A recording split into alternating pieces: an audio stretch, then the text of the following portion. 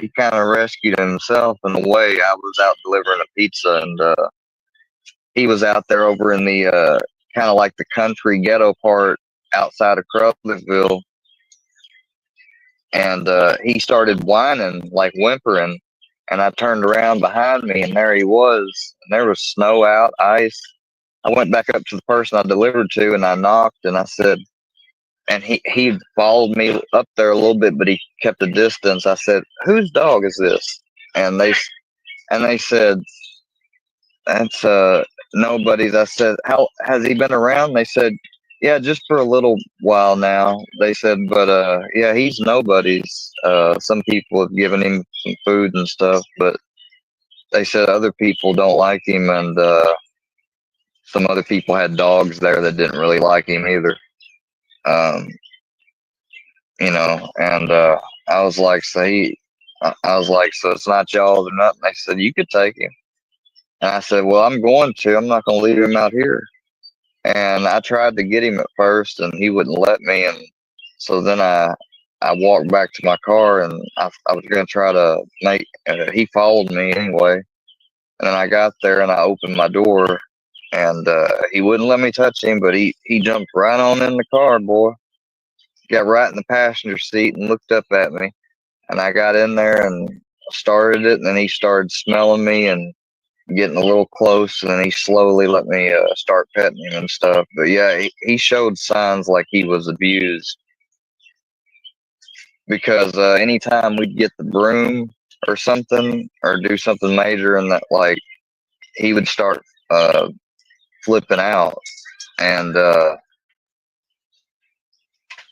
somebody had him for just a little bit. I think he might have been about 2 years old when we got him, and he still wasn't fixed, which he was way late on getting it done. So we took him up there to Blytheville, and they did it. And he couldn't stand when I left, because ever since I've gotten him, he's been inseparable. Like, he couldn't stand it when I left him there. They had to put him to sleep because they said he was just a whining and a whining.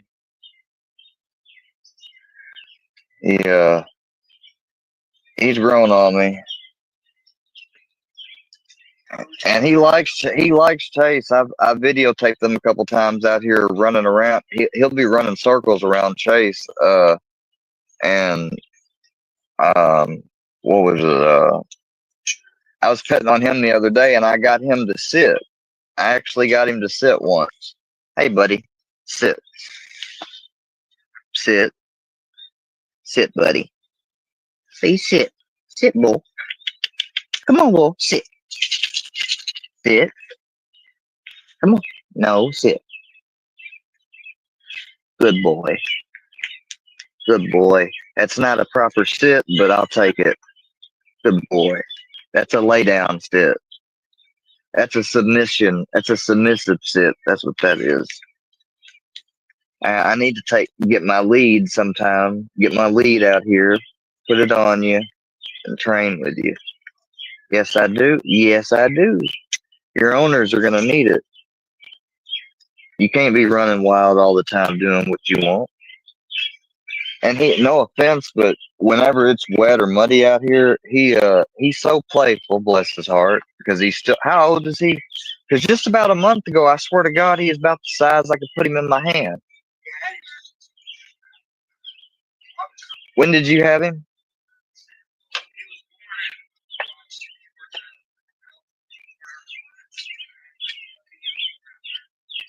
When was he born?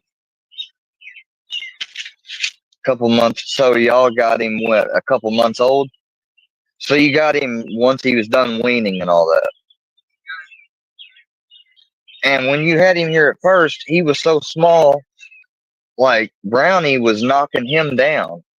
Now he's so big, he knocks Brownie down. Like, he's got to weigh what? At least 20, 25 pounds. Like, Brownie weighs 20 pounds. He's up to Brownie's, maybe more than Brownie. If he gets bigger, you're going to get rid of him?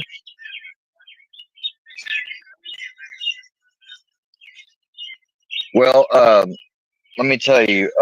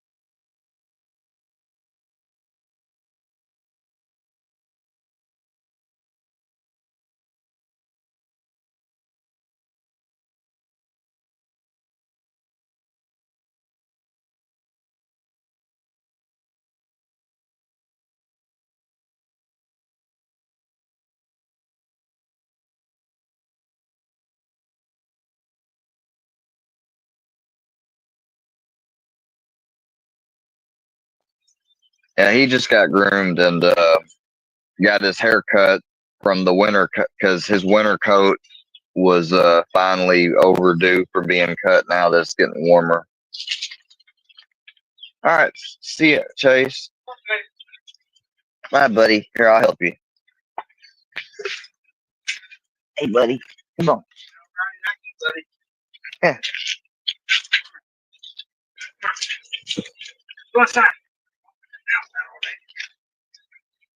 Do you have a good day? Yeah, you take care. All right, guys. Sorry about that. Um, Next door neighbor dog, like I told you, he's been a regular menace.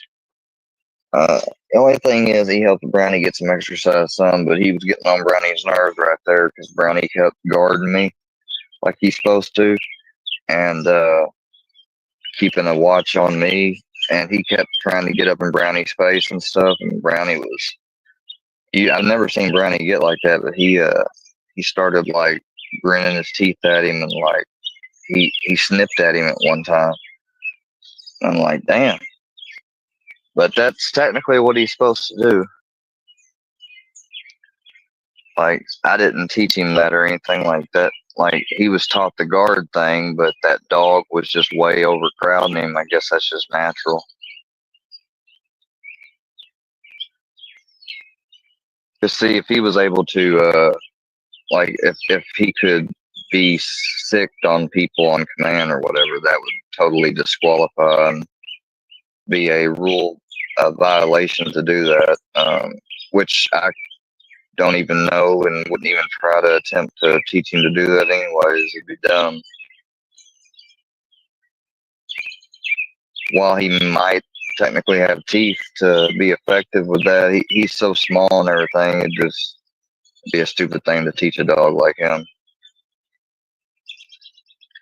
Because it could be dealt with pretty easily.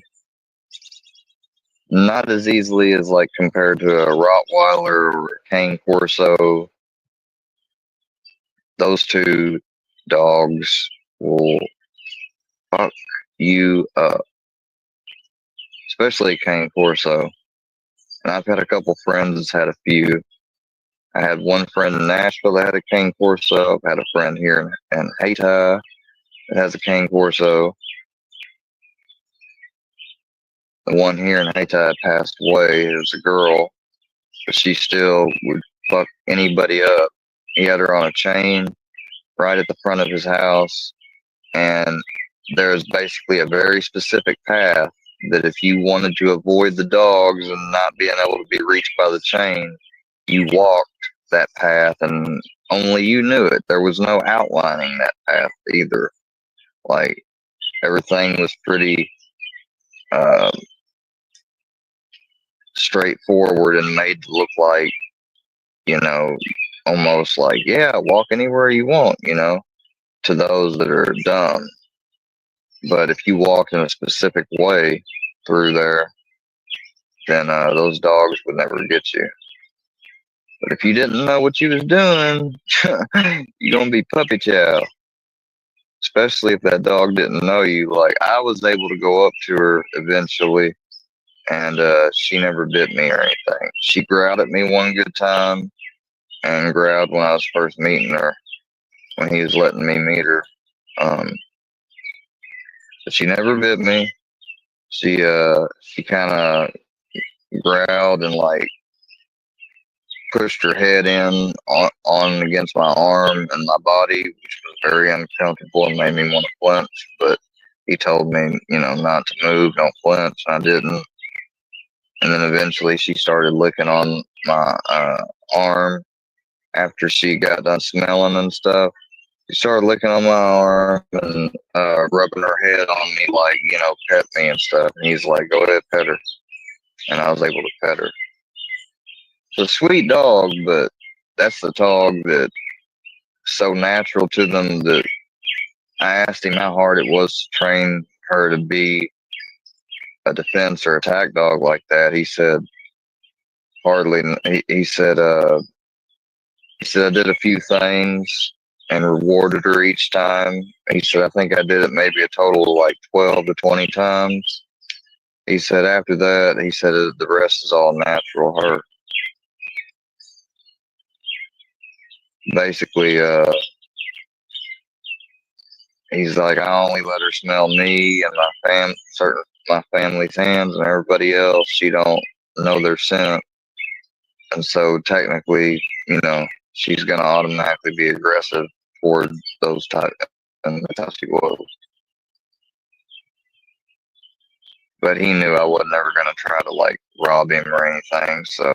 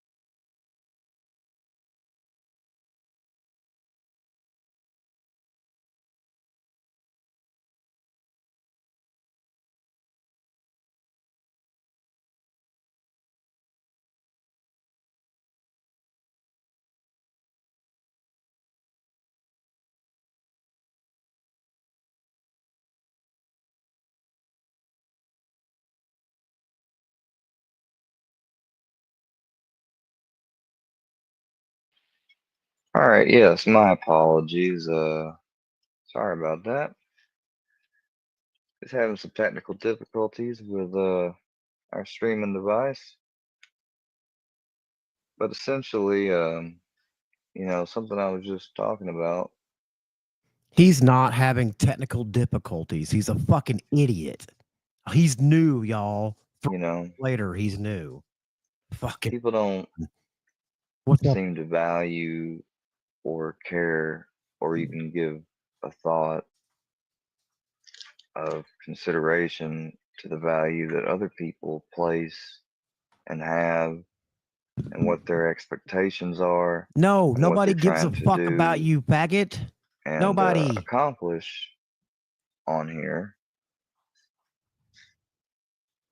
and not hurt anybody. Like, listen, people try to come in Harlow's and say, Okay, here, he's going to start talking about Harlow.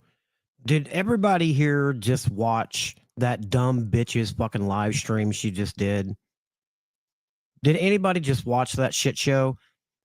Did anybody hear the fucking hypocrisy coming out of the fucking dumb motherfuckers' mouths?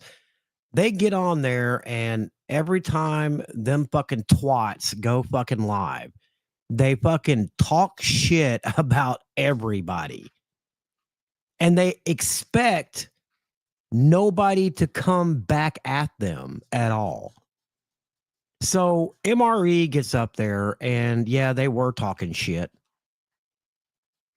MRE gets up there. He doesn't even like say anything really bad. He just calls them some stupid females. He didn't call them dumb cunts like they should be called. He says, "You're a dumb lady." And that triggered the fuck out of fucking Harlow.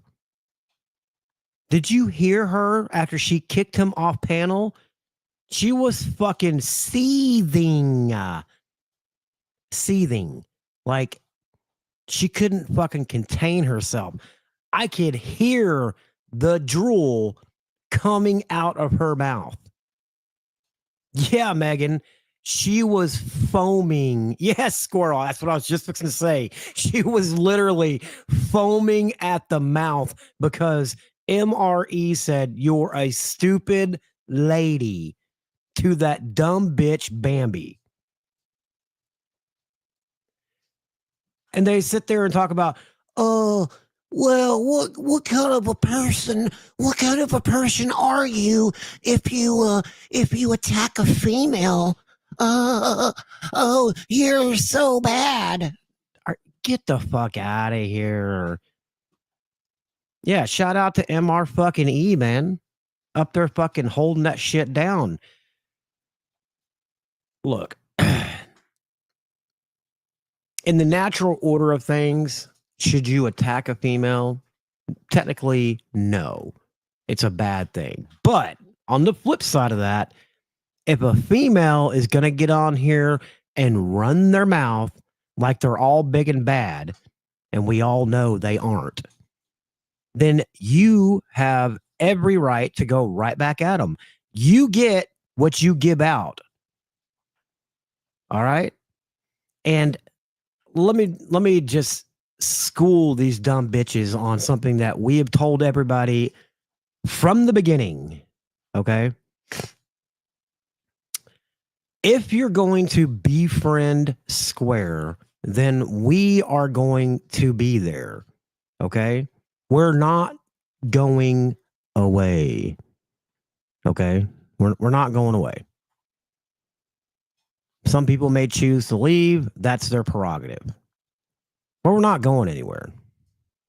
If you're going to harbor Square, we're going to fucking troll you. And we're going to drive you fucking insane. If you didn't want this problem, then maybe you shouldn't took up a project like this dumb idiot that I have on the fucking screen. Because he's not savable. You're not going to do anything new that people haven't already done. Okay? We've all been doxxed. We've all been threatened. We're still fucking here. None of you bitches are going to go to anybody's house and do a fuck all. You're going to run your fucking mouth on the internet, and that's it. That you're goddamn right, Red Dog. He's our motherfucking property. He's going to stay our fucking property till the day I fucking die.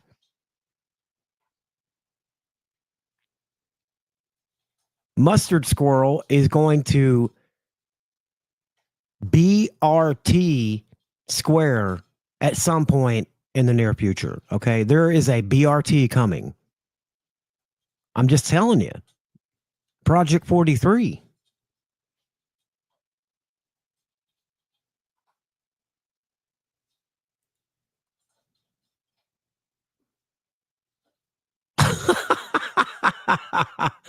MRE told Square to stop saying his name this morning. He told Square to go grease an old man's ass like French Fanook. Oh, I wish that must be on MRE's live. I heard he did a live. I need to go check it out. I've been busy all day. Bambi is Harlow's A1 day one. Didn't change, no.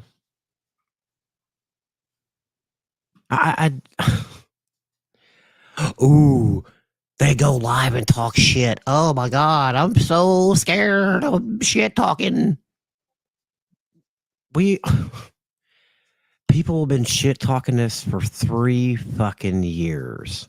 Jesus, Pete. To some people, it bothers them getting shit talked about them. To some people, it doesn't. I am the latter. I don't give a fuck because I'll just get my fucking revenge later on. If it takes a week, if it takes a month, if it takes 6 months, if it takes a year, oh, it's gonna come. See, I can forgive, but I never forget. I'm just saying. I mean, that's see, some of these motherfuckers won't. I said this in my last live a couple weeks ago. I don't want to go real life with anybody.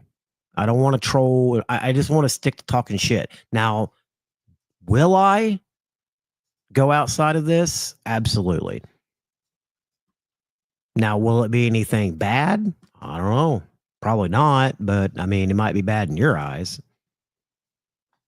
But I love the victim noises that were going on over there. They like to have their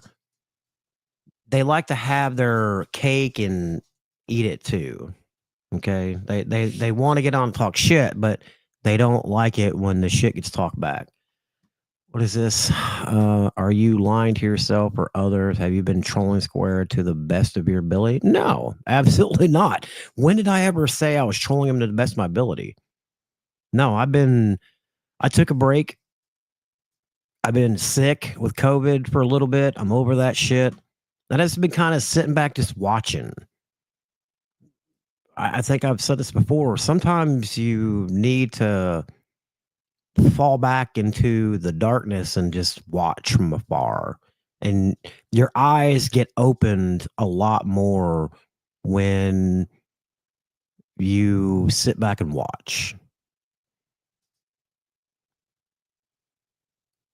I I am working on something for Square, a video. I'm not gonna say what it is, but I'm working on something. It's gonna take a minute. It ain't easy, but I'm working on something. I'm working on something. I had to get a little input from a couple people, but I'm working on something. The first 8 minutes of MRE's live is gold. Excellent. I will check it out when we're done with this. Oh boy. Yeah. Oh boy is right. It's it's gonna be good. Look, I am going to go live this Friday because there's been a lot happening over the past 3 weeks. Now that I'm over this fucking COVID shit and I got some other shit straightened out, I will be live. Just real life took a front stage to everything else, unfortunately. And that's life. You guys know that. I marched to the beat of my own drum. I mean, I know people have been talking, oh, Mr. Fusion hasn't gone live, blah, blah, blah. I don't care. Look, it is what it is. But back to this little fucking hate type bag. Let's listen in and see what he's talking about. Hey, I appreciate the fuck out of everybody being here right now. Briggy has been a member for 21 months. Hashtag Project 43. Absolutely. She also gifted a membership. Thank you, Brookie. I appreciate that. Red Dog's been a member for 12 months. He says, eat one squizzy. Fusion salute, sir. Salute to you, Mr. Red Dog. I appreciate the fuck out of you, man. And Little Main Dabber has been a member for 20 months.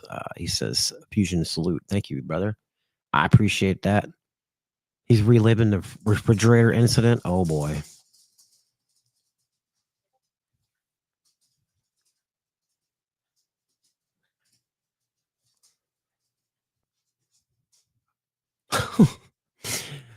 Kay's been a member for 9 months. She says, don't be a pussbone, guys.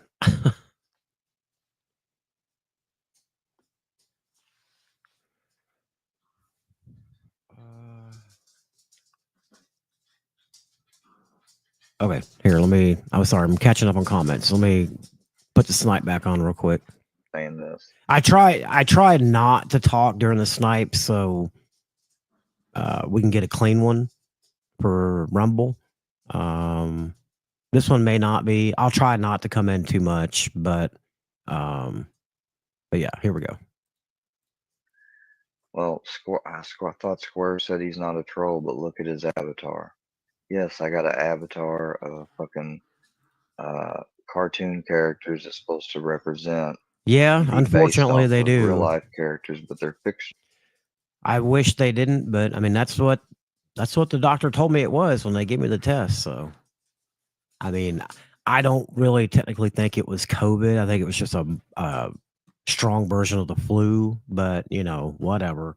I guess they got to get their funding some way, and if they diagnose it as COVID, you know, they get money. So, whatever.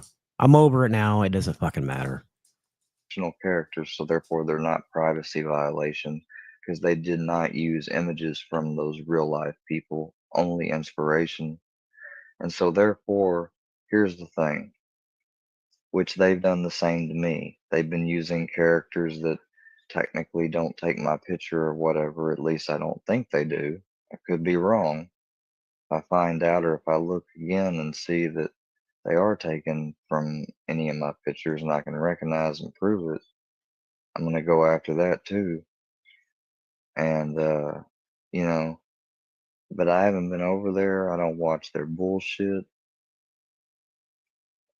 Don't lie, Here's the motherfucker. thing. You do If they too. had never You started do. calling me a predator and all that bullshit, I got hillbilly going around saying I'm a rapist, and somehow, You are. even though I showed that I've got a 515 ride track record with a 5.0 rating, which is the highest you can get, I thought it was 4.9. You know, Okay. Here's another thing, people. Anybody, okay, I need people, and this is strictly voluntary, but I mean, I think a lot of you will be up for the mission. Everybody out there that is able or willing, please make a fake Lyft account. Find Square's profile and start leaving bad reviews. Now, I've never been on Lyft, so I don't know if you can leave a review if you haven't really technically ordered an Uber or a Lyft from him. But if you can, we need to ruin his 5-star rating on Lyft. Okay? Just fucking ruin it. Put the nastiest, foulest shit you can imagine on his Lyft profile as a review. Like, I got a Lyft from him and he fucking raped my asshole and made it bleed. Yeah, shit like that. I guess I was being modest. It's actually 5.0. And yes, I realize in 3 years that's not a lot of rides, but see, I haven't drove but since 2001 to 2. Smart mouth. Is there a way for me to get in contact with you privately? Do you have like IG or anything? Let me know. I need to I need to I need to ask you a question that may be profitable towards you, sir.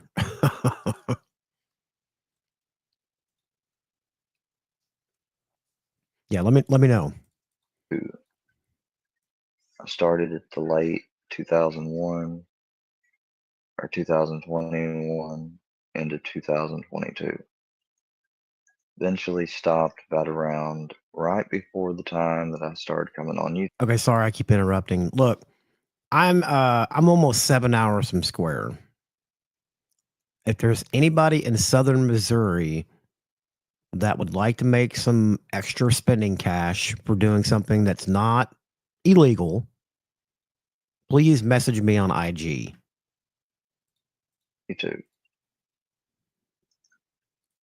You know, and I had a run in with the police there in Memphis. You know, I had a dude pull a gun on me. I obviously had to stop and talk to some police and then get a card for some detective. And then they called me down one time when I was down there working again, luckily at the same time, and I had to go downtown and park and see them there and take an interview. They got the dude. I had to look at a lineup. I was able to identify him I straight know up. that's why I want to talk to you, smart mouth. They I asked got a me, I'm not mission completely for sure. I somebody. said, yeah, they said no one's compelling you to make this or telling you which exact looking person to choose. I said, nope. And I went in there and they said, well, you identified the exact person with the car license plate you described in the vehicle. And they said, and of course, there was a pistol that was found on him. And they asked me to describe what type of pistol it was again. I thought, did I see it long enough? I said, I don't know if I did. I'll try to think. And I thought, and I said, I almost want to say it was either a Glock of some type or I was like, maybe I'm imagining wrong. I was like, or maybe I'm imagining this wrong. I said, it's either a Glock or a Beretta. And it was a Glock. He had a Glock. And they pulled that out in front of me and showed me that was in this little evidence box, taken apart and zip tied up to the case. But they hadn't, there wasn't any tape. Usually I've seen those before that'll have a seal tape because when mine was confiscated temporarily, my old one that I had gun, whenever I had my, and I'll own up to it because it is what it is. It technically was a negligent discharge. It was accidental, yes, but it What was up, still Whitney? in the eyes of gun safety handling and everything. It was negligent because I failed and let past slip me that a round was in the chamber. He was higher than a motherfucker, cleaning his fucking gun, and didn't know how to reassemble correctly, and left a fucking chamber in the round. And it went through the goddamn neighbor's house and almost fucking killed them and their kid. Listen to this, y'all. Listen to what I'm fixing to tell you. His word for word was, I left a chamber in the round. Does that sound like somebody that needs to own a firearm? No. He does not ever need to own a real firearm. Ever. I did not double check, which is always something you do when you have certain types of handguns. If you have a, don't trust a lot of them, even my old one has a little see-through cut in the top where the slide is, where the ammo gets loaded. And technically, if you look at it and you see something shiny, either silver or gold, bronze, whatever, then you know there's one in there and in the chamber. But people are told, don't rely on that, obviously. And instead, what you do is point it in a safe direction, down, whatever, to the side, to the left. You guys know how, like, when your parents or when you were a kid, you're all the adults around you wouldn't let you run with scissors or anything sharp or anything that could poke you, right? Well, at 31 or however old this faggot is, that's the way he needs to be treated. You don't give him anything that he could hurt himself or someone else with. So that means like toothbrushes, toothpicks, guns, knives, even a fucking butter knife. Yeah, the stove is hot. Yeah, don't let him turn a stove on by himself. Hell, the last time we heard him cook something, he almost fucking burned down the whole goddamn apartment building because he fucking passed out with a pizza in the oven for 7 hours. I mean, this kid needs to be put in a bubble. Like if they could put one of those cool ass bubble, like that movie Bubble Boy, if they could put like one of those bubble rooms up in the living room there, they need to put him in a fucking bubble. Okay, for real, Bubble Boy in. That's what he needs to be. Wrap that motherfucker up in bubble wrap. Put him in the fucking bubble playhouse, and let him bounce around in there and drool like a fucking retard. Bubble Boy's a classic. Yeah, I love that movie. I mean, hey, look, if we're talking cage or grave, if we can't get a real cage, a bubble room will suffice. Okay. If he's locked in that motherfucker for the rest of his life, a bubble could be his cage. I would be okay with that. I could trade iron bars for a bubble room. And then Coy could make a killing. Coy could do fucking like a fucking petting zoo, you know? He just lets people come into he lets people come into the apartment and walk around a circle looking at square in the fucking bubble. And then they've got like little handholds, you know, that you put your arms in, and they've got gloves. Well, for an extra $5, you can stick your hands inside the bubble and pet little bubble Ian inside his little bubble. yeah. Oh, look, for chocolate, we got to go 10, Moses, at least 10. If you want to feed little bubble boy Ian some Hershey Kisses, that's an extra $10. And you get 3 because 3 is the way. You get 3. You get 3 Hershey's, but they're Hershey's with nuts because this motherfucker ain't got no teeth. So he's gonna have to sit there and suck on the Hershey Kisses like it's a cock, because he can't bite into it because he ain't got no fucking teeth. So he, on top of paying to feed this faggot some chocolate, you can sit there and watch him inside his bubble sucking on a piece of chocolate like he's sucking on a cock, like he's sucking on Saul's cock.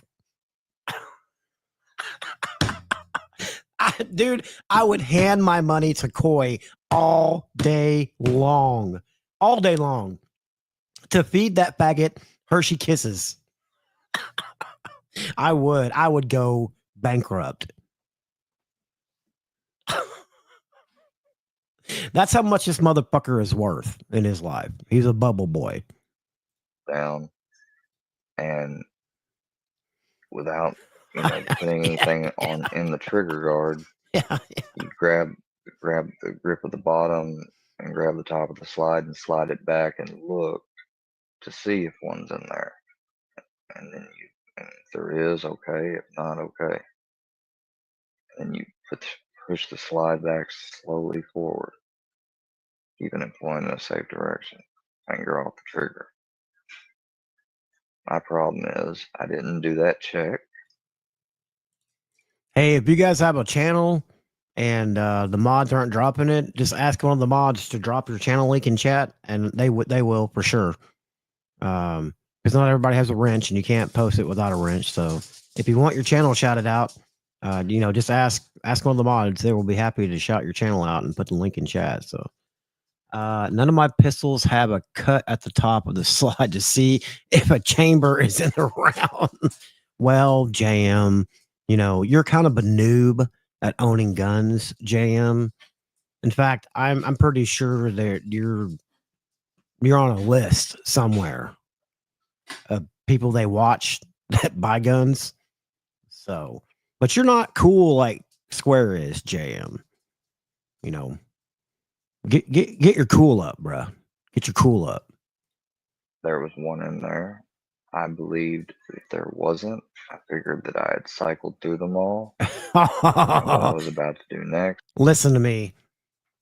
I would pay money to see JM and Square on a panel arguing about guns. Nobody, and it had to be like a neutral place. Like somebody hosts it, and then they have them both up, so that way nobody can get muted, nobody can get kicked off. The moderator just falls back and it's just Square and JM talking about gun. I would pay to see that because it would be literal entertainment. What's up, Danielle? It would be good. Oh yeah, yes, I would love to see that. I don't care whose channel it's on. I don't give a fuck.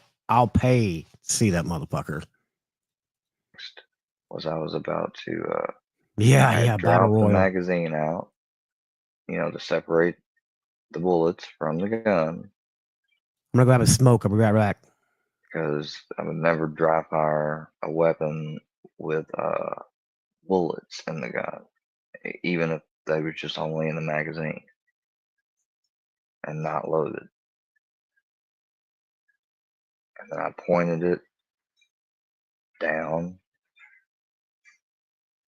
like down and angled towards the floor, towards the floorboard. And I pulled the trigger. And when I pulled that trigger, it, boom, ringing my ears. Brownie was like right there next to me almost. He ran off. And I just was stunned for a second, looked around, and I smelled it, and I was like, what in the hell? And I cocked it back, and when I cocked it back, there was nothing in it, but then I looked down, and I saw the shell. Of course, it came out, and I was like, oh my God. And I looked down, and I could see down at the bottom of the wall, it didn't even go to the baseboard. It was right above the wall, a little bit above the baseboard. There was like a slanted hole right there. I was like, son of a bitch. So I immediately took the freaking handgun apart, completely apart, laid it down, laid the magazine down on the same table, but a little bit away from the other parts. I got up, I checked on Brownie, I looked outside, nobody was outside or next door. Nobody was at home with me either besides me. So then I went outside and I looked at my house and then looked at their house. And at first, I couldn't see anything on their house. Nothing stood out at all. Then I picked up the phone while I was in the process of doing that, and I called 911.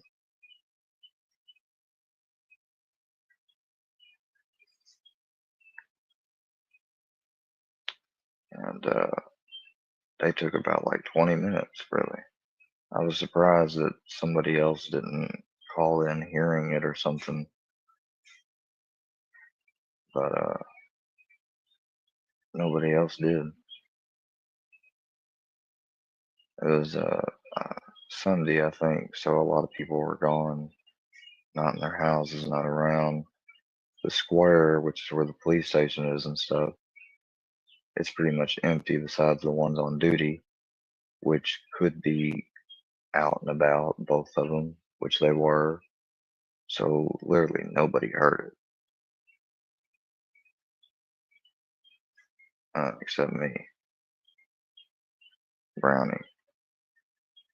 But they eventually showed up, but once they showed up, the homeowner had already finally showed back up.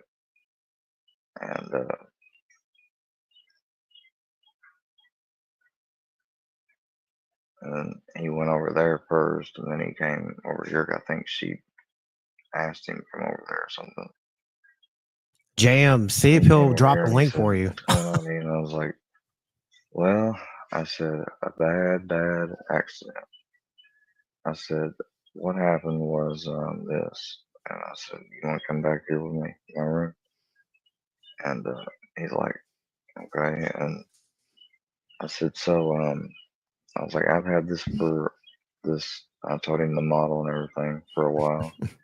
I stopped taking CCW courses and stuff. I was like, I just don't have a license because, we don't require one. Um, and I was like, and I don't plan on traveling with it or anything. I said, but I said basically what I was doing was I was cleaning it and lubing it, with oil and stuff. I was like, I put it back together. I did some slides, some racking, reloading, racking.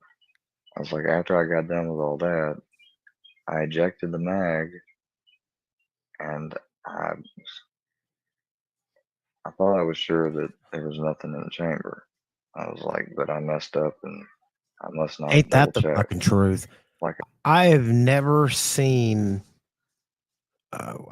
You can't really call Square a grown man, but for the point, I've never seen a grown man hide behind women as much as fucking Square does. This motherfucker is hiding behind two fucking locales over there and whatever community you want to call that. It's fucking weird, dude.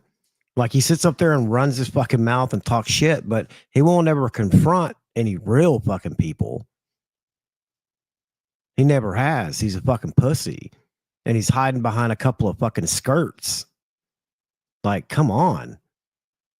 Be a fucking man for once in your fucking life and stand up for your fucking self instead of having two fucking locales, two fucking local bitches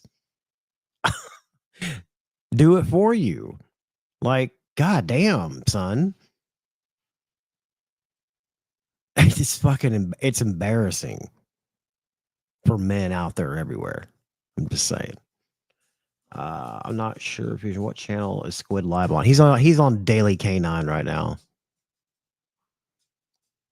Square is a man boy perp. Yeah, he is, Loki. Yeah. No, he'll never be a fucking man.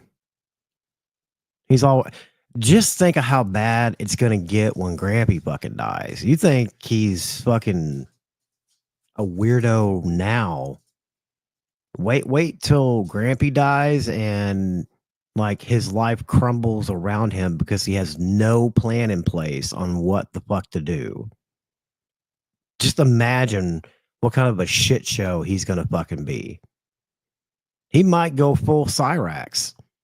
Like we might be able to get him to stick a fidget spinner in his fucking dick hole.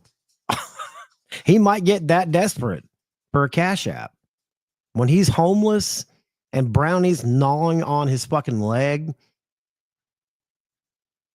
to fucking keep fed, yeah, he'll do anything for a cash app then. Just wait. He'll get fucking desperate. He will. He'll get fucking desperate. We'll make him do all kinds of weird shit. We'll make him and another homeless guy fuck on live stream.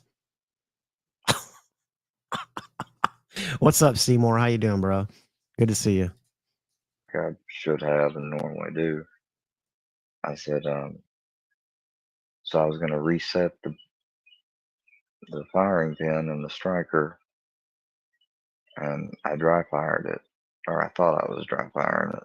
I was like, when I fired it, fired a round. I was like, and the round's right over there. Well, okay. Squirrel, he's never taken no for an answer. If everybody knows what I mean. I mean, the Uber driver or the Lyft girl when he was a Lyft driver, Kayla, who else? Marquette, all of them.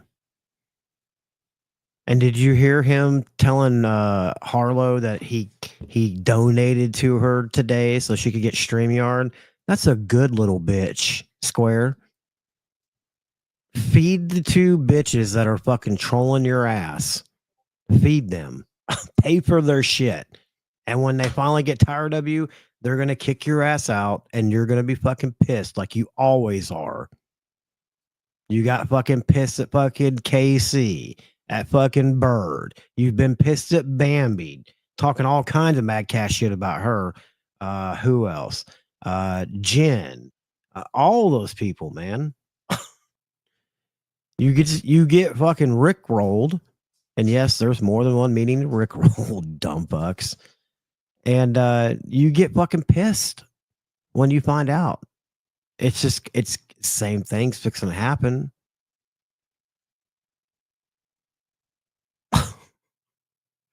Yeah, squirrel. Yeah. But look, I mean, and I'm certainly not telling anybody what to do. I'm just giving you a piece of advice. If you don't want these problems, get rid of Square. It's that fucking simple. Now, yeah, you're still going to have some people trolling you, but a majority of people that are over there, if not all, are there to troll Square and are only there because Square is there and he's hiding behind you. That's it. Facing. I was like, and that's when it went out right there. I was like, I pointed it down that way in that safe direction.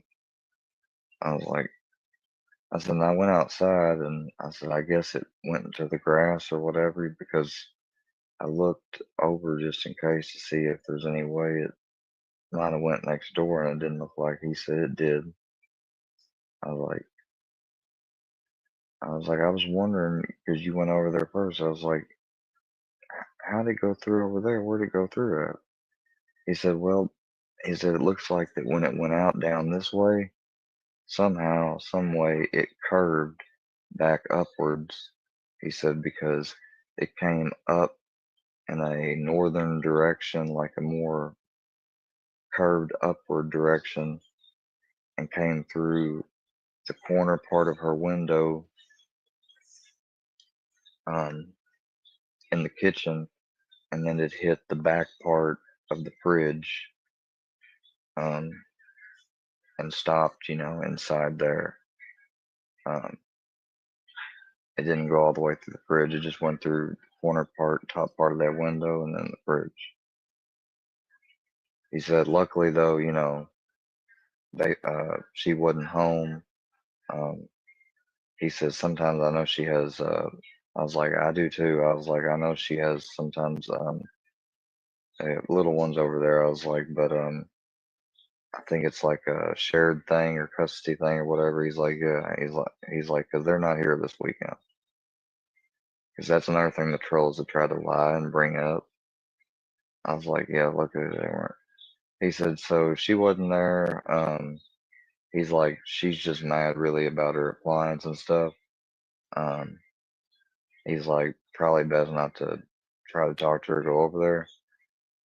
Um,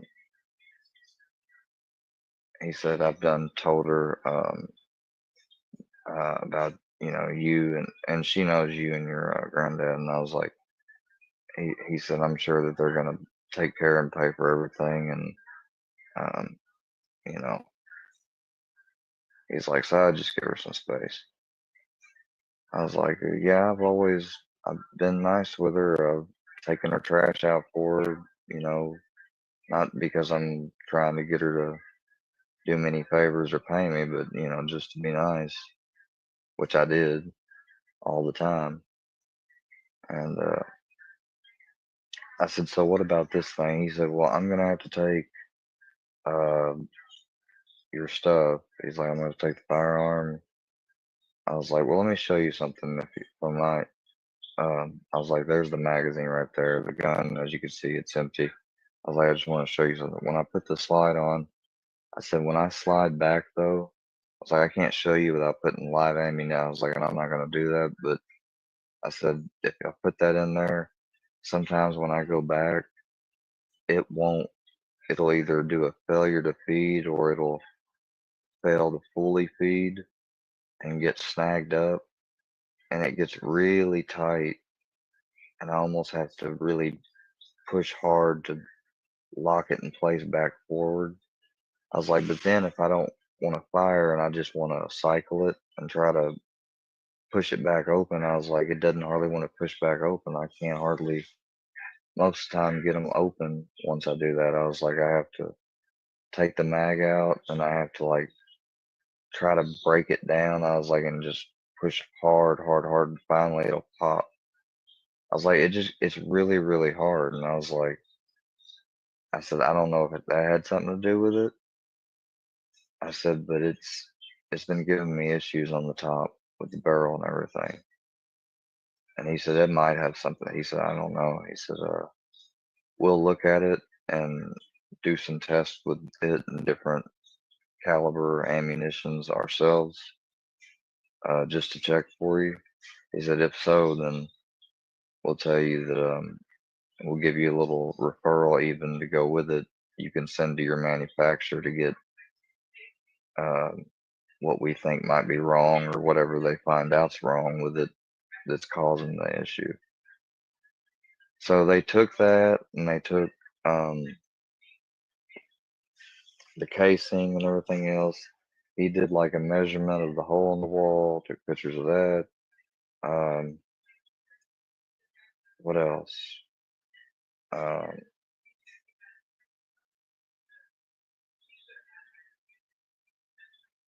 what else did he do? That's about it, I think. Took pictures of that. Of course, I know he went over there and took pictures over there of that stuff.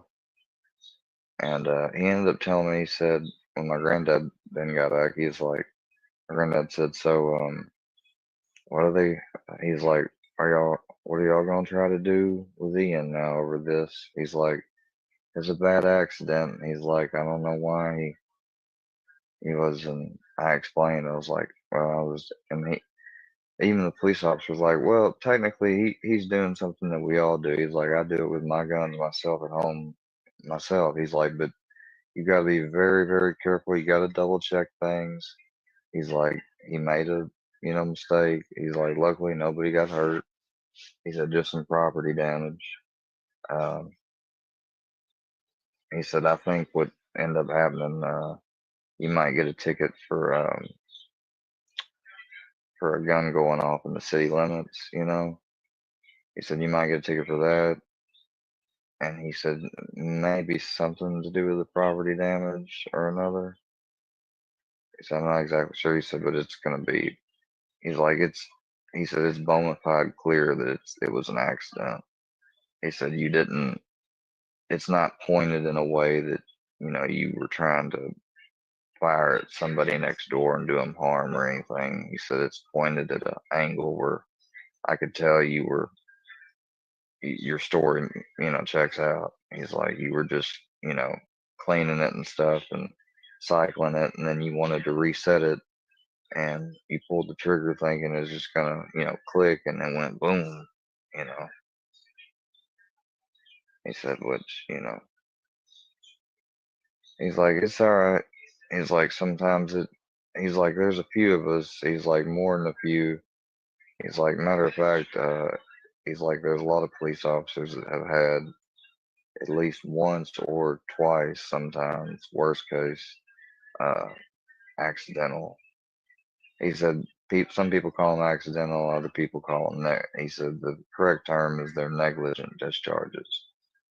He's like, no matter how honest mistake it was, whatever, it's still negligent because if you follow the rigorous gun safety code, which is always double checking things, sometimes even triple checking if you need to, it's not a bad habit. Um, before doing any action, or especially pulling a trigger, um, you know, last thing you want to do is end up, hurting yourself or hurting somebody else or damaging other property or anything like that. So he ended up, about almost a month went by, didn't hear nothing. Then all of a sudden one day, this a sheriff rolls up and knocks on the door and opens the door, and he's like, "Hey, Ian, can I come and talk to you?" And I'm like, "Sure." He comes in, and he's like, "Don't worry, you're not under arrest or anything." I was like, "Well, I wouldn't think so." He's like, "Well, um, and there's somebody we knew, my granddad knew, and he said, 'Hello, how you doing?' And he's like, 'No, I'm good. I don't need water or anything." He said, "I've got this from you. It's a court summons. I was like, court summons? He's like, criminal court summons. He said, it's felony, and it was a charge of felony unlawful use of a weapon. And I was like, felony unlawful use of, I was like, and you're not taking me to jail? He's like, no, it's just an order to appear subpoena. He's like, you're not being held on any bond or anything like that. They don't consider you a flight risk. He's like, they're not arresting you on it. I was like, well, that's weird.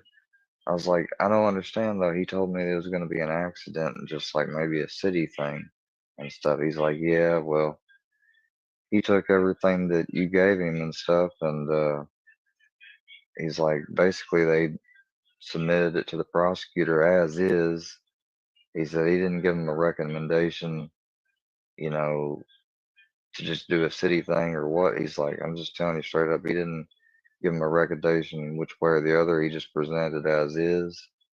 And he said, plus, when he gave his report on who you are, history, and he past dealings with you, he's pretty, you know, blunt and straightforward and not all nice. I was like, what? He's like, yeah. He even said that he suspected, you know, something of that day. He's like, here's what I'm gonna tell you though. He said, what's the charge? And I said, unlawful use of a weapon. He said, what else to say there though? I was like, while intoxicated. He said, see, he said, so they're saying that you used an unlawful use of a weapon while intoxicated, right? I was like, yeah. He's like, well, did you? I was like, well, no. I was like, it was Sunday morning. I said, I hadn't even been awake that long. Um, that was one of the first things I had down to do that day was that, and then some stuff with Brownie. I was like, and then stuff around the house and laundry. I was like, those were all the stuff I was going to do. I had decided last night because my gun was snagging up on me. I wanted to oil it and try to fix it for not snagging. And so I ended up grabbing that and doing it first because it was right in my view when I woke up. And he said, well, here's the thing. He's like, did he ask you at any time to do like a DUI type thing, an exam? I was like, no. He's like, so he didn't have you look at a pen or, you know, do any exercise, walking turns, something? I was like, no. He's like, did he ask you to do a drug test for him? I was like, no. He's like, did he ask you to take your blood? I was like, no. He's like, look at that order. He's like, does it say anything that you got to submit anything or a warrant? He's like, because I don't know if there's a warrant there or not. And I looked around, looked all through it. I was like, no, it's just a summons. He said, no. He said, I think if you just get a lawyer, he said, you've got this beat. I was like, why do you mean? Why do you say that? My granddad's like, why do you say that? He said, he's like, because he does take medicines and stuff, he would fail something. He said, but they haven't asked him to do anything. No fucking way He a said, and cop at told this him point, it's this. too late. No He's like, fucking they way. filed their charges. No, he said they don't have an wait order. Wait a minute. Wait a minute. What? What am I hearing right now? We have heard all kind of different versions of the gun story, okay? Never, ever, never, never, ever, ever have I heard this version of the gun story. This is a complete and utter bullshit, made up fucking story. There is no way a cop went to him with this summons and hinted at, well, did they take your blood? Did they do this? Did they do that? Well, I think you got a beat. Just good warrior. They're not allowed to do that. They don't give out legal advice, you dumb motherfucker. Never, ever, ever in the 3 years have we ever heard him say this. This is the first time he's ever said this. This is a complete fucking lie. This is a bullshit lie. Now, he said they're not going to get one. He said, and they're charging him with something they have no evidence for. He said, so I would get a lawyer. We got a lawyer, and I went, I think once, maybe twice. One of the times I didn't have to go at all. The next time I really didn't have to go, but they kept putting me down on the schedule for some reason. And I remember back then I had trolls saying, you should be at court, blah, blah, blah. I was like, yeah, no, I don't. I listen to my attorney. And finally he came back and he gave me the papers for it that said, null prosecution, not going to prosecute, charges dropped, because they had nothing. They tried to, and it had to do with that cop. Back when I had my girlfriend, started with a B, she drove my car around while I was going to rehab, and it smelled like dank. And they pulled her over and they intimidated her, saying, I could technically take you to jail or give you a DUI for the way this car smells. And she was like, well, I don't see how. She's like, I didn't smoke anything. She's like, this is my boyfriend. And they're like, oh, we know. They're like, so it's just him, huh? It don't rub off on you? She's like, no, I don't particularly like him doing it. And they said, As much as he's watched all these cop shows and shit, he should know that cops are trained to get you to talk. And when you're talking, they don't want you to stop talking. That is their job, is to get you to talk and open up and spill the fucking beans so they can charge you with something. They don't tell you to shut up and get a lawyer. That's counterintuitive. They don't want you to get a lawyer. They want you to talk and spill all of the beans. All of them. He's an idiot. well, you should get him to quit. She's like, well, he's in rehab and he's gonna, you know. But when I came back and stuff, I didn't.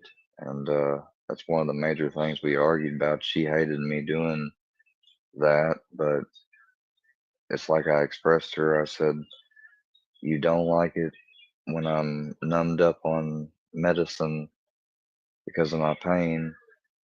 I said, so I take the bare minimum. I even let her hold my medicine. She gave them to me the right Damn, that's some way. fucking shit. I said, I do that. I was like, you got to understand that me smoking. That's some fucking bullshit, Petey. That fucking pisses me off for you. That's some fucking straight fucking mean ass shit, dude. Yeah, we're gonna pull over for you, then never do. Sons of bitches. You could never trust a pig. Ever.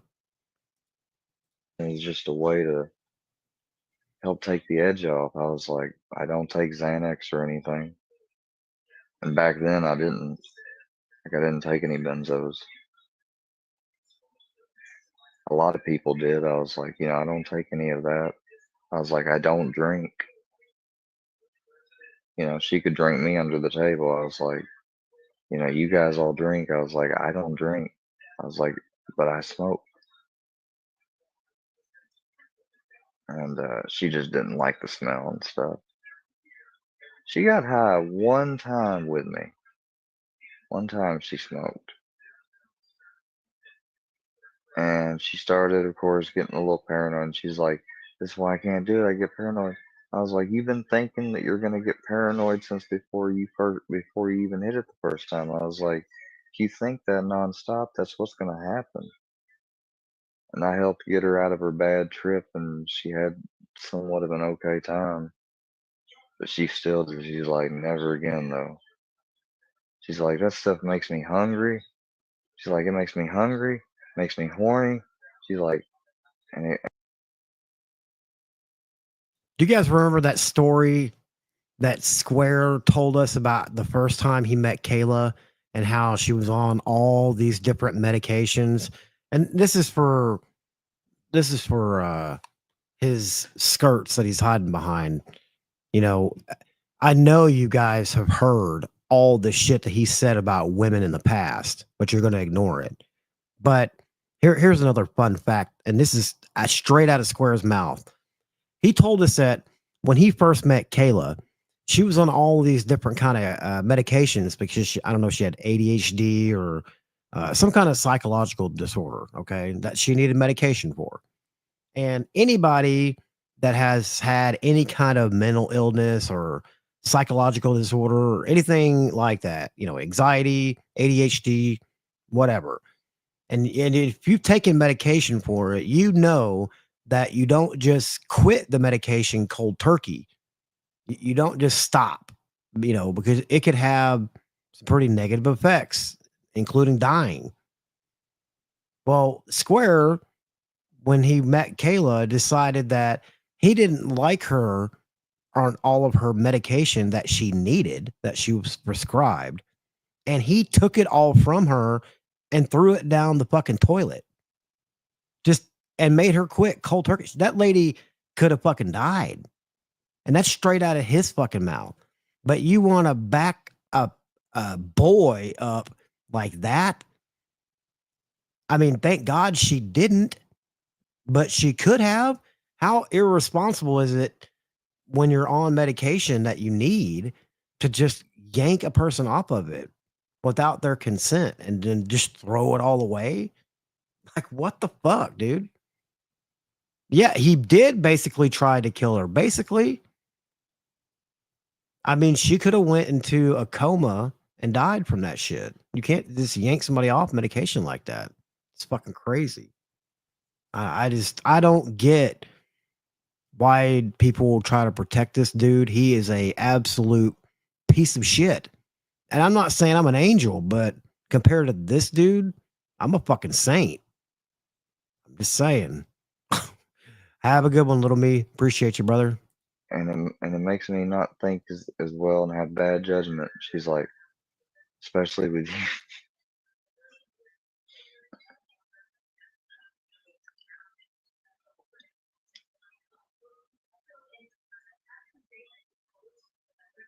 Like, because basically, like, she got a lot more like Oh, open that and absolutely did freaky, a little happen. loose, Sure fucking basically. did. And like I said, we were dating and adults, both consenting adults. So, um, you know,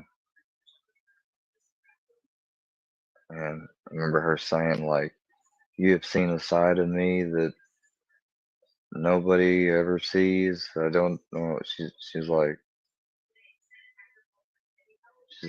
I hope you. She's like, hope you enjoy and remember. She's like, because I. She's like, I will not be smoking none of that wacky tobacco devil's lettuce again. And she's like, and so help me God, Ian, if you try to press me. I was like, I would never. I was like, I'm not gonna do that. You know, I wasn't like that. That's why I criticized Danny Stranger so much, because he's seriously like, okay, I absolutely 100% back this message right here about from that mustard scroll said. Everybody's allowed to have groups. We just don't want Square in them, and he's not allowed. Simple. dude, number one, possessive as fuck. Possessive as fuck. With internet women, and I'm saying women, not the B word. Like, I'm not calling them bitches. I have respect for his victims, okay? I had somebody try to call me out and say like I was coattailing off of him for views. I get plenty of views without ever talking about Danny Stranger. Okay, first of all. And that's not a bragging thing like AD. I'm not trying to be a braggart, but I do get plenty of views and engagement just when I talk about sometimes the most simplest shit. You know why? Because there's an idiot out there sniping that thinks they're going to be able to take whatever it is I'm talking about and telling a true story on, and they're going to twist it and somehow, make it funny and make me look whatever. But like I said, I could care less. Um, so the point is, I get plenty of views and engagement, even if a good portion of them is trolls. And I know a good portion of them are trolls, but also an even more portion of them aren't. See, um, and to the members that joined who are blocked, I'm speaking to mainly two members, and that is the members. And see, when you became a member, there is a thing that you agreed to. It's the privacy policy. And what it is when I have optional features turned on, which of course I do, and a certain amount of members are reached, it displays those members on my front page, your profile pictures. Um, there's another thing that I can share out if I choose to, which they wouldn't give you the option to share it if you couldn't. And when I share it, it shows your profile pictures and your names. Um, I chose to go to the member list and take a picture of that and share that out, which is essentially the same thing as the other thing they let you share, and your pictures being shown on the picture page. And I illustrated that in that post and wrote what I wrote because wouldn't you believe that one of these people actually shared my first disclaimer that I put out, and they tried to say, "Oh, I purchased a membership before this disclaimer." It doesn't matter. That disclaimer was effective immediately, and the time that you had joined back, you had got all your benefits. Members discount was there. The gameplay option, adding and stuff was there. Um, Here's the thing: when it comes to stuff like live stream chats and members only live stream stuff like that, those are as they come basis. Like I'm not under an obligation to produce, one of those a day or a week or anything. Like I'm on no schedule for that. Um, and I moved them up to the highest tier. And the reason I did that is because I didn't want somebody that joined to be a member for the wrong reason that's trying to get my channel flagged to bitch about how there's no member live streams and stuff. So I moved it to the highest, most expensive level, which I don't expect any of you to get unless you want to. Um, and if people did get that, I would deliver it.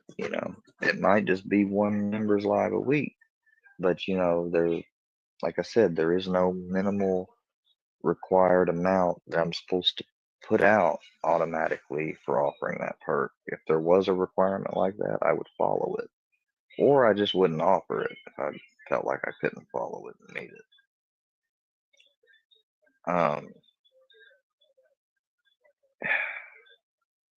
See, the thing is, being with B, taught me a lot. She was a lot more responsible in ways that I wasn't. Um, and she was younger than me. That's the thing. Like, not super young or anything, like not just 3 years, but still, you know, she's just kind of almost like from a really different generation, in a way, which she is technically.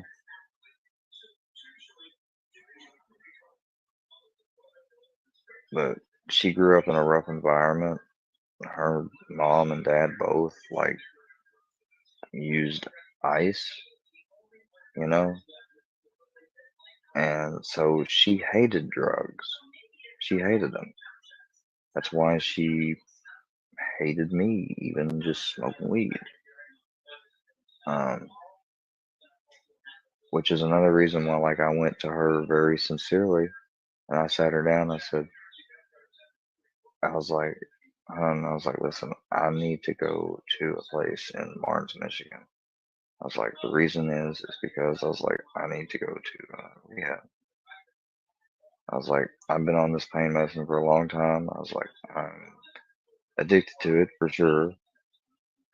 Um, I was like, I wouldn't care to get off of it, or if anything, maybe a substitute, something less, not as strong. maybe something that I can't, get a buzz from. I was like, whatever the case is, whatever they want to do, I said, I'm down to try. I was like, I need to do this for myself. I was like, but I wanted to tell you because I wanted you to know I was doing it because, That brings up that brings up a pretty good point, Squirrel. I think we all see what's really happening here, don't we, ladies and gentlemen, with Square and Troc? You you all see it, right? He's just using Harlow to get the Troc. That's Square's target. That's what he wants. He wants that Troc meat.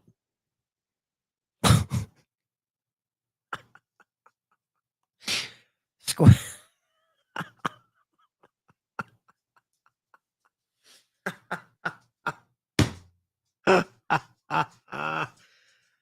Oh, he wants that fucking Troc meat, boys. Harlow, you thought it was about you. Oh, no, no, no, no, no, no.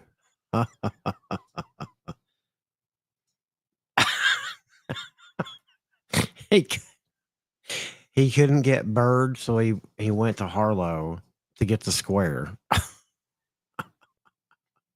Square's a twink. Absolutely. Oh, he definitely wants Trox Heine. Absolutely. He is sipping harder for Troc than anybody. I think he even calls Troc Sir. Oh, you poor bastard. I told her, I was like, I care about you. And I know what you've been through and where you come from. And you definitely don't need or deserve, anybody that Very soon. Very soon. is going to be functioning halfway and on stuff. When you're, Wait, what? when you had to deal with that when you God. really shouldn't have, being younger and stuff growing up. Yes, that is a 100% yes. And Absolutely. she started, tearing up and gave me a hug and told me that I'm sweet and thoughtful for saying that. And she thanked me and she said, as long as you have this attitude and you're trying to do this, she said, even if you fail, she said, if you don't stop, she's like, as long as you don't stop trying to get up and do something better, she said, then she's like, I always will back you up. Because she said that most people she's come across in life haven't had the balls to do and accept and say what I said about myself. I was pretty honest and open about myself. I was like, when I do what I do and take what I take, and then which is the correct dose, but then I take a little extra. I was like, I know that I start getting like this and that, and I know that if we're around friends of yours or something, or even mine, anybody, you're gonna feel awkward, embarrassed, or God forbid if I'm like that and other people are like that, and then you're just gonna feel like I was like, I don't want you to ever feel like you know, peer pressured or into you know. I was like because I was like even if I'm fucked up, I said I'm not going to watch and give you or allow you to take anything.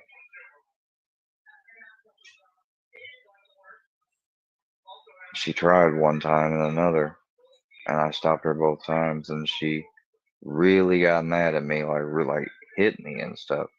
And I said, you don't. And then she told me, like I can just as easily go down to my house from my mother, or or whatever, and get some hydro or whatever.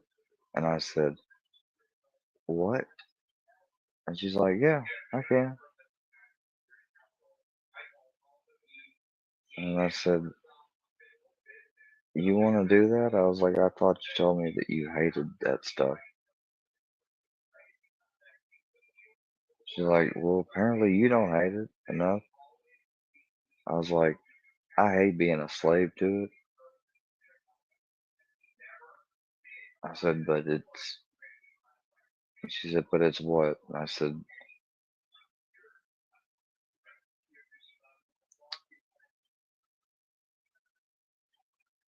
it's got a very tight grip. I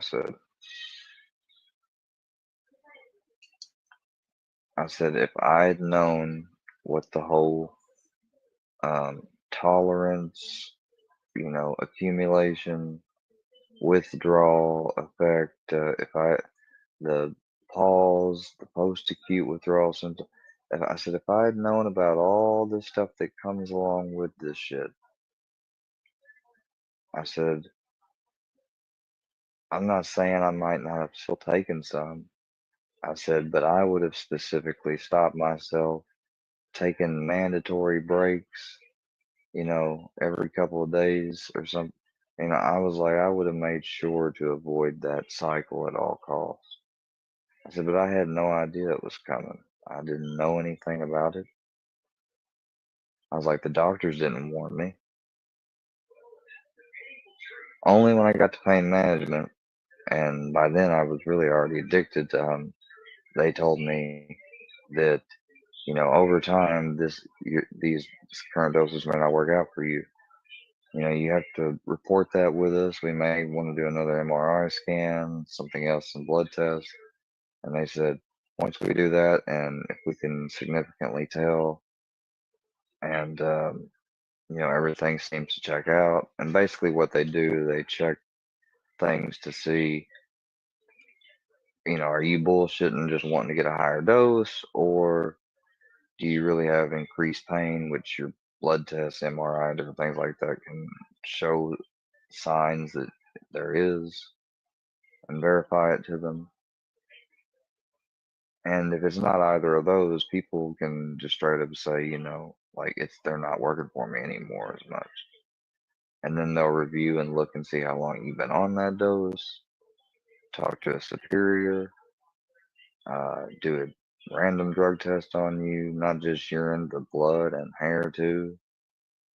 Really check you out thoroughly. You pass all that, then they'll up your dose. And that's how it was. And it wasn't until, and they didn't even do it the first time I was there. It wasn't until I went there and I finally said, I was like, I'm hurting more. I said, I think that the medicine is not helping me as long as it used to.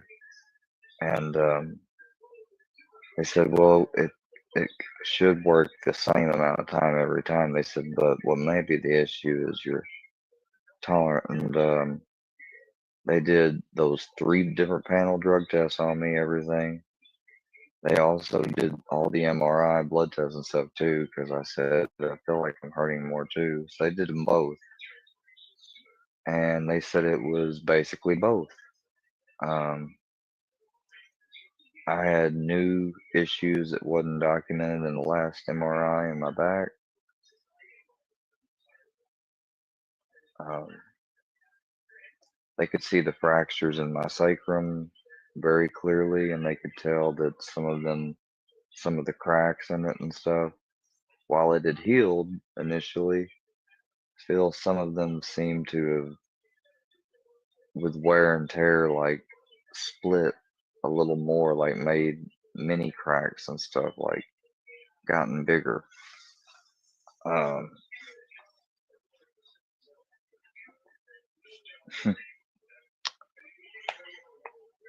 I was like, oh, fuck. Uh, so they told me to be very careful with how fast I move around with it. I said, because at first, I was moving from a wheelchair onto the bed and stuff, and my girlfriend's help and different things with the strength of my hands and just kind of throwing my butt and legs and stuff. And sometimes would bounce on stuff and whatnot. And they said, yeah, just stop, don't be doing that anymore. And I didn't. They said if she has to pick you up and put you, I was like, no, I'm not gonna have that. I was like, I'll just go even slower with my hands. And B was so stubborn. She's like, no, they said you don't need to do that. You're gonna end up cracking and causing more fractures possibly. Um, because my bones were not the strongest either. My calcium level was noticeably low. I grew up with a calcium deficiency when I was younger. It was a birth thing, and it's kind of lingered throughout life. I have to take actual special vitamin D supplements. Um, it's another reason why, partly because of enamel, um, actual tooth um, material matter combined with the calcium part of it altogether. Calcium deficiency combined with getting some of your teeth knocked out from a fucking steering wheel in a wreck to taking medicine that residue got left on over. I mean, even if you take medicine the right way, some of the residue can come off when you got water in your mouth and your teeth and stuff. But to a certain point, I was straight up taking 3 10 milligrams at a time and chomping them. I mean, I'm giving y'all my testimony of addiction tonight, basically. 3 10 milligram hydrocodones, and that was child's play considering what I eventually got up to at the end. But at the time, that was big balling.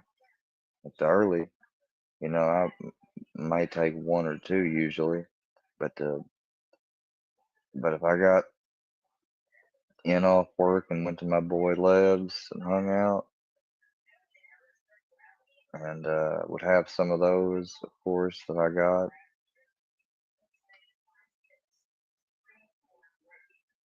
And we would, basically be planning on and would stay. I was always responsible. Like if we was gonna party and hang out when we was younger teens and stuff, um, I wasn't even 18 yet. Still, though, I was working. And people talk about my work ethic. You know, like it's like I told him, I was like, man, we're not, going out anywhere. I was like, at all. I was like, especially if we start getting fucked up here. I was like, if we go out to what's their name's house, we can. I was like, but we're not gonna do anything before we go out there. I said, um, and we got to at least account for an hour and a half after the last smoke or whatever we do before we can leave. I was like, 'cause I am not getting fucked over by. At the time, we had this one trigger happy. We had two in the city, and one that was went up to a county basically. Well, no, he's at the city at this time still yet. And his name, he went on to become a state rep actually, if you can fucking believe it. But we'll just call him Andy. Well, old Andy uh, knew both of us, and yeah, he had something out. Well, he's like, all right, we'll just stay here. So we stay there. I take three, them things like popping 3 bananas because they was yellow grows. Um, we smoked a good fat one, and then after that we was smoking cigarettes, talking, shooting the shit, and he was talking about you know he actually was telling me about like you need to get back in touch with Kayla, dude. He's like, I'm telling you, he's like when I talked to her, man, and you got brought up because she was asking me, she's like, "Do you know Ian?" And I was like, "Yeah, I know him." And she's like, "Well, I hung out with him one time. She's like, I ended up taking and dropping him off at his friend's in Crowsville with an M." And and he's like, "Who was that?" And I told him, he's like, "Oh, her?" I was like, "Yeah." He's like, "From Crowsville." I was like, "Yep."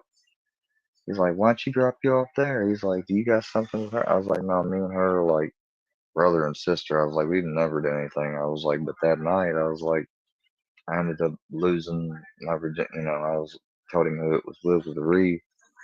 And he's like, "Oh, you son of a," he's like, "Who all was there?" I was like, "Me, um, Gilbo, basically, and then Ree." I was like, "Then Lauren." I was like, "An M," you know. I was like, "We all played quarters, and whoever lost one would draw a name, and someone else would draw a name, and people would end up getting matched up, and it's supposed to be kind of like 7 minutes in heaven, but it ended up being in a bedroom with a bed, and kind of turned into like more like 10, 15 minutes in heaven, basically." Um, he's like, "Hell." And then it had been about almost an hour, and he's like, "Well, dude, it's been about an hour." He's like, he's like, "I just got a phone. What's the name?" He's like, "He's wanting us to come hang out." He's like, "They got stuff. We don't got to bring nothing."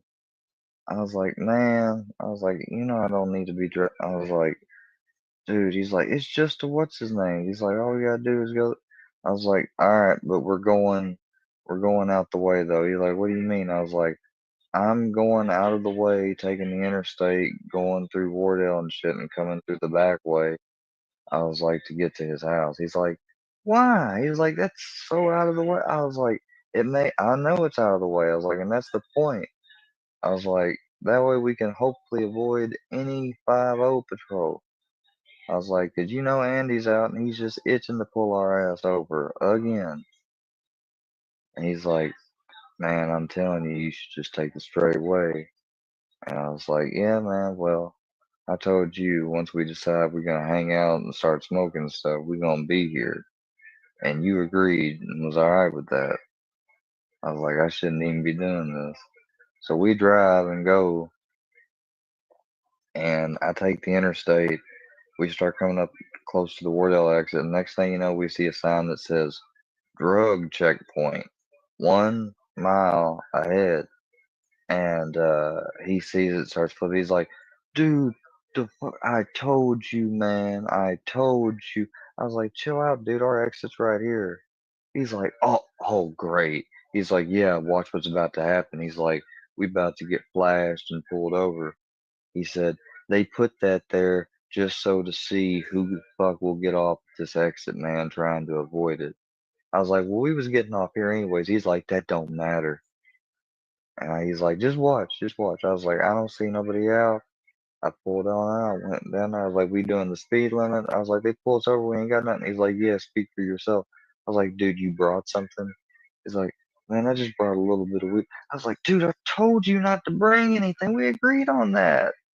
I was like, "God dang it, dude." I was like, "Man, it's bad enough I brought just a J." I was like, "But I can swallow this motherfucker no problem." I was like, "You can't get rid of that stuff in that damn cigarette box." I was like, "Oh my God."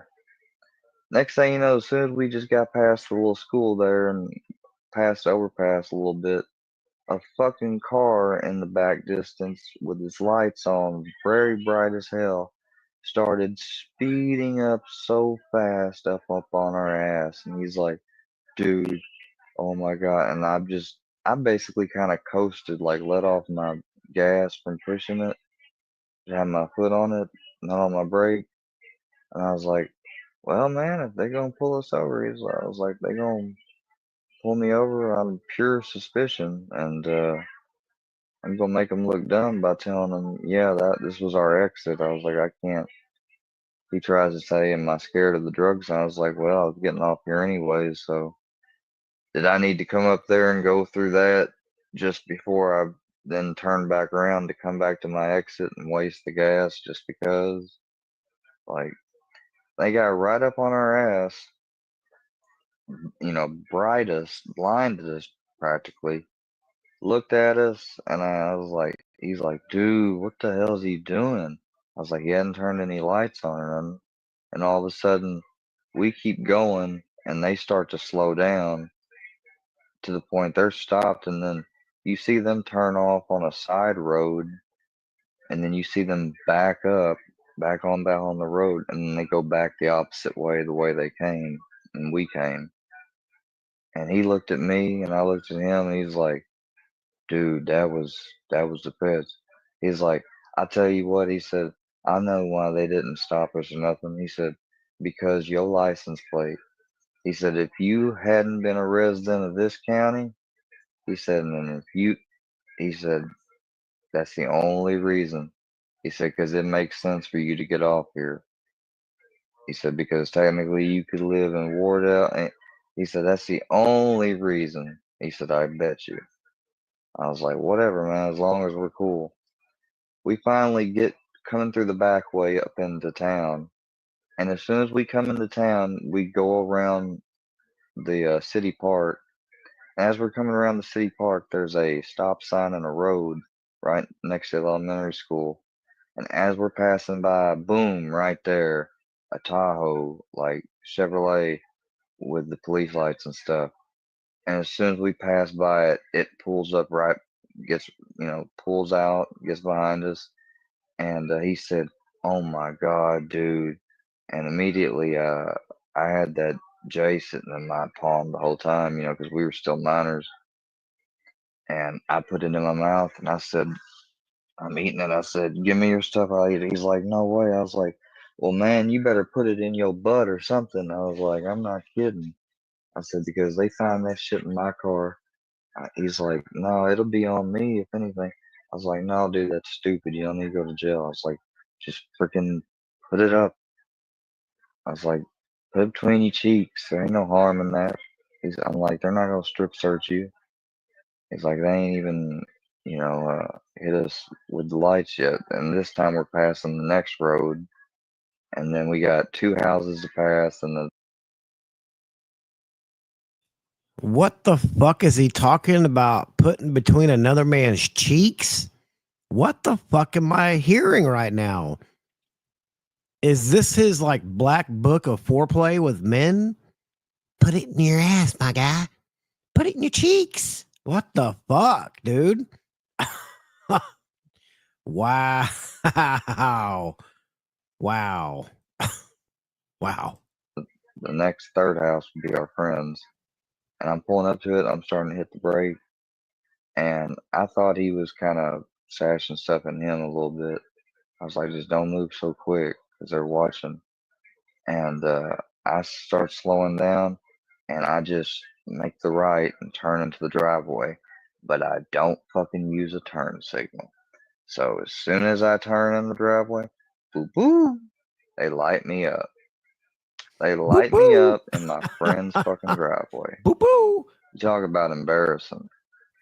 His boss, our friend that we went to see, he's renting a house that his boss owns and rents.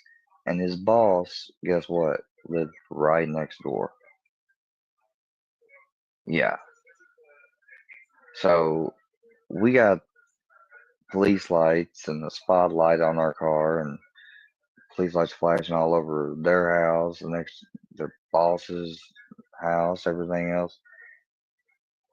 And of course, I politely, really politely said, is there any way I could please ask you guys to turn those lights off? Because this is my friend's, that's his boss's house. I was like, we were just coming here to. He's like, nope, can't do it. He's like, so what are you doing? Uh, Mr. Wilson, Ian Wilson or whatever. You and, Ev. And I was like, I don't want to ever hear him say anything I about was like, we was doxing at ever his again. house in He the just doxed country. his own name. I said, Idiot. We got a call from them to come over to hang out, watch a movie, uh, get something to eat. I was like, he was probably going to end up staying the night here. Uh, I said, that's about it. And he's like, well, what are you doing with that? What were you doing over there? I was like, oh, we were finishing up a project we have in class. He's like, that's right, y'all go to the same school. He said, well, you're not doing anything illegal, wouldn't have anything illegal, would you? He said, because I gotta say, you gotta smell a little funky. And he said, technically, that gives me probable cause to search you anyways, even with or without your consent. But I'll ask you anyway. He said, do you got anything? He said, honesty works. I said, nope, not a thing. And I said, I guess, I was like, I don't want to give you consent because I don't think it's necessary. I want to stick to my rights. I said, if you're going to violate them anyways, I was like, you don't really need my permission. He said, nope. He said, it's a thing called, he said, reasonable articulable suspicion, probable cause search. He said, if it smells like ether or chemicals that we know to smell like that make meth, or he said, it smells like pot or cocaine or crack, or he said, if it smells like anything that there's a known smell to a narcotic that we can detect or a dog can detect, he said, technically that lets us, you know, he said, search it no matter what, without your consent, no warrant. And I said, exceptions, huh? Loopholes. I was like, I didn't know those existed. And I pissed him off because I got smart and I said, in theory, doesn't that mean you guys could also just anytime say something smells funny when it really doesn't and just use that to fuck over our rights? And he said, you might want to, watch your tone. He's like, you know, he said, I can always make your ticket higher. And he said, 'cause it looks like you're going to have a ticket. He said, wait a second, open your mouth. And I opened my mouth and he shined the flashlight. And he said, yep, either you're Popeye and you eat spinach, he said, and that accounts for the little bit of green flakes I see around your teeth. He said, or you swallowed that J. I was like, what are you talking about? What J? He said, oh, what J? He said, you swallowed it, didn't you? He said, why don't you tell me the truth? He said, I don't want you to get sick. He said, I promise you won't be in no trouble or nothing. And I said, I didn't swallow anything. I was like, I don't know what you see in my teeth. I was like, but I had Mexican earlier. Okay. I was like, I ate pico de gallo with cilantro. I was like, there's probably a bunch of that in my teeth still. I was like, I haven't brushed them yet. I said, so I don't know what else to tell you. He's like, you're good. You got an answer for everything. Plausible. He said, but your friend over there, he said, we found this Marlboro cigarette pack. He said, with this weed in it. He said, you don't know anything about this, do you? I said, no. He told me that I asked him, I said, you're not like trying to bring anything over extra or whatever, are you? And he said, what do you mean extra? I was like, extra as in, something other than just you, yourself, and maybe some cigarettes. And he didn't say anything. I said, no, he didn't. He said he didn't have anything. I was like, otherwise, I wouldn't have brought him. He's like, you trying to stay? I was like, yeah, I'm trying to stay right. I said, I'm working on trying to figure out what I want to do with my education. I was like, I've only got a couple years left. I said, you know, I was like, he's gonna be fine. And he's like, yeah. And what he knew and I knew was that his his mother and stuff and his uncle's real big in farming and stuff. His mother was an educator and she has a lot of connections and worked important things. Um, he's got opportunities. Like, I knew he had them. I was like, you know, but embarrassed my friend. So they arrested him, put him in the car, and they were like, well, they said you should know that we knew about that joint because of him. And they're like, your buddy, your best buddy there, he sold you out. And they left, and that left me feeling fucked up. And I, my friend inside there, like, dude, what the fuck? And I was like, man, I was like, he told me he wasn't bringing anything. I was like, all I had brought, I said, was a freaking joint. And as soon as they got behind us, which they did, like right down here on this road, I said, I swallowed my shit. I told him to get rid of his. He didn't do it good enough. They got it. I was like, they booked him. I was like, but then they looked in my mouth and they said that's where that joint went. And they told me that he told them that I had a joint that I swallowed.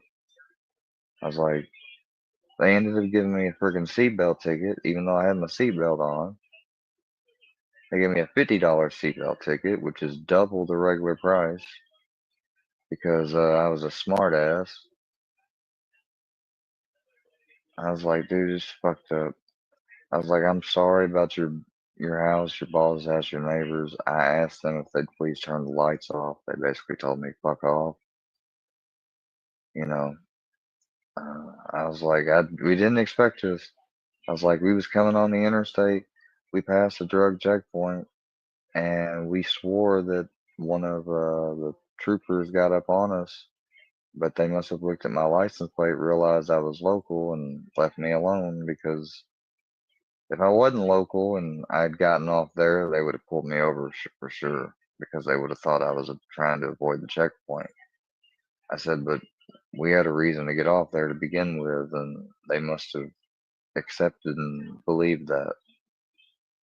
And he's like, they probably called in to the local PD just in case you was coming through here, and so that's why they set up right down there.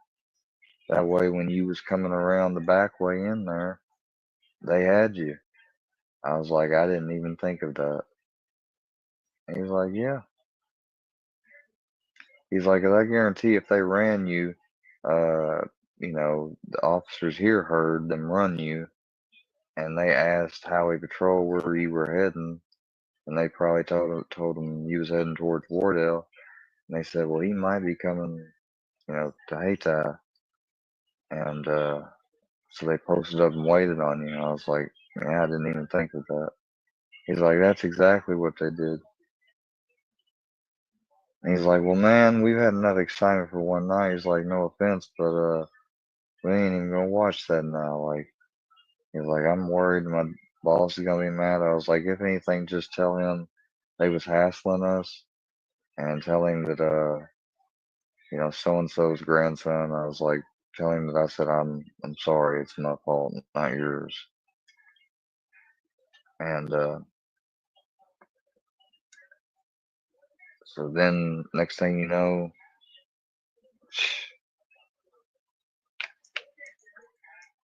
I went home and I was just fucked up. Like, I was like, dang, man, dude just got arrested in front of me. Like,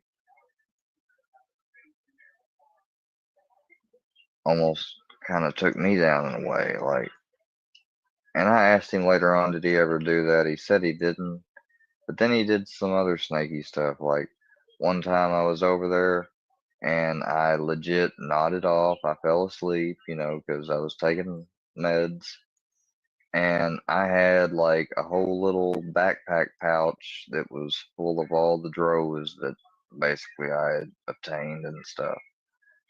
And there wasn't a shitload there, but there was a nice amount. And I swear to God, this motherfucker like grabbed like 4 to 6 of them. I figured it out, and lectured him on that too. And he just kind of laughed like it was funny. I was like, shit, dude, that's not funny. I was like, hell, you don't pay for that shit, you know? I was like, judge me all you want, say I'm wrong, but I was like, don't be trying to say I can't judge you. I was like, it's the same as if you had bought something, drug or not, food, whatever, expensive, and I just eat it without asking for some, and then eat it all. Like, what the fuck? I was like, who does that? It's like going over to a friend's house that's got a piece of a pie, and they're offering you a slice of pie, and you take over half the damn pie and eat it all. Who the fuck does that? Nobody. It's just crazy. But when I finally came back from Michigan from my second rehab attempt, it's my second. My first was in Florida. That's the one where I ended up running into a fellow St. Louis Cardinal fan, aka somebody whose family on his wife's side was from Missouri, all of them. So they had ties to Missouri. And I walked in with a Cardinal hat on. His whole office was fucking cardinaled out. And I talked with him, explained with him who I was, uh, basically described all my achievements so far, what my challenge was, and why I was there. Um, Even showed him stuff, I was a member of different things. What church I, grew up in and had been a member of, was still a member of, and about my grandparents and such, and how much my granddad loved the Cardinals. And basically, I ended up getting told, would by then my phone was about charged. I was like, my phone should be charged up good enough now. I was like, I should be able to call and get myself a plane ticket scheduled for hopefully tomorrow. I was like, but I'm gonna also have to schedule, I guess, a hotel tonight for one night, and I said I could probably get a little money too, and pay for your gas stuff. He's like, no, he's like, you're not gonna worry about my gas or anything. He's like, I'm gonna make sure you get where you need to go, and he said, I'll make sure you get to the airport tomorrow. Just such a kind, like God put that person there in front of me type person, like just walking a mile and a half away from the recovery center. Like, because I was straight put out of there. Like, I got into it with a resident. There was these two residents there that were. Um, I was trying to do some basketball, and they kept coming around me, stealing the ball, and making these like stupid, like Florida, whatever, fucking trendy remarks. And I could tell they was like dissing on me and stuff. And so finally, I gave them a piece of my mind, and they started talking shit back and like said you wanted to fight, and basically, I got punched, but he got punched too. So did the other guy, and the other guy also punched me. And then faculty came by, and they were like scolding me, like, "What are you doing? Going after these two? Do you got something to like?" They was just automatically reading. I don't know what the deal was, if they just liked them because they had a shit-eating grin on their face. I was like, "Look at them and their grins." I was like, "These dudes," and one of the other people that were there vouched and said that he's telling the truth. I was like, "See," I was like, "They started all this shit," and he's like, "Fine's not usually tolerated." He said, um, technically, since he got in my face, and I had punched him first, and that was also known, even the person that was in my corner, they said he did get him out of his way first. He said he used his fist and punched him like in the shoulder way to back him off. I was like, I didn't punch him in the face, but in the shoulder. And they said, well, usually a person that starts is, you know, and I went up there and uh, he said, I might have to let him know that, you know, I was like, dude, they've been giving me crap the whole time. I was like, I'm trying to really work this program. I was like, it's my first time ever coming to rehab. I was like, I feel like I'm doing good. I was like, I haven't been here that long. I said, you know, I was like, I'm all the way from freaking Missouri. And,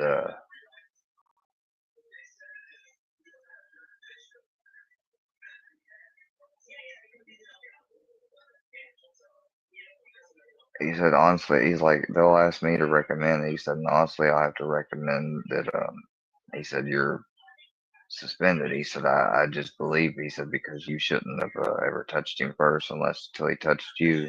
He said, that's self defense. I said, I understand that. I said, but it's been going on and on and on. I'm telling you, I was like, I wouldn't just normally do that. The dude has been going on and on. Pressure. He's like, well, I've told you what. I was like, man, fuck you, dude. I was like, I'm trying to get better, and you're gonna give me some crap over some bullying and a little punch the show. I was like, look how small I am. I mean, for Pete fucking sake. He's like, he's and the way you just talked to me, he's like, you know, you're definitely be gone. And yeah, they put me out. They put me out without my phone charged. You know, my big ass bag of clothes and stuff, like 20 pounds I'm having to carry, plus another bag. And the wheels weren't the greatest on it. Barely worked. I used them the best I could, just kind of dragging at some points. And I walked for over maybe almost 2 miles, just about. Not a full 2 miles, almost 2 miles. And finally came across an Allstate. And I said, well, electricity and air conditioning, because I was in fucking Florida burning my ass up. It's like electricity, air conditioning, plug my phone in, get a cab, you know. I was like, I just hope these people will be nice. And it was a godsend. I mean, it really was. Then later on, I ended up going to a Cardinals game with him, with one of my friends locally from around here. He invited me and a buddy to go. So I took, I'll call him Sir Lancelot. Sir Lancelot went with me, and we went with him and his family to the Cardinal game. And it was good. It was a good game. Just somebody that's, you know, stayed a close friend and sent me a book, you know, written by a guy that's got basically same last name as me, only difference with an S, but same original surname or, you know, original name altogether, derived from the same one. People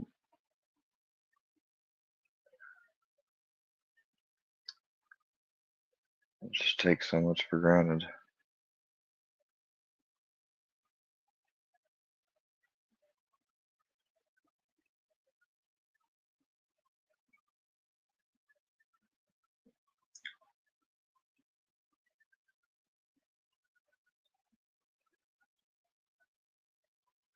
I have heard more than once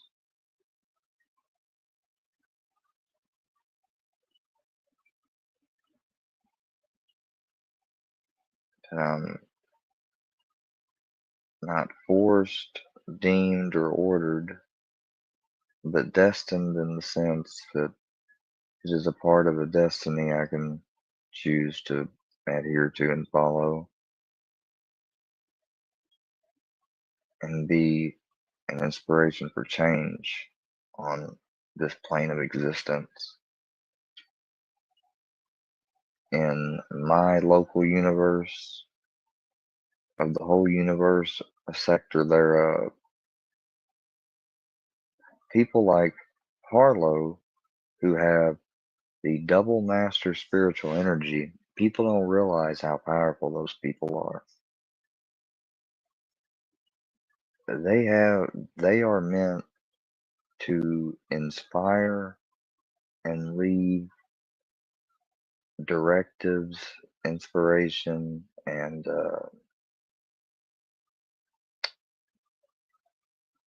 positive direction, and to basically leave an imprint from their legacy on not just their own current generation, but future generations that aren't even, like the next ones that aren't here just yet. That is the double master spiritual energy. It's literally the most sensitive spirit, and it's so sensitive because it has to be able to pick up on every little nuance. It can pick up on every subconscious thing. If your body language or something expresses a negative expression of doubt or deception, these type of people, if they don't suppress it and listen and accept what they hear, they can suss it out of you. In other words, if they're fully in tune with themselves, there's no lying to them.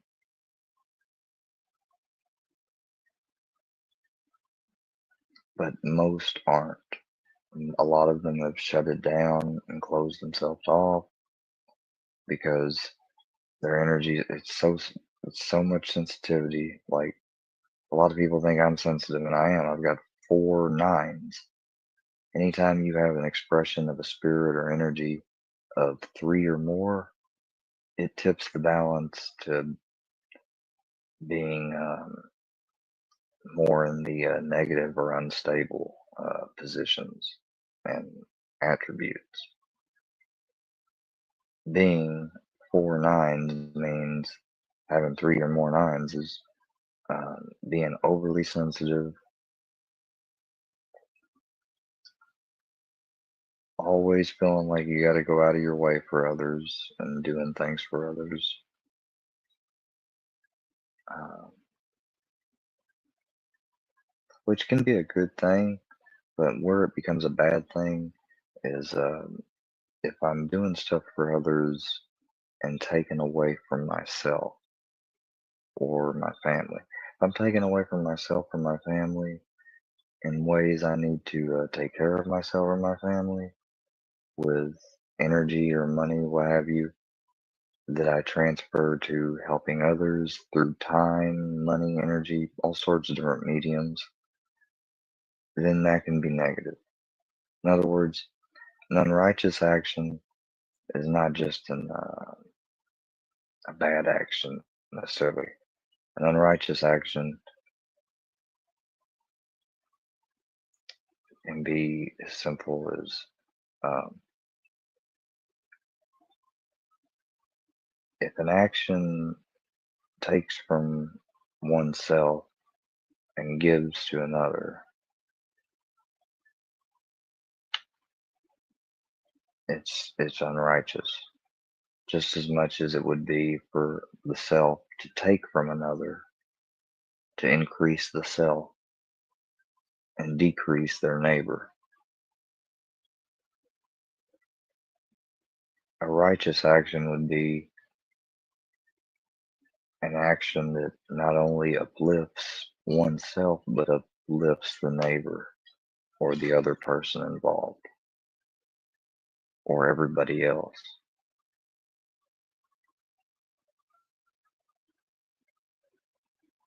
That's what righteous actions are.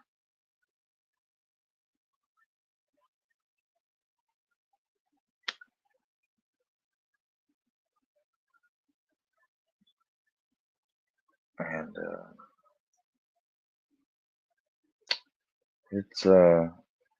it's insane. I mean,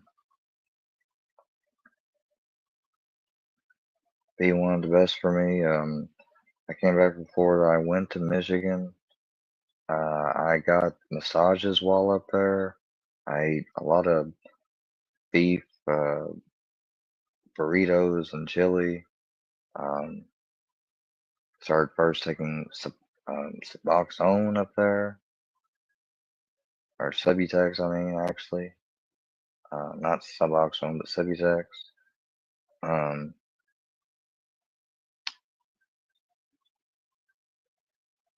but they were more or less, they were really holistic based.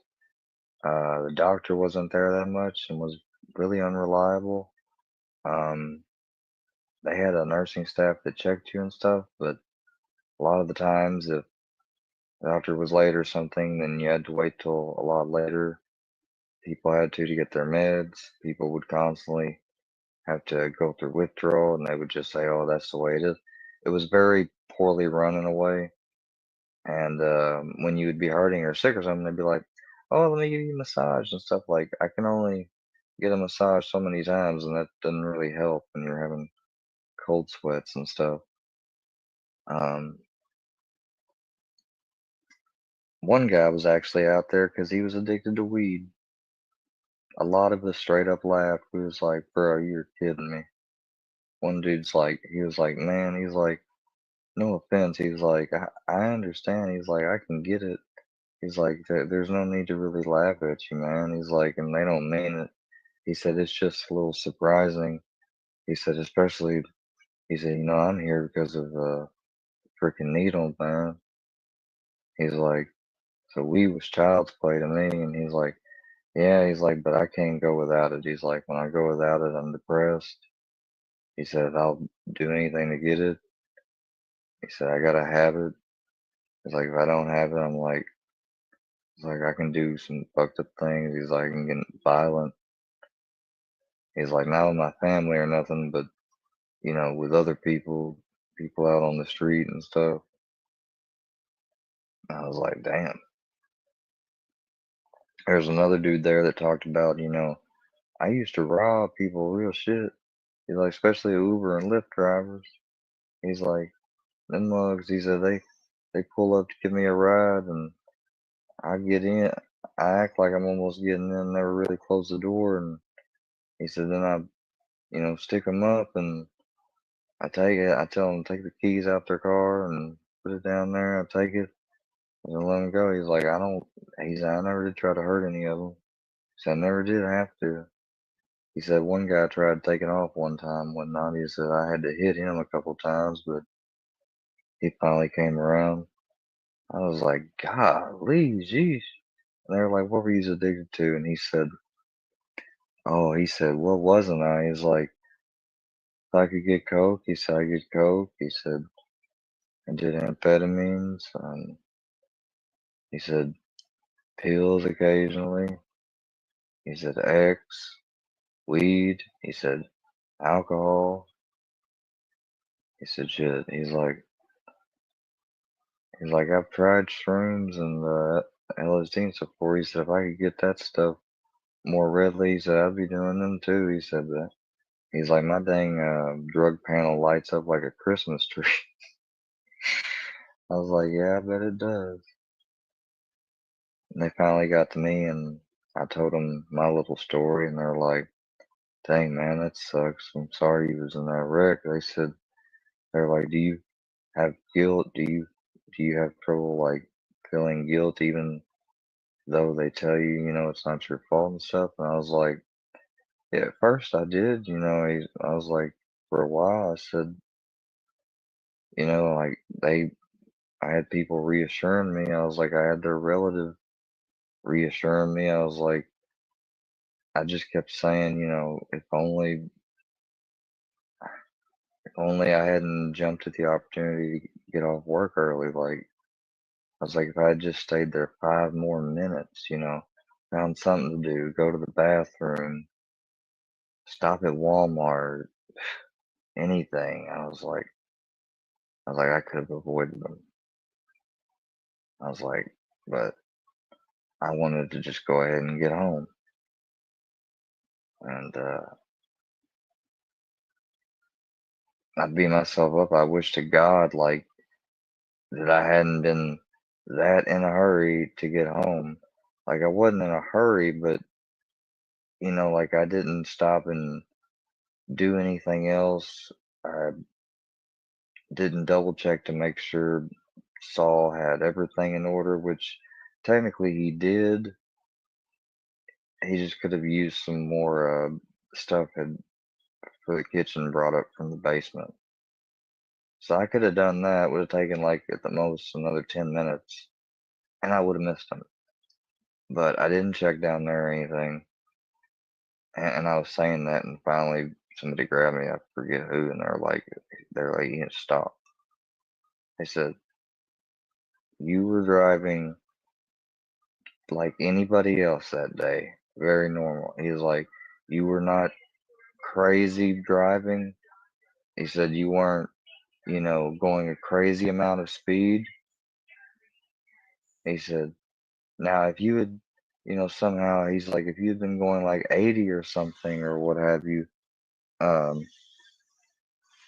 he said they would have looked at it from the part that, well, they could have made it had not been for, you speeding and driving reckless.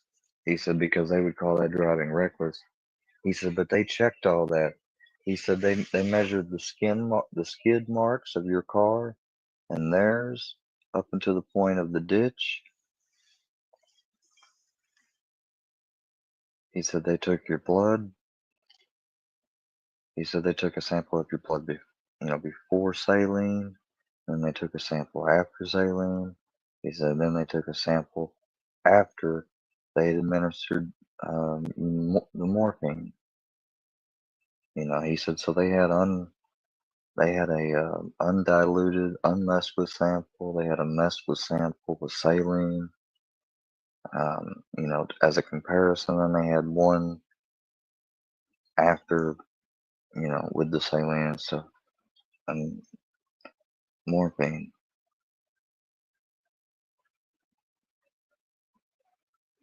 He said you weren't at fault.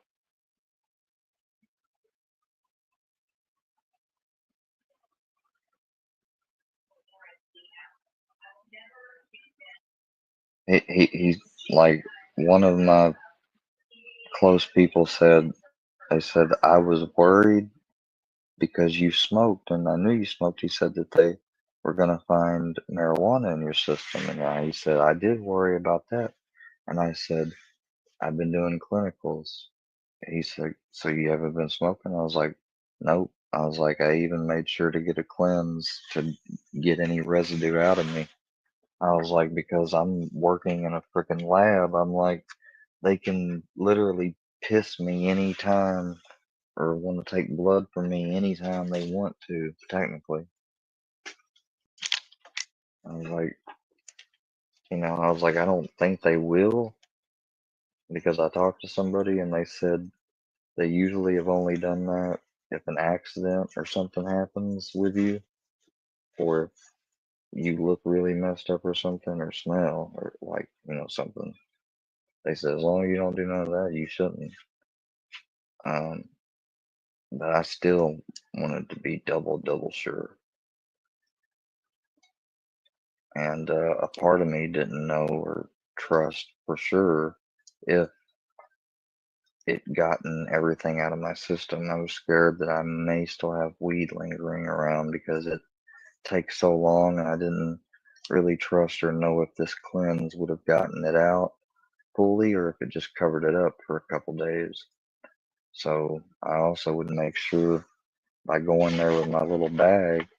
I had a bag that was strapped to my leg, and all I would have to do if I went to the bathroom was it was like a leg bag that one of my clients that was paralyzed would use. It was an extra one that I had bought somewhere that sold those supplies, and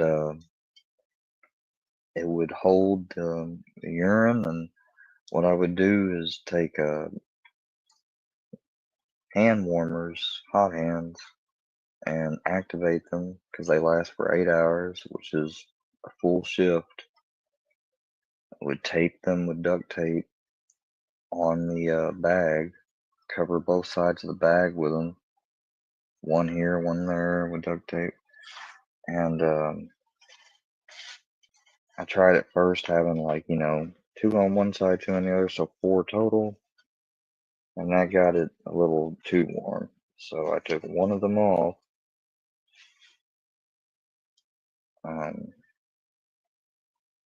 Instead of having 2 on one side and 2 on the other, I had 2 and then 1 on the other. And I got it right at, just right barely above, whatchamacallit, like almost right at 100. So like I think it was 99 something after. I was like, well, by the time that cools down, it's going to be right where it should be. But luckily, I never got asked to. Never got asked. I almost kind of felt foolish. I was like, well, that was a waste. I didn't even have to do that. I mean, I wasn't smoking or anything, so, if I was smoking or something, then they could easily say, smells a little funny and want me to test. But I wasn't doing any of that, but for some reason I really didn't want to. I had already been through one semester that was successful and then another semester that was a failure, complete failure, and not because of my academic performance, but because of physical stuff outside my control. Like, I didn't want to have another failure year, especially from something that would have been my mistake. So I just went the extra mile to make sure I would pass. If I got, looked into or whatever. But I was making a 93A. I was doing everything perfect. I wasn't under the influence ever. Just like I wasn't whenever I did my clinicals here the last time. And those sons of bitches, these trolls online, they called up there and said he's on the do not hire list, which is a lie. Like, number one, to get enrolled in my class at college, I had to go through a background check. The teacher, I had to authorize the school and the teachers to do a background check on me. Why? Because if I'm going to be around a hospital, elderly patients, what have you, I'm going to learn about HIPAA and take the HIPAA oath, then I can't be a felon. I can't be an elder abuser or any of that type of stuff. I can't have ever gotten in trouble working in a care facility or anything like that. If so, then I literally couldn't take the HIPAA oath, wouldn't be qualified to, wouldn't be able to do the class. They would not admit me off the basis of, because if I were to go through the class, which technically a felon or whatever could, they're never going to work because they can't even get certified. Like, you won't get a certification license issued to you if you're a felon or on the do not hire list. You won't.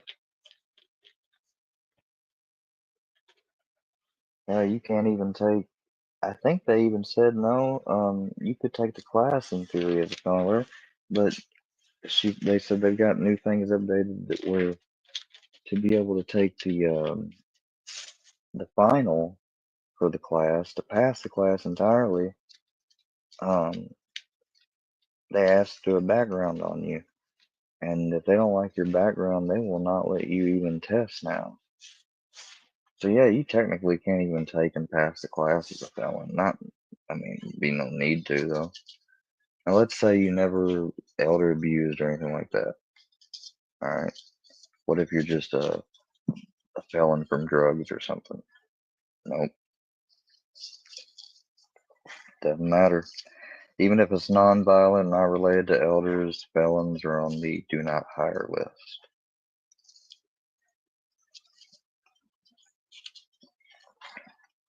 Well, felons are excluded, put it that way. They're not on the do not hire list specifically.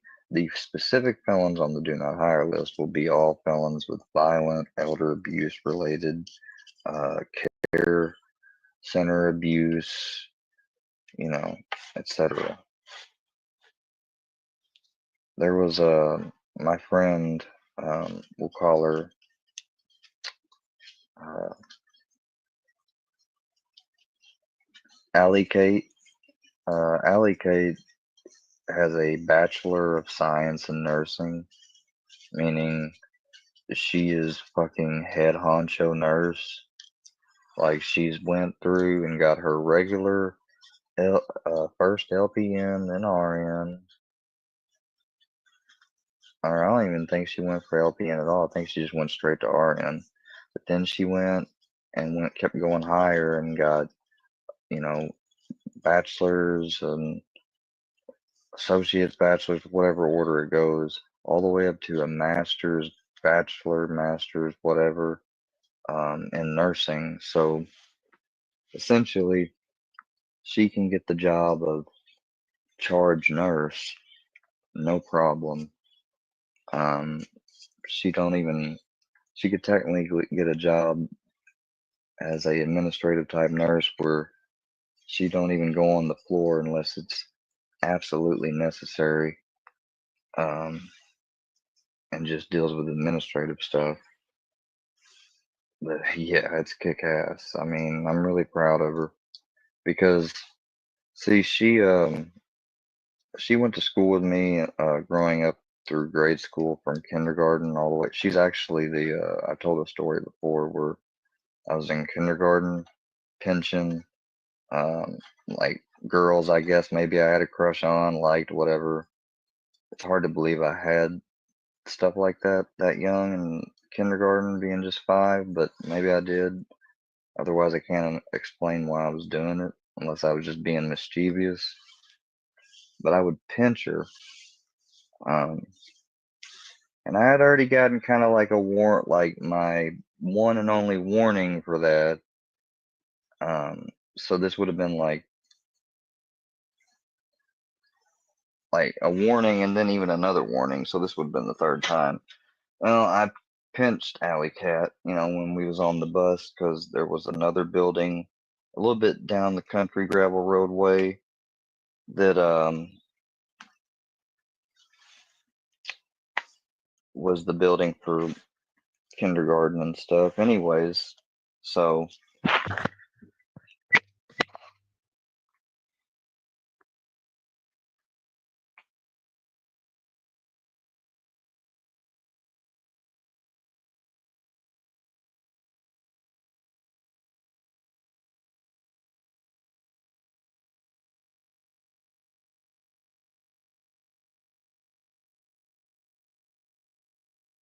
in the chat that's here supporting K-Fam, Pit Bulls, any of you guys, Bambi, Harlow, Chris, all you guys.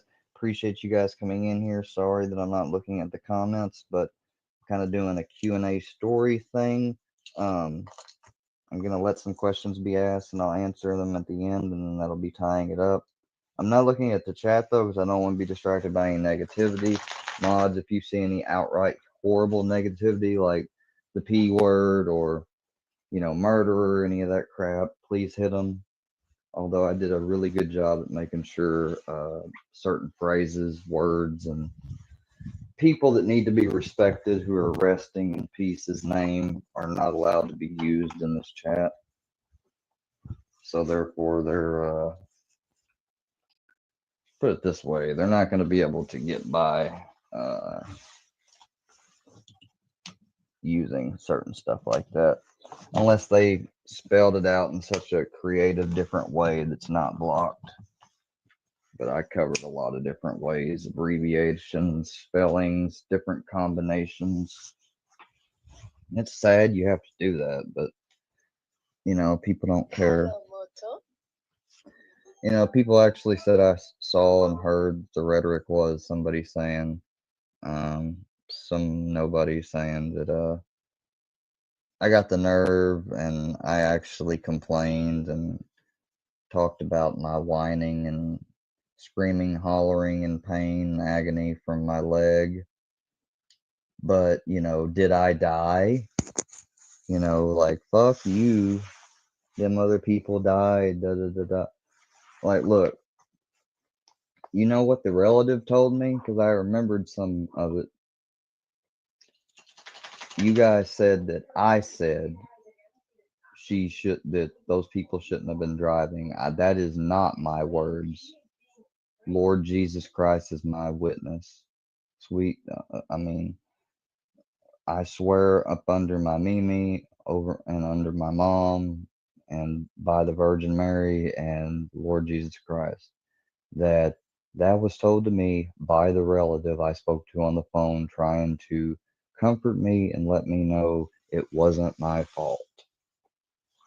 Because I started to say to her at one point, I said, I'm really worried that you guys may think it's my fault. I said, I've been told it's not, but to be honest with you, I said, I don't know what to think. I said, I'm so upset.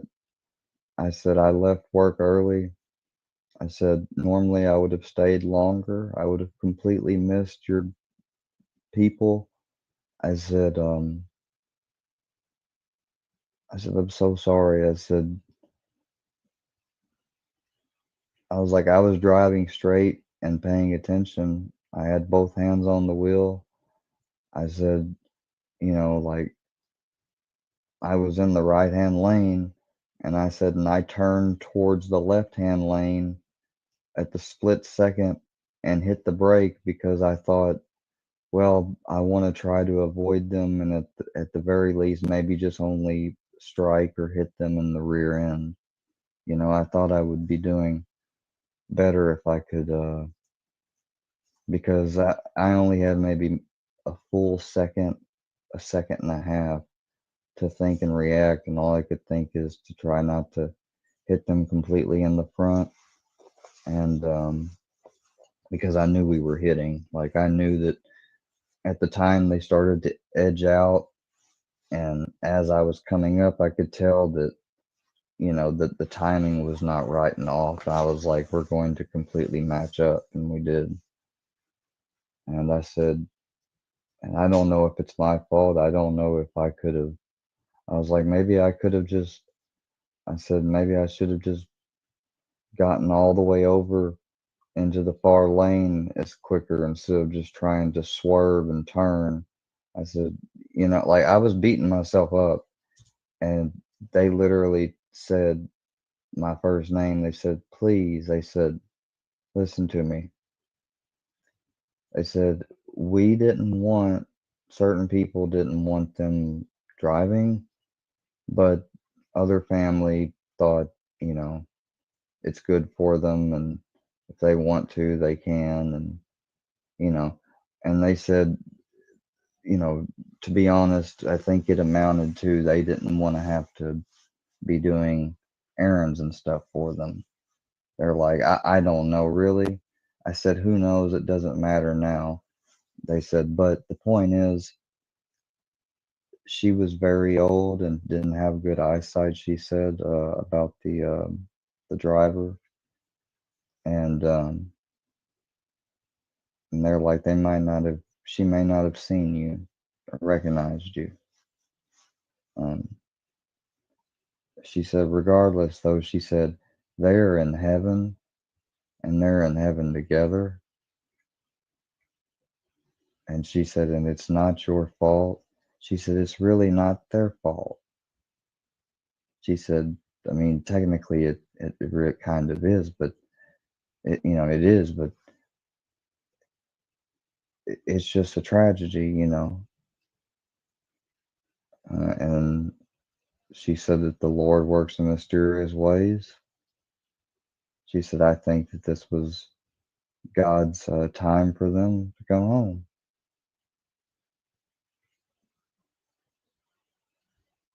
And she had told me, she's like, I'm sorry that God, had to use you.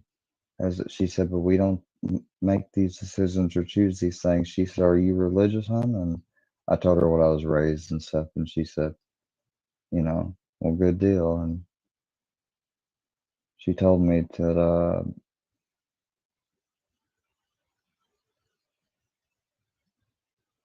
get better and not to carry any of that weight on my shoulders.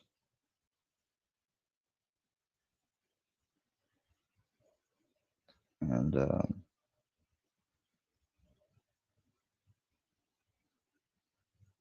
not to worry about anything from them, that they wouldn't, she said that I speak for my family. Nobody's coming after you or anything. We're not disagreeing with what Highway Patrol is saying, or,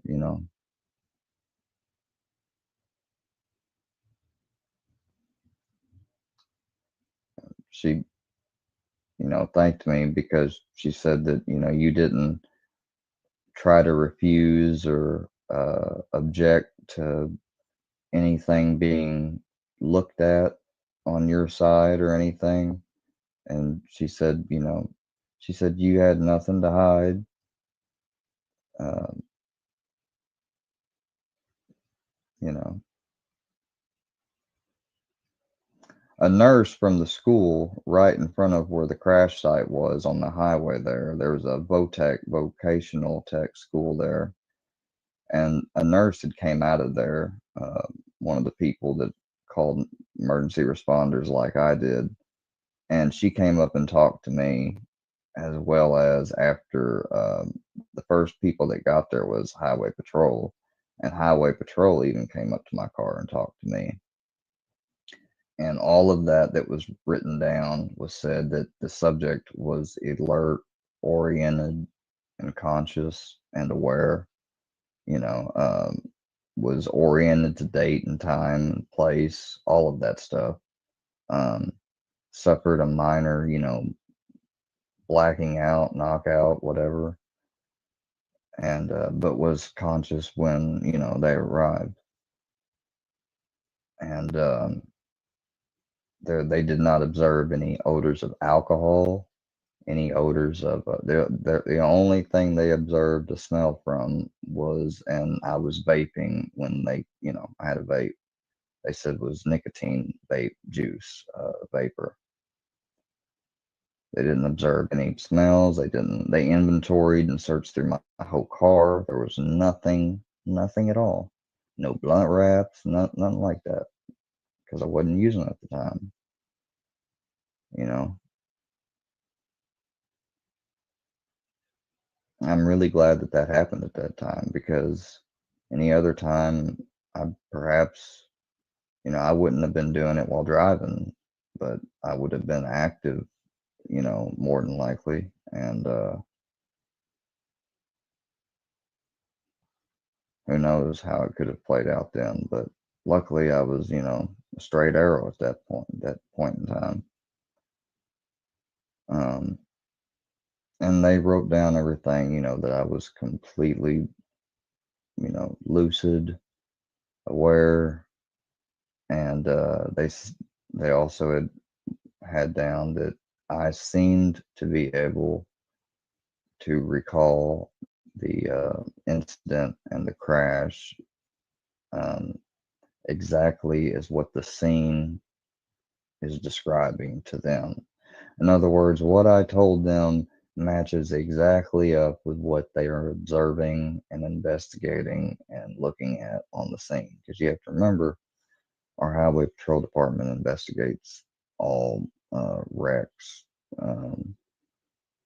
whether they have fatalities or not. They investigate all crashes and wrecks on the highway system, and they have a reconstruction lab. All of that stuff they also put in the computer nowadays. Not only that, they ask people for permission for your black box, which if you say no, they're going to get a warrant and they're going to obtain it anyway, which isn't what I thought about, because I didn't know about the black box, didn't know if it was covered by warrant. All I know is I just heard that somebody said that one was DOA. So when the cop come to me and asked me for my thing, me knowing I'm in school and I haven't been doing anything wrong, I am completely cooperating, because somebody, whether even though they lied to me, telling me that I didn't hear that correct or something else. No, I know what I heard. They said one has passed away. And I knew it. And I mean, I was fucked up from that moment on.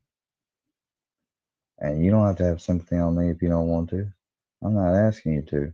I'm just telling you the truth of how things unfolded. You know, people could say that I didn't have it as worse. You know, I'm not going to argue with that and say that you're wrong,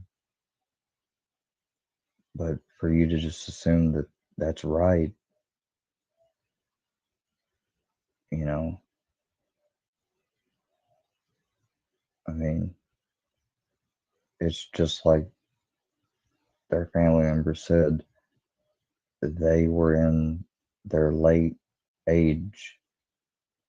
They were married. They were together.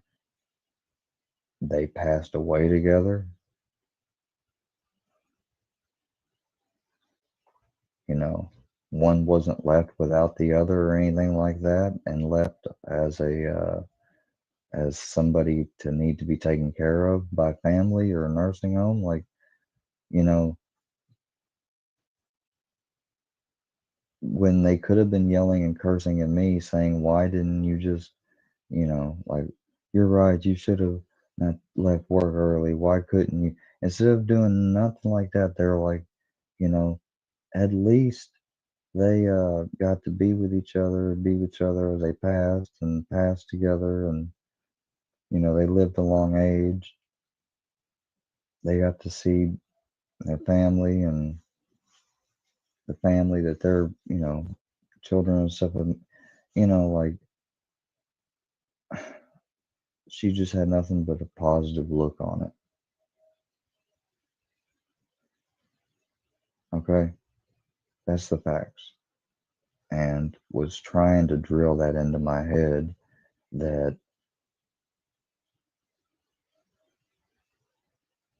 you know I didn't do anything that I could have changed or stopped, unless of course I had a way to go back in time. And instead of going back to that moment and changing things to avoid that, I was selfish and I went to some other time. And I mean, that'd be screwed up, but I wouldn't do that. I would go back to that time. I would stay at work longer. I might not even drive that route. I might take the other route back home, which technically is longer and out of the way. I mean, but I can't do that. That's just a wish. That's just a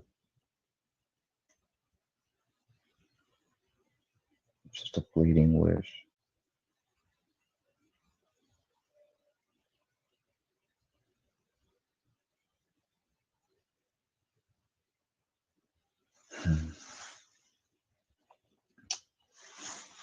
You know, um, I really, really think that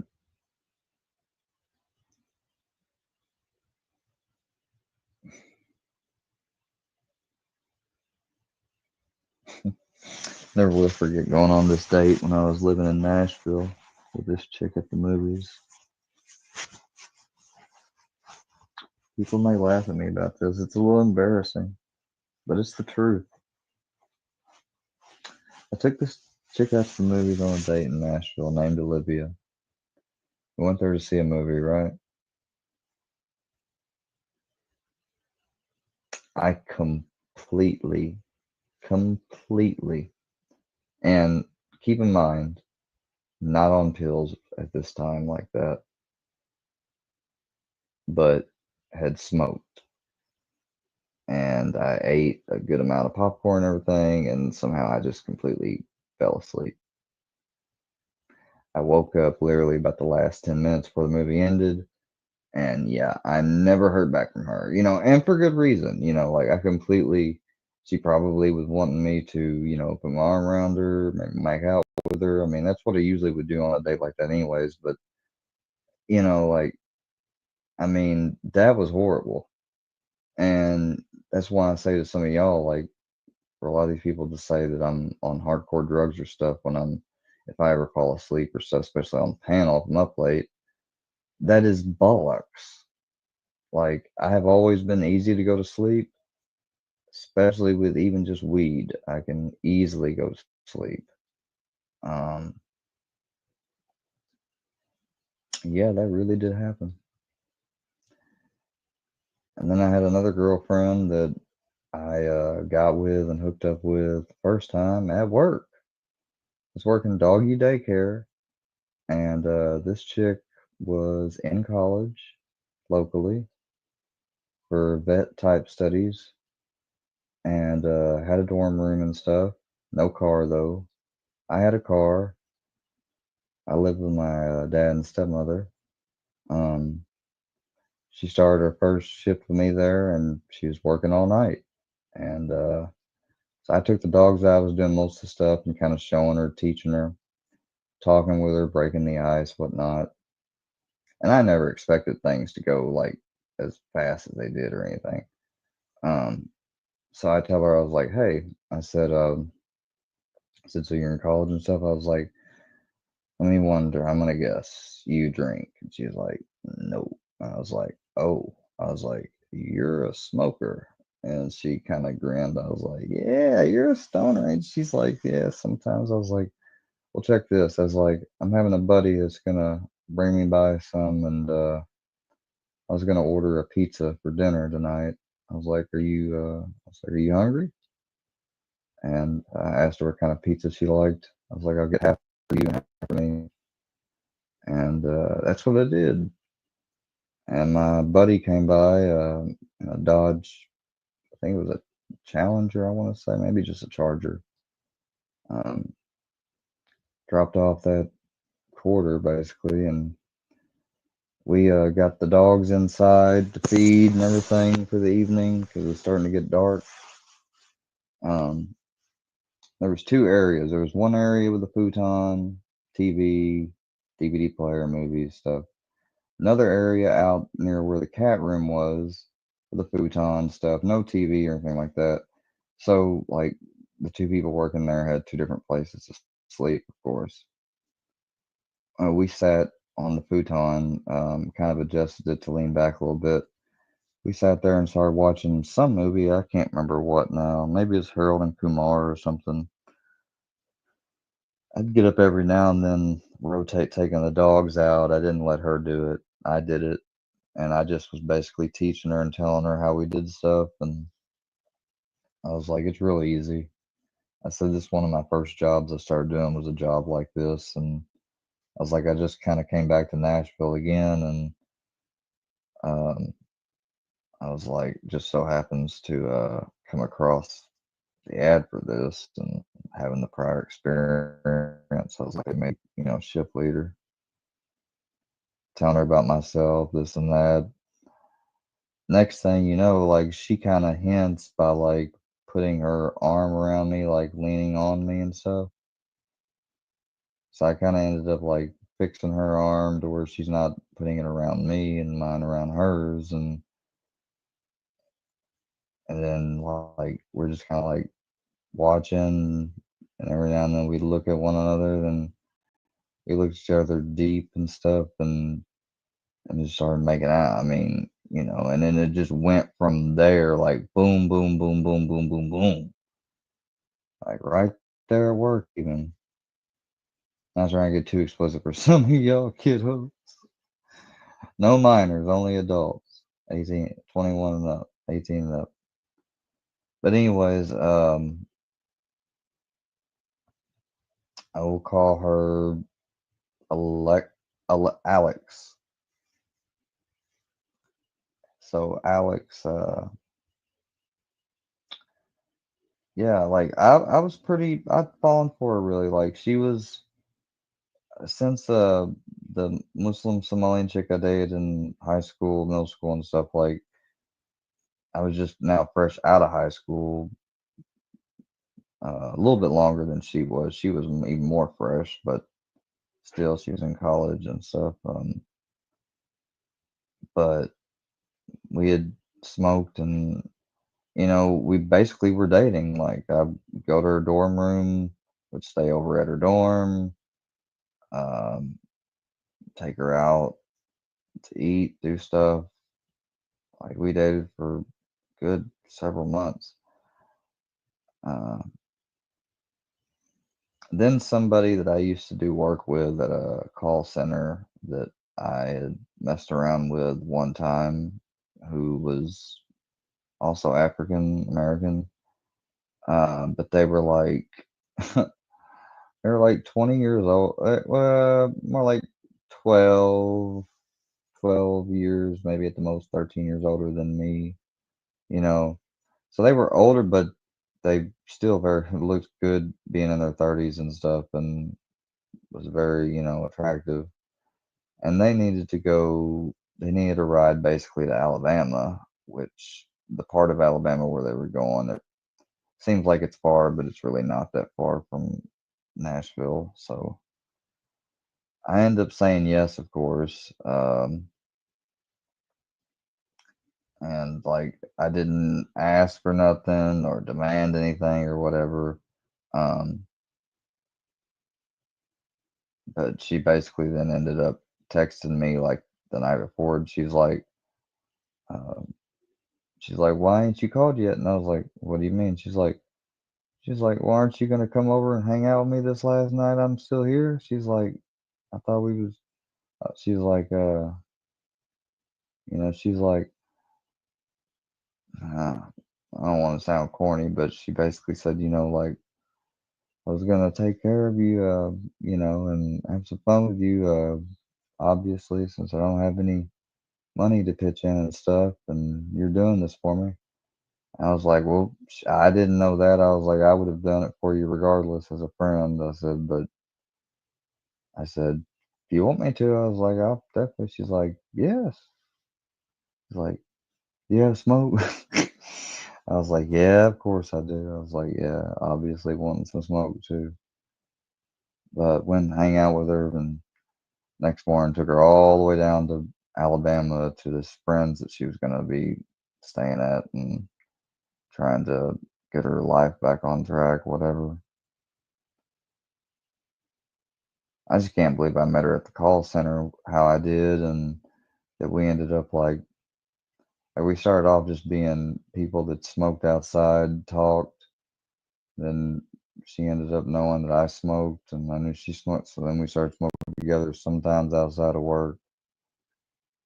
And we did call center calls, cold calls, and stuff to coaches, schools, and different things, athletic departments, over their athletes or their teams, their stars, the certain ones we want to get a profile for and sent out to basically recruiters and recruiter agencies for certain schools, college, and different ones. That's basically what we did. And huh, I was pretty good at doing mine. I was very good. It was only a temporary job. Like, I was of the top 10% of callers in our little outfit or floor there. And I said to him, I was like, is there no way, I was like, I can get on permanent? I was like, don't y'all have an office somewhere else here in Nashville? I was like, even if it's a little out the way, I was like, I'd be willing to drive. Um, and he said, we do, but he said, that's kind of the headquarters. He said, see, we set these up all over, and they're always done like this and part time. He said, the only full time ones we have is the people that's in our admin and jobs like mine. And he said, but technically you could get a job like that. He said, but he said they want you to be certified in certain things. He said there's some qualifications for it. He said, but he said when we open back up, he said we might not be exactly here again, but another location or building. He said I will call you, and he did call me, but by that time I was, all the way in Murfreesboro all the time, and kind of working a little bit outside of it, even at one place, and had two jobs, and told him, I said, I really would like to. I like doing the work. I said, but temporary, part, not part time, it was full time hours, but a temporary job that's only a temp job. And they wanted to keep my pay the same. I was like, he's like, and he even said, he's like, I know I told you that your pay would at least increase $1 because of your performance and stuff. He said, but he said, we've had some cutbacks and issues. He said, we can't honor that right now. And that and me being way in Murder, I was like, I'm sorry, I can't. He said he understood, but I didn't mind that job. I got real easy. Like I knew the script, and I was able to alter and switch up the script. I was really proud of myself when I did that job. I tell you what, though, I was more proud when I was doing mission trips and like painting decks for low-income people, people that are poorer than I've ever seen or experienced myself, even locally. Up in Chattanooga, the what you might call it, Grundy County, uh, Smoky Mountain, up near the Smoky Mountains and stuff out there. Built a deck, painted and re refurbished the front porch, made a deck in the back, painted it, put the post in, repainted and redeck. In other words, like redoing and remodeling the inside too. Even uh,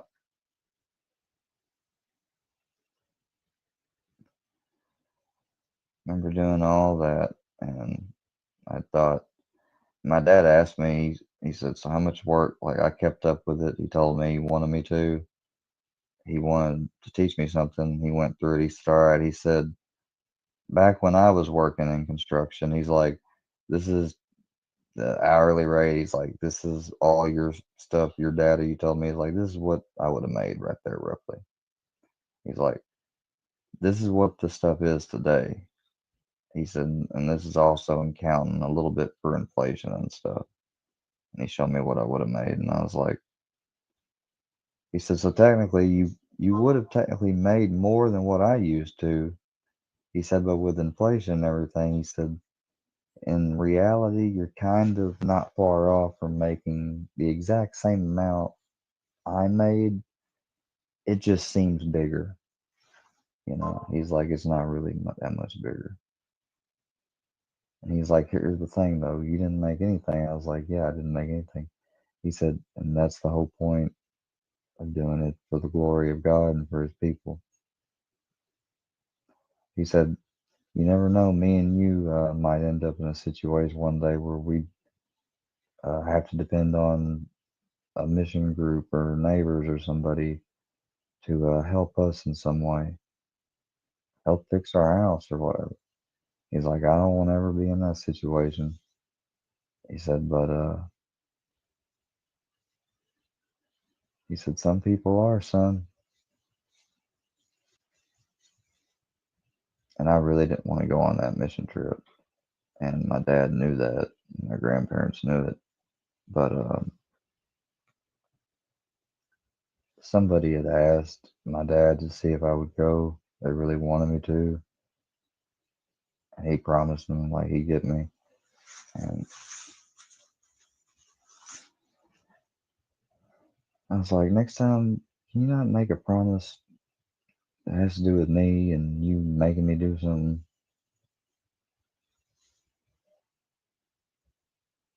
I'm not going to tell what that was about, but it had to do with somebody my dad knew. But,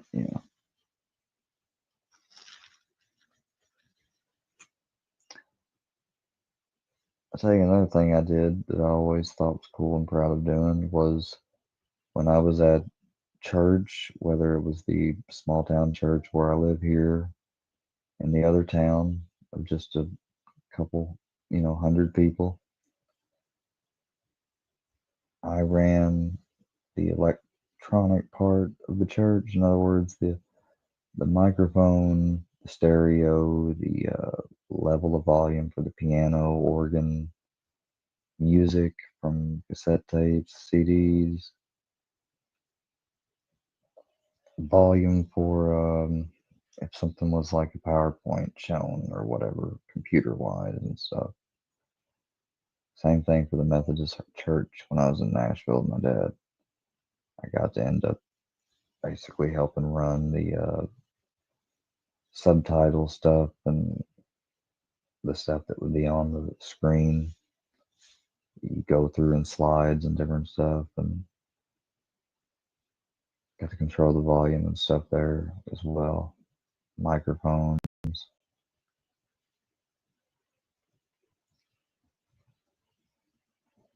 I always loved doing stuff like that and volunteering, doing so, even though if I wasn't getting paid or nothing. And my dad said, "Well, it's a good thing you do that." He said, because they ever get to where the main person, because see, there would be a main person still there that was an adult. He'd usually let me do everything because he knew I could do it, but he still technically stood by in case, just in case. Um, he's like, they probably pay him something or donate something to him. If not, I bet. He said, well, if something happens and he can't do it or doesn't want to do it anymore, he said, you've been sitting here volunteering all the time. They're going to look at that and appreciate that. And he said, then you could get it, which was a nice thought. And, that was cool with me. But I got about to the age where I could start getting a job, and that wasn't happening there, even though they still let me do stuff for free. And at this time, doing stuff for free without any adult there, like I was doing it on my own. I should have been asked to take the position to be played, but went ahead and had a neighbor who had two Australian Shepherds, beautiful dogs, very obedient, trained to do show. They were show dogs. Like you take a fly ball, a ball you put in a little thing that you flick and it throws it fast and far, and it's called fly ball. They go after it like crazy, and they'll bring it straight back. They'll jump over uh, bars and go up and down stuff through tunnels. She said, I've got a friend that's got a dog daycare center, and they're out a person. They need an associate. She said, you'd be watching dogs up to 25 on your own.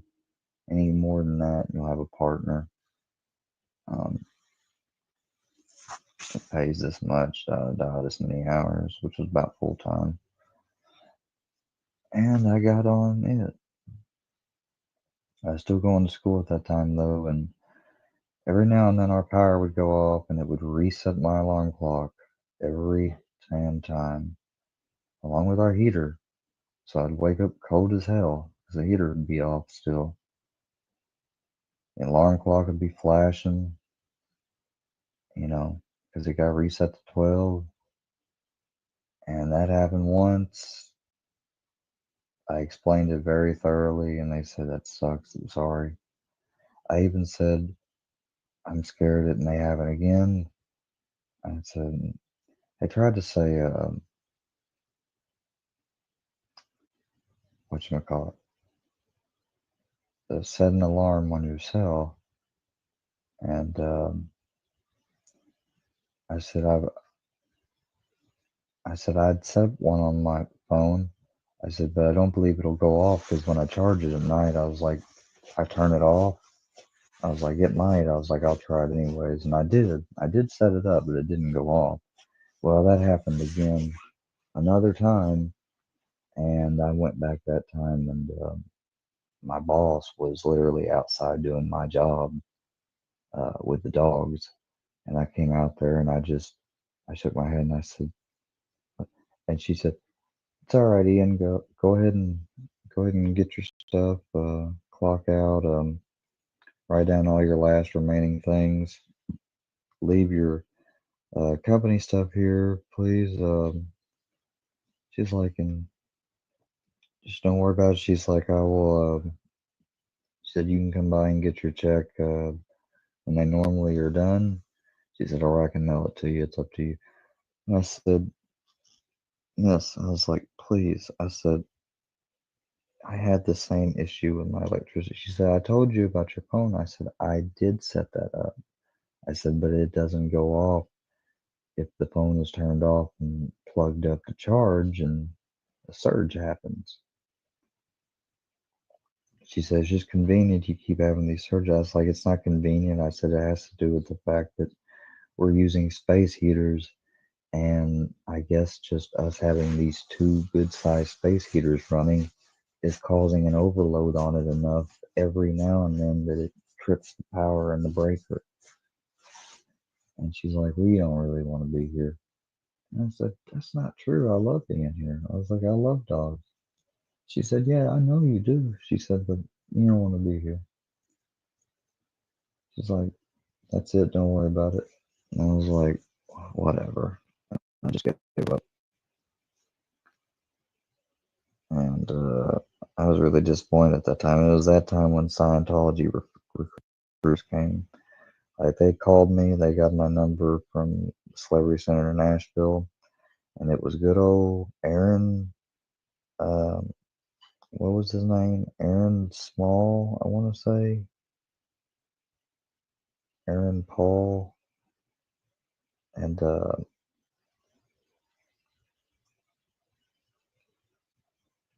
Stephen Levine. Yeah, Aaron Paul and Stephen Levine. And Stephen was, I like related to him the most, sort of. Aaron, not so much, but he was all right. And they called me and they said, I mean, this is just after getting fired, and they're they're like, are you, and they say some of this Scientology based stuff, and I'm like, as a matter of fact, yeah, really. I was like, I just had a big deal happen right now. And they said, what happened? I was like, I just got fired basically because I was like, it's not even my fault. I was like, I mean, it is, I'm late, but it has to do with something outside my control. So my breaker kept getting thrown. I was like, this is the second time, and they're tired. And they said, we could totally, Scientology can help with that. And they said, as a matter of fact, we're calling you because we're kind of interested professionally in you, actually. And that kind of made me light up. And I was like, me? What? And I even said, I was like, me? And they're like, yes, we'll explain everything. Can you come down? I was like, yeah, I guess I can come down right now. And they said, that's perfect. So I went right down, and they had said that we had your previous test. They were like, we were just wondering, could we get you to take another one of these? And so they give me some space, quiet time. I take a whole nother, personality test thing. And I even joked with them. I said, you guys are making me feel like Stan from the South Park episode. And they laughed and they said, oh no. They said, we're not going to tell you you're L. Ron Hubbard, if that's what you think. And they said, but these show that you have strong leadership abilities and good abilities in communication. And he said, you have a knack and are very good with history. He said this and some other things that you have that are fairly good. He said is essentially what your last one was close to saying and what we need in somebody um, in a position. I was like, what do you mean a position? He's like, well, it would start off staff. He said you would start off working here at staff. He said, I know you're still in school and whatnot. He said, and then by the time you got close enough to 18, he said we would like for you to, fly on out to LA and join the Sea Org, bud. The clergy, the upper level. He's like, that's what we do our work in. And so they wanted me to sign a 2-year contract for staff right then. and they discussed what the pay would be like, really commissions based and everything. And I said, guys, I was just working a wage job. I said, I really need wage, a guaranteed wage. I said, I'm got a car and stuff. I'm in school. I was like, my dad's helping me, sure. I was like, but he can't do it all. I got to make something. And they said, well, tell you what if we gave you, a $150 bonus starting off? And they said, we know you're going to sell some stuff and whatnot. And they said, at the very least, if you don't make any sales or anything, they said, well, we can even have it to where that they at least pay you a stipend each week of. I was like, what do you mean a stipend? They said it'd be a stipend of just about, we'll call it $80. They were like, I know that's not a lot, but it would help, And they said we give you experience and time. He said when you're not doing work and stuff, he said we have periods where you do study because you get your courses free and stuff on staff. And they said maybe you can get rid of some of those negative things that I'd shared with them and talked about I'd been experiencing in life and auditing and whatnot. And I did get rid of some of them in auditing and through a course, the ups and downs course and the problems of work course.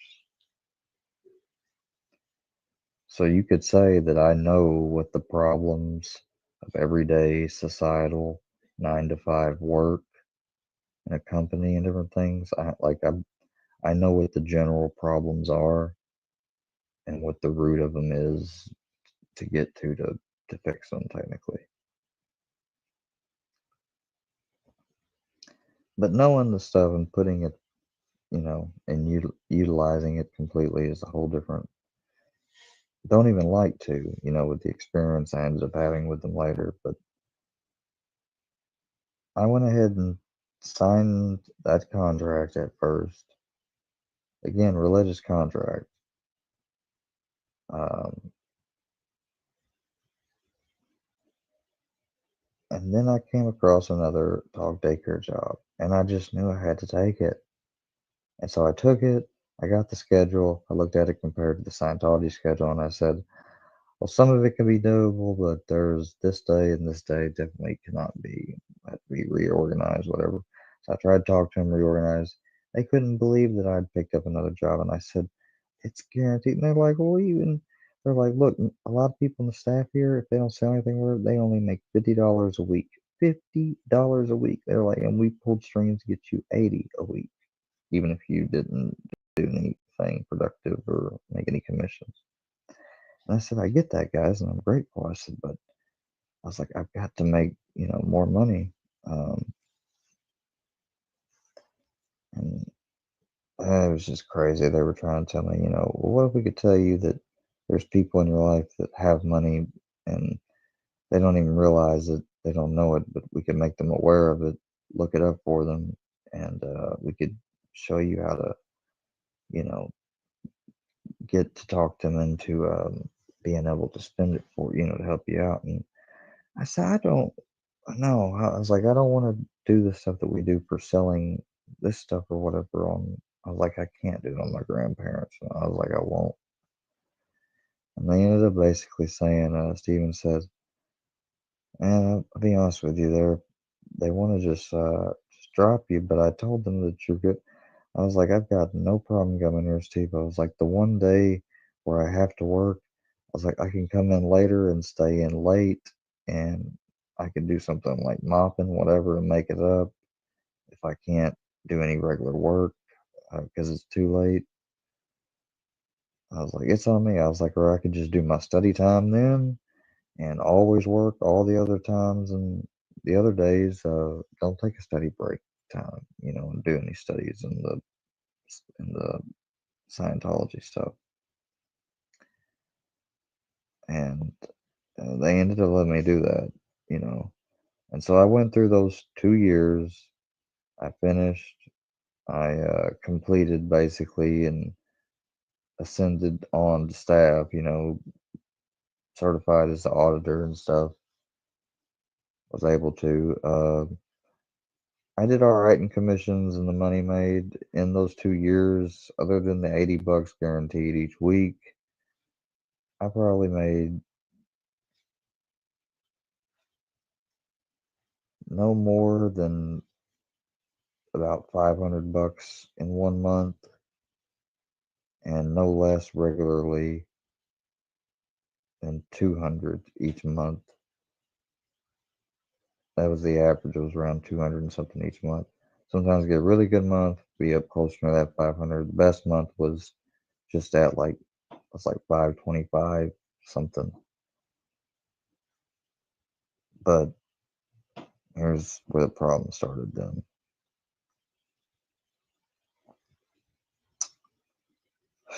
Shit. Well, I hate to say it, but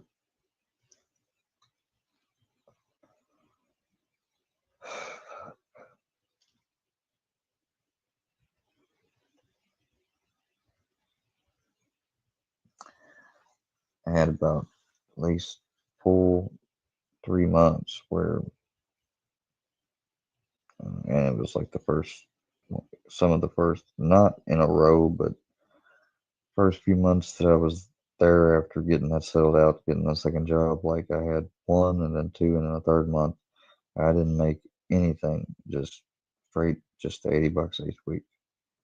Um, but I was also doing a lot of my auditing and stuff training then too, so you know, I guess that had to do with it, which was time consuming and attention focusing. Like the books and stuff he wrote in very elegant and intellectual wording, even though he even knew and said himself that a lot of these people reading this stuff are laymen's and different things and don't have great vocabulary reading skills. I don't know why he wouldn't dumb it down, except I do know why actually. He said he wrote and he talked the way he did because that was how he learned to adjust to speak using those words, and he did use those words in regular conversation with people. If they didn't understand, he would break it down for them. He wasn't mean about it, usually. Um, but that's why he stayed that way in books, because he said he would not dumb it down. Um, because if he were to dumb it down and dumb it down the language, then he risked compromising the structure of Scientology, because you start dumbing down the whole thing and just what you're reading about, who says then you won't do the same thing and dumb down the processes or the auditing or the steps, things you're supposed to do, because that's what you have in Scientology. In Scientology, you have processes. Like if you have a code or if you're sick in some way, what Scientology says is that it's the result of an aberration, which is the result of negative thinking, a negative experience of some sort that is in your reactive mind. It's an aberration, and it's also subconscious, and it's holding you back, essentially. Not only is it holding you back, it's uh, causing your immune system to lower, which is making you susceptible to viruses and stuff. It lowers your vibration, and that's what it does. So what Scientologists would do, because at that point, if you're sick like that or whatever, get a bug, you are considered a PTS, which is potential trouble source. Like, in other words, if someone's sick or something, you don't want them around people that are busy and trusted to important work or something, because people that are sick or whatever, you get them around people not sick. What happens usually? Those other people get sick. And not only that, the phenomenon's been observed countless times when these people are like that and they're around people that aren't PTS, they become a trouble source, because their sickness and their thrown off energy, you know, if you unite with them, that becomes a part of you.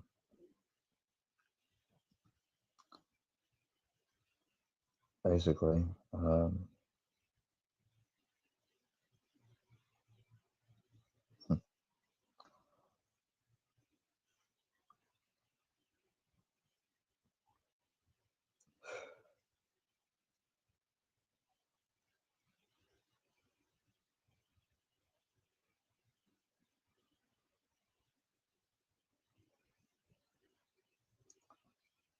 people just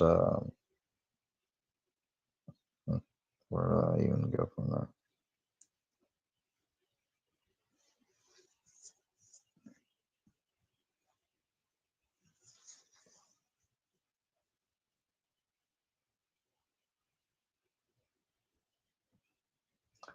I mean, hey,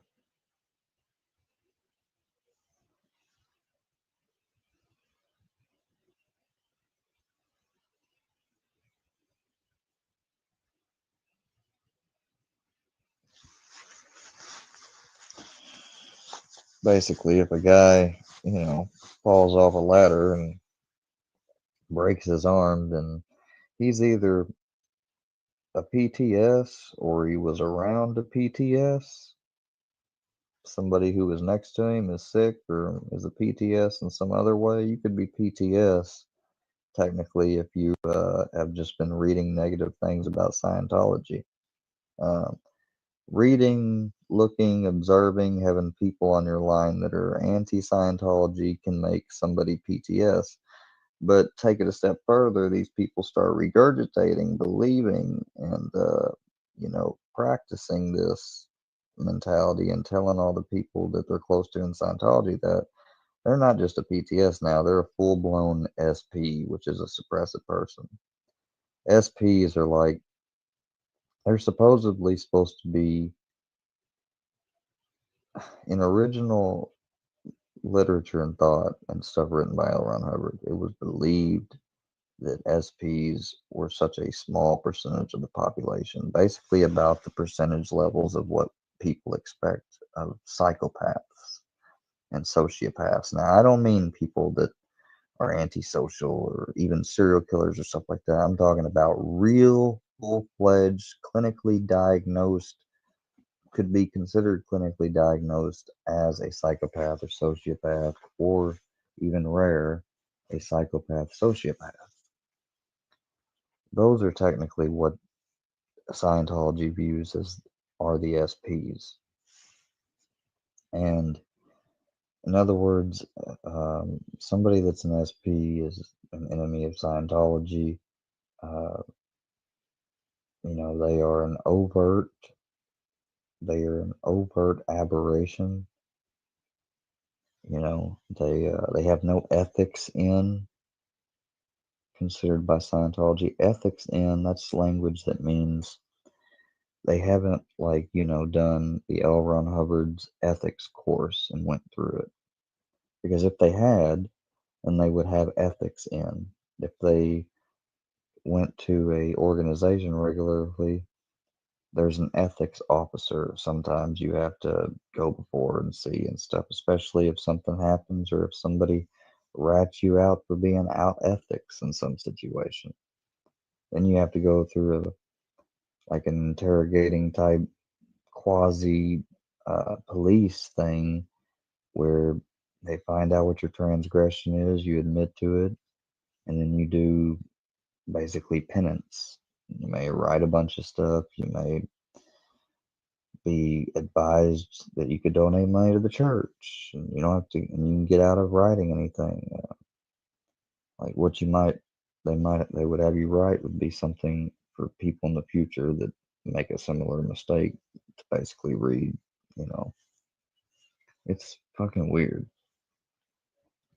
I didn't go through any of this though. I never went to ethics, anything. I read the ethics course. Like a lot of these courses this guy wrote and made are just simply fucking straight up analytically logical and rational. Um, real things that have to do with the world. Like the problem of work, life's is ups and downs is about the natural part of life we all go through where we go on ups and then we go on downs. In other words, um, and that course basically is teaching and strengthening people to realize that you're going to keep having those ups and downs, and what is a healthy way to deal with them on each side. That way, on the downs, you deal with it in a way that isn't, more unhealthy or feeding into the unhealthiness. And the same thing with an up, you deal with that in a way where, you don't let it go to your head or your ego, uh, get you thinking way, you know, it's a balance. I mean,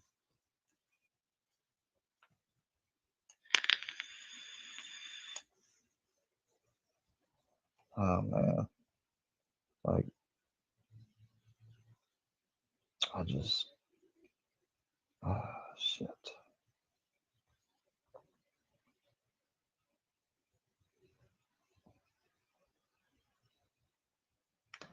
Then when I got down to that 2 years, they were like, "So you ready? Like, when can we get you set up to go to California?" And I said, "Hold on, guys." I was like, as much as I know we talked about doing that, that being the plan.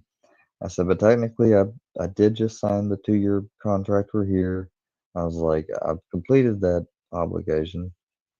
And they said, but also on what you signed, it said that you would do everything in your power to follow through with going forward with joining the Sea Organized.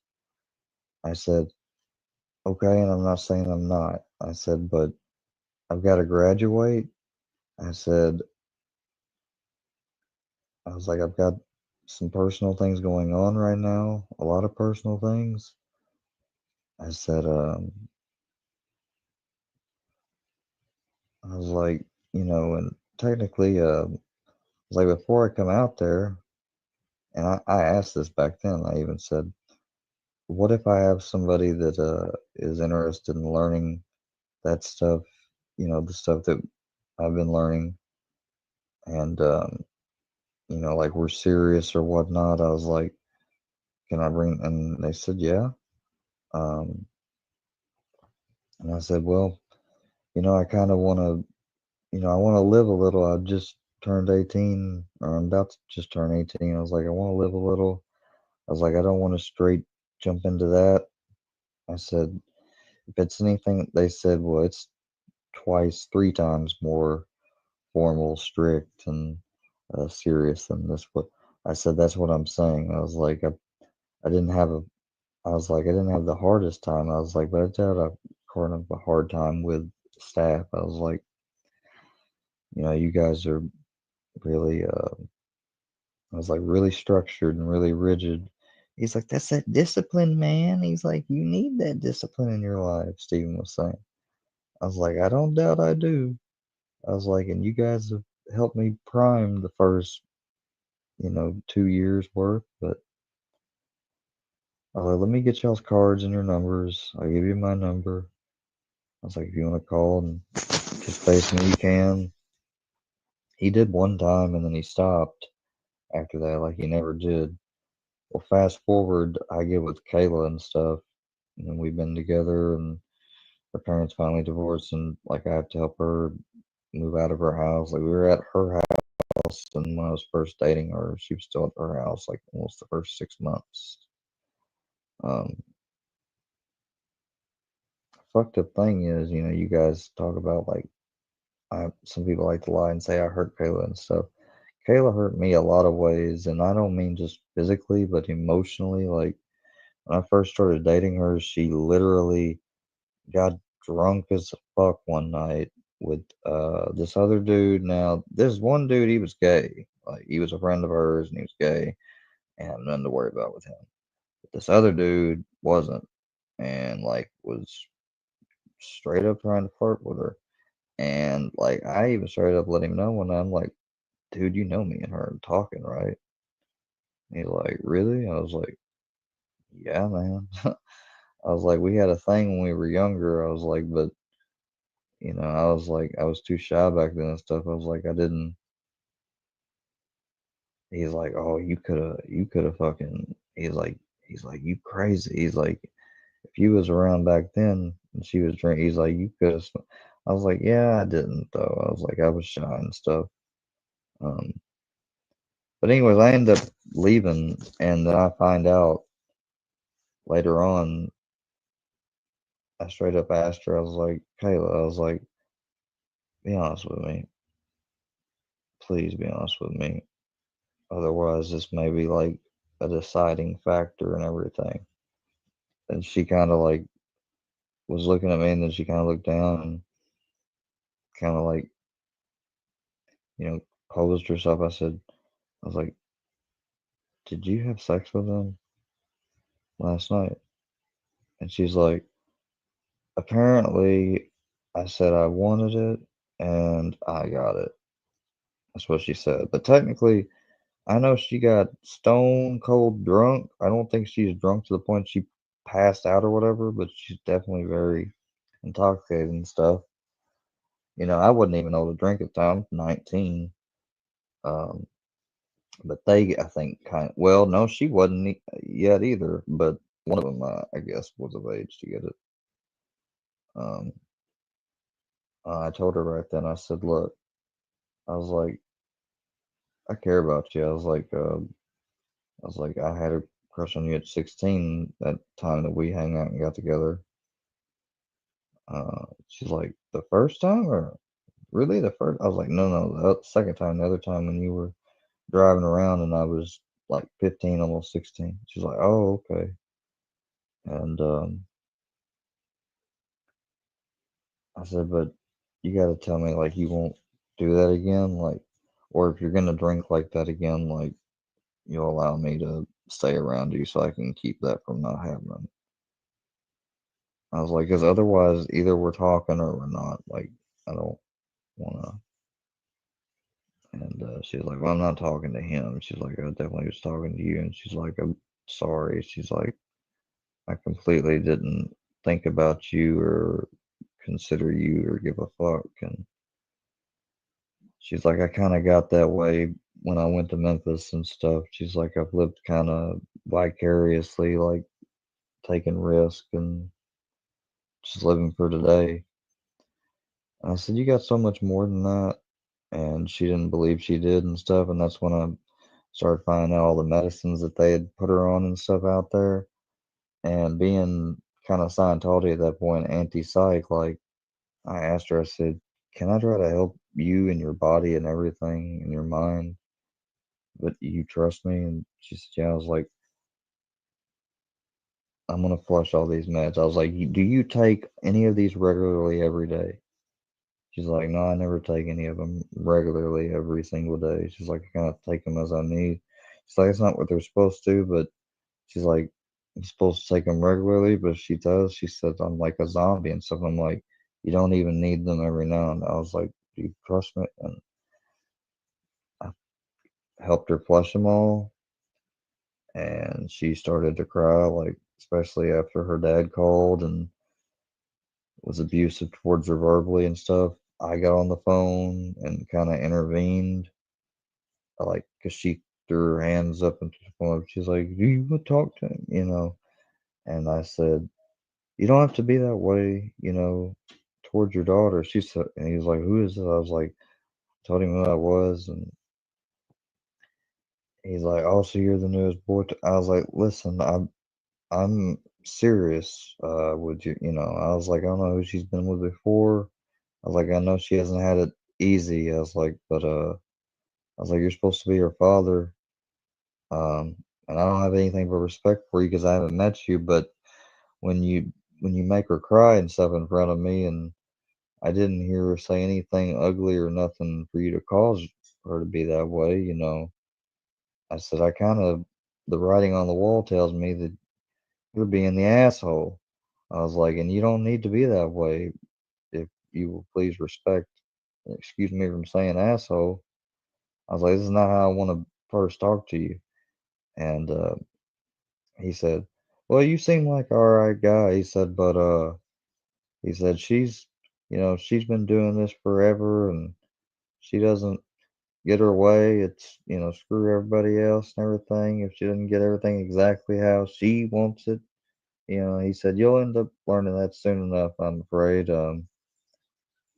He said, "Just make sure she knows this, that, and if you're gonna help her, that you got until then because everything's got to be up out that you need out. She needs to get out by this date." I forgot the exact date and time. Um, and he said, "I'm lead by on these dates and times." And he's like, "Maybe best if you get her and y'all not be around on those times. Try to get all that you can. If you got to get more after, that's fine." He said, "I'll leave it the way it is." He said, "But he's like, I don't want to argue with her, and she always wants to fight with me whenever she sees me."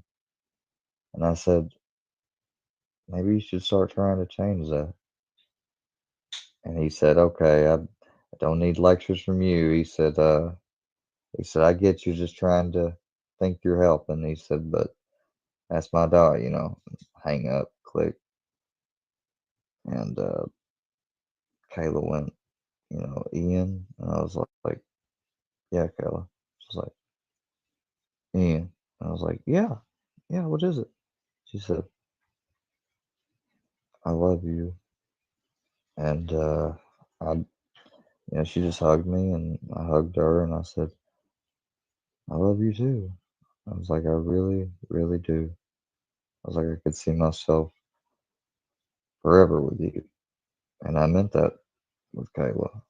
Um, People like to say and go around saying that I hit her. All right. Yes, it's true. I accidentally injured her dog. Accidentally. And I know what some people could be saying, what the trolls would say. The discharge, accident. Car wreck, he says accident. Dog, accident. Inconvenience, always accident for square. That's the facts. All right. When you're told to leave a dog in a room, when you're a guest at someone else's house, not let him get out of the room under no circumstances. Do you know what that means? Especially when we're trying to stay there and get ahead and create a life for ourselves in Nashville. Yeah, it means that we have to keep the dog in the fucking room, essentially.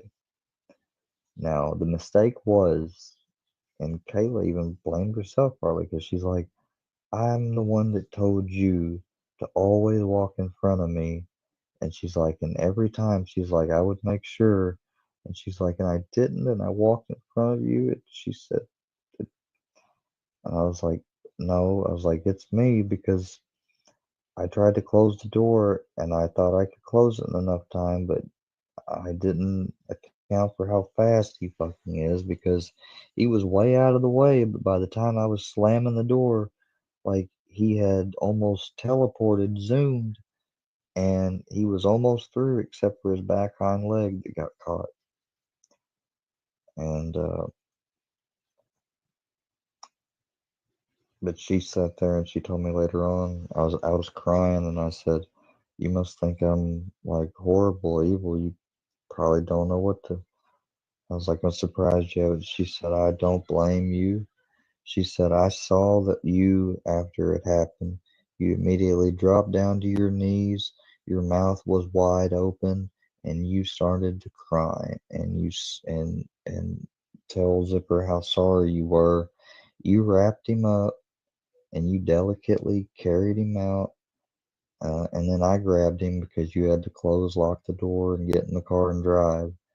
And you drove all around like we wasted a half tank of gas, finally finding an animal hospital open.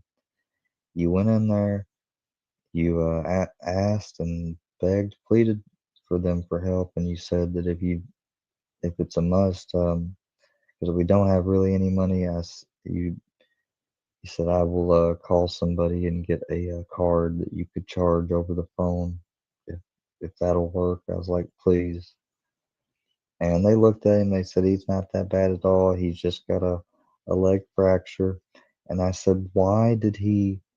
I was like, as soon as he got hit, though, he dropped and he just stared into space, didn't move his head much, and was panting, sort of.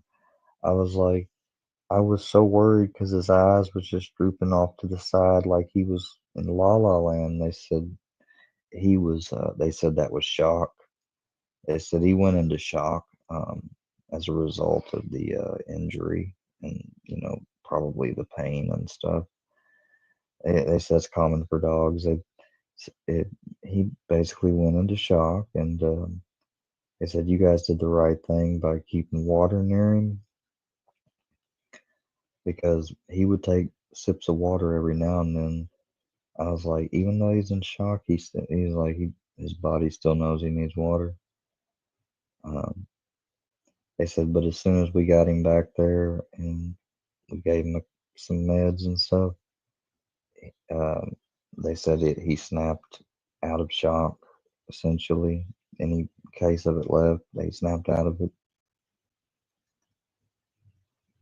and yeah. And I told them, I said, I was like, he's never gonna like me now. And they said, no, probably not. Just being honest, you know. But they said you did the right thing, bringing him here. And they kind of put his leg up in a thing. And they said eventually he won't want this. We'll try to like get it off. When you start noticing him doing that, take it off. Because then he's strong enough and he wants to hold his leg up on his own. They said he should hold his leg up and kind of hip hop around for a little while. Eventually, he'll get strength back in his leg. He'll slowly start to bend it, start to put weight on it. After a day or so of doing that and testing out the weight, by the second day, they said he'll put his foot down fully and he'll start walking, but it'll be a slow walk, limp walk at first, and he'll get back to normal. And he did. Thank God he did. His leg did heal. He did get back to walking normally.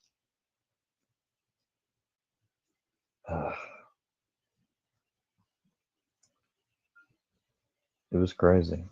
I mean, it was absolutely insane.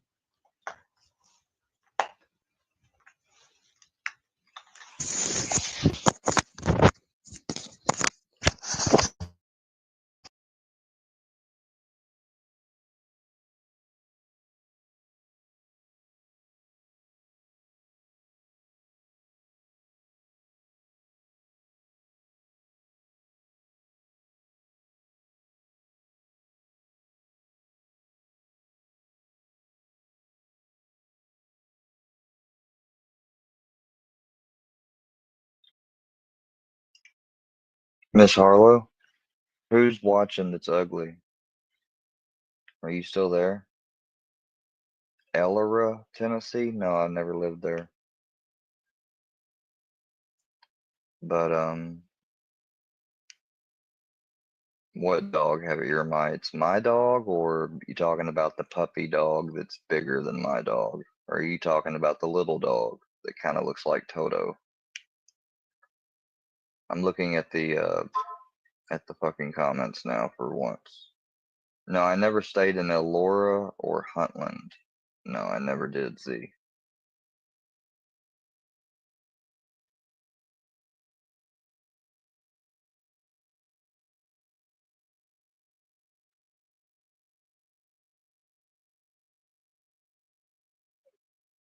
The Toto looking dog, that's my dog. No, he don't have ear mites.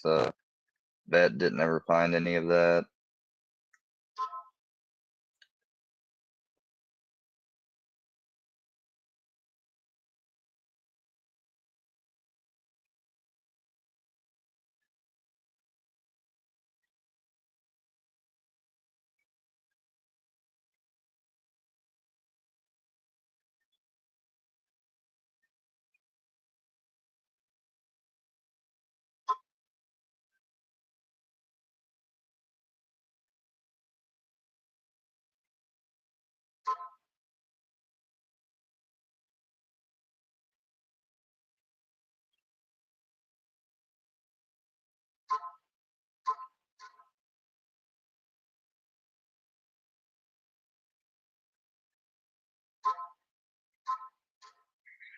Hold on, guys. I got a lot of fucking notifications coming through.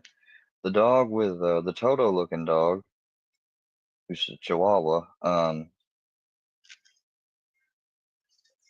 he is completely loved and taken care of. Goes to the vet once a year.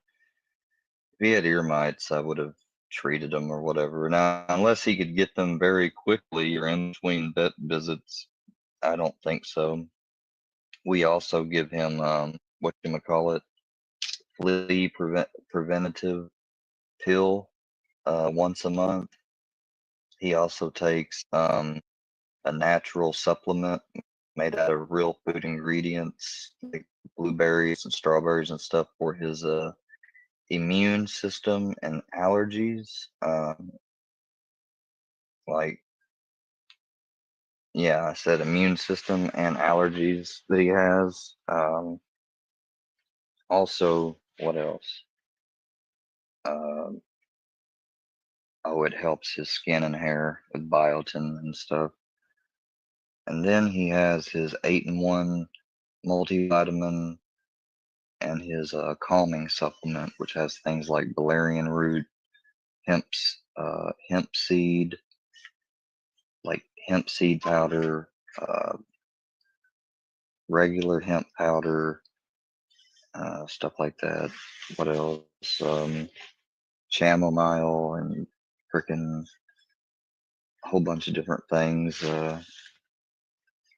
Supposed to help calm him down, keep his anxiety down. And then I've got a raw powdered supplement. It's an 8-in-1, kind of like the 8-in-1 chewy supplement I give him. But this powdered one technically is made out of more like old school stuff, like having um, bone broth type powdered um, different things in it that's like superior for a dog to get certain things in his 8-in-1 uh, glucosamines and stuff like that. And what you're supposed to do with it, like his unkibble, I get it a little damp, which I don't normally do. I don't normally wet it for him at all, but when I use this stuff, I wet his food just a little bit and take a spoonful, a teaspoonful, a couple times of this powder, and I just shake it slowly over that food. Then I might like a chef takes items and tosses them up in a to mix them up like wings or something. I'll mix the kibble up like that with it, get it wet one more time, do a little bit more with the spoon, spreading it out, and then then all he has to do is eat his food, and as he's eating his food, that powder, so much of it is going down in him, and that would take care of him too. It just depends on what mood I feel like which one using that day. When I run out of one, I'll use the rest of the other because the other one I've got more stocked up with it. But yeah, man. I mean, and then when I was with Caleb, what what was the craziest thing of the most was,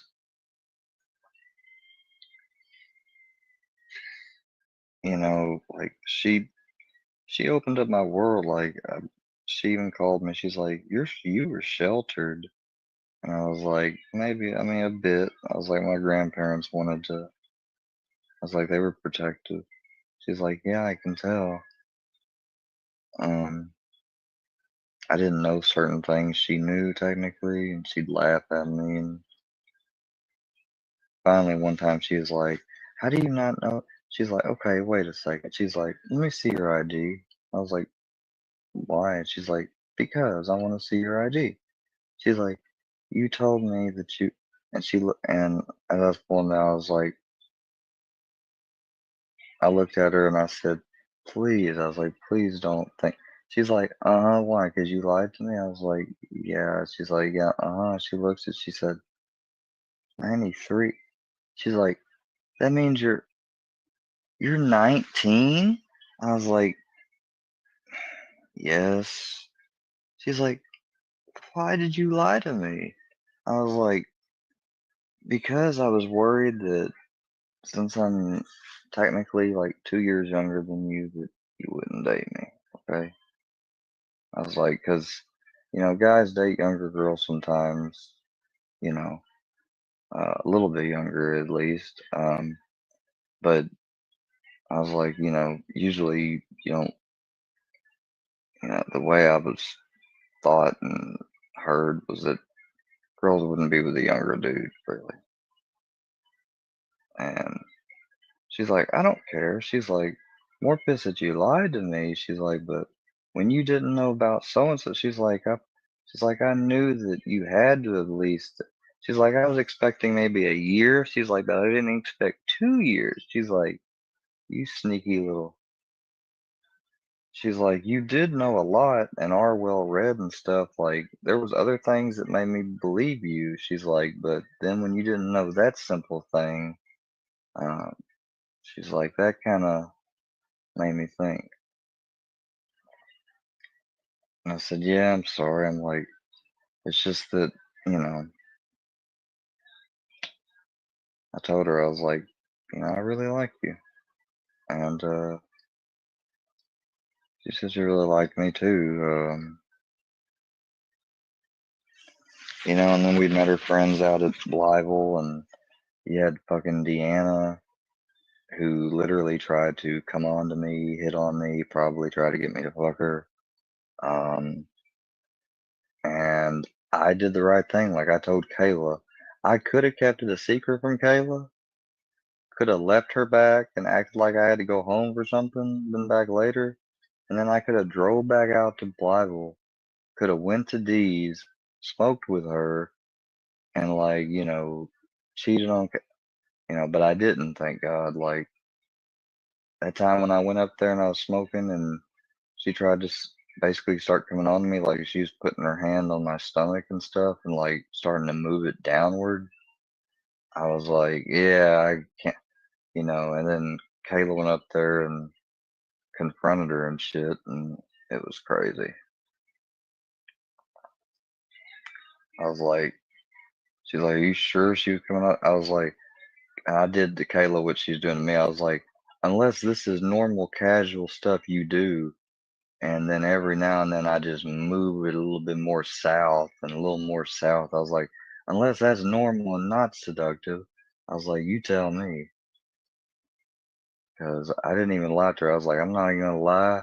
Like like when she moved down the third time, like as the last time I tolerated, like I started to get a fucking chub. I was like, I was like, and if I had stayed there and didn't move, I was like, she would have known for a fact too, and then she probably would have went full force. Thing is, though, I'm glad that 'cause she's like, well, you did the right thing. She's like, most guys would have took the chance to cheat, and if they could cheat, she's like, but thing is like she the she's like, I bet she would have told you she's on birth control, but she's not. She's like, she's trying to get pregnant by some dude, and it might have been you. She had said, and I was like, fuck that. I was like, do y'all talk about that stuff? Like, did you say anything to her? I was like, yeah. I was like, why are you trying to get pregnant by somebody? I was like, especially if you don't know that they would want it or whatever else. I was like, and because, because I need to make sure I have some type of stability or help. And like, she's like, I'm not even going to argue with that. Like, she's like, my mom would never have, and the fucked up thing is, that girl's mom had got that in her head that she needed to do that. She's like, her own mom. She's like, my mom would never tell me that. She's like, she's like, I'm not ready to have kids. She's like, I don't want to have kids until maybe way later. That was how Kayla was. Kayla made sure to get birth control. If we didn't birth control, she got contraceptives. If that was somehow out of the question and not available, we use condoms. I mean, that's just like we didn't take no chances. We just didn't. A couple of times, I think we technically did pull a chance. Like we really wasn't prepared, but we wanted to anyways. But only very few. Very, very few. And that was about it. I mean, just as quick as she came into my life, she was almost gone. Like, 'cause while we was in Missouri looking around for jobs, not finding shit, and I had given up doing my home health gig thing because I didn't need the temptation from out there or anything. So I finally called Stephen Levine again from the card that I still had in my wallet. And I said, "Hey, Stephen, this is Ian. Do you remember me, Ian?" He's like, "Oh, yeah, Ian, you know." I was like, "Look, I have um, me and my girlfriend, you know," I told him, and they immediately got us a plane ticket from St. Louis out there.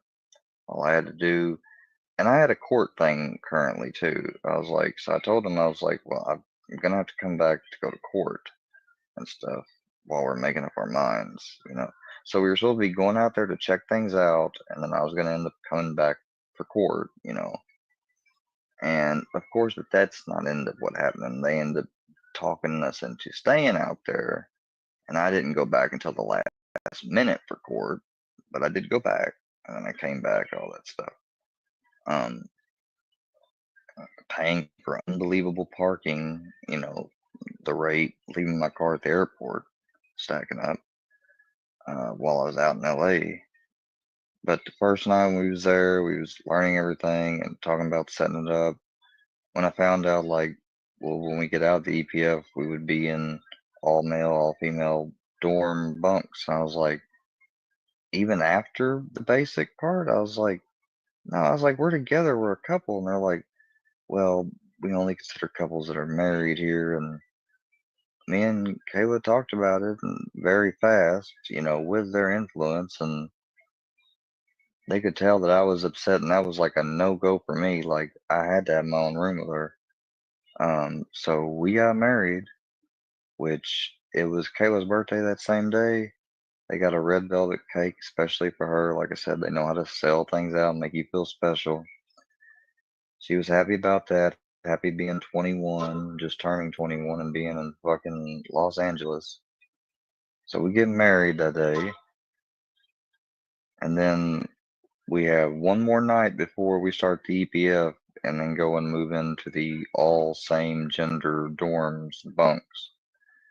So they put us up in a room at this house. It's like a little bit down the street away from the blue building off the same road, building that they own, control. We have privacy and all that. And they're like, remember, guys, don't have sex, all that stuff. You know, even though you are married, you need to wait, and, you know, you need to be clear in your mind and stuff for the Scientology work you're going to be doing.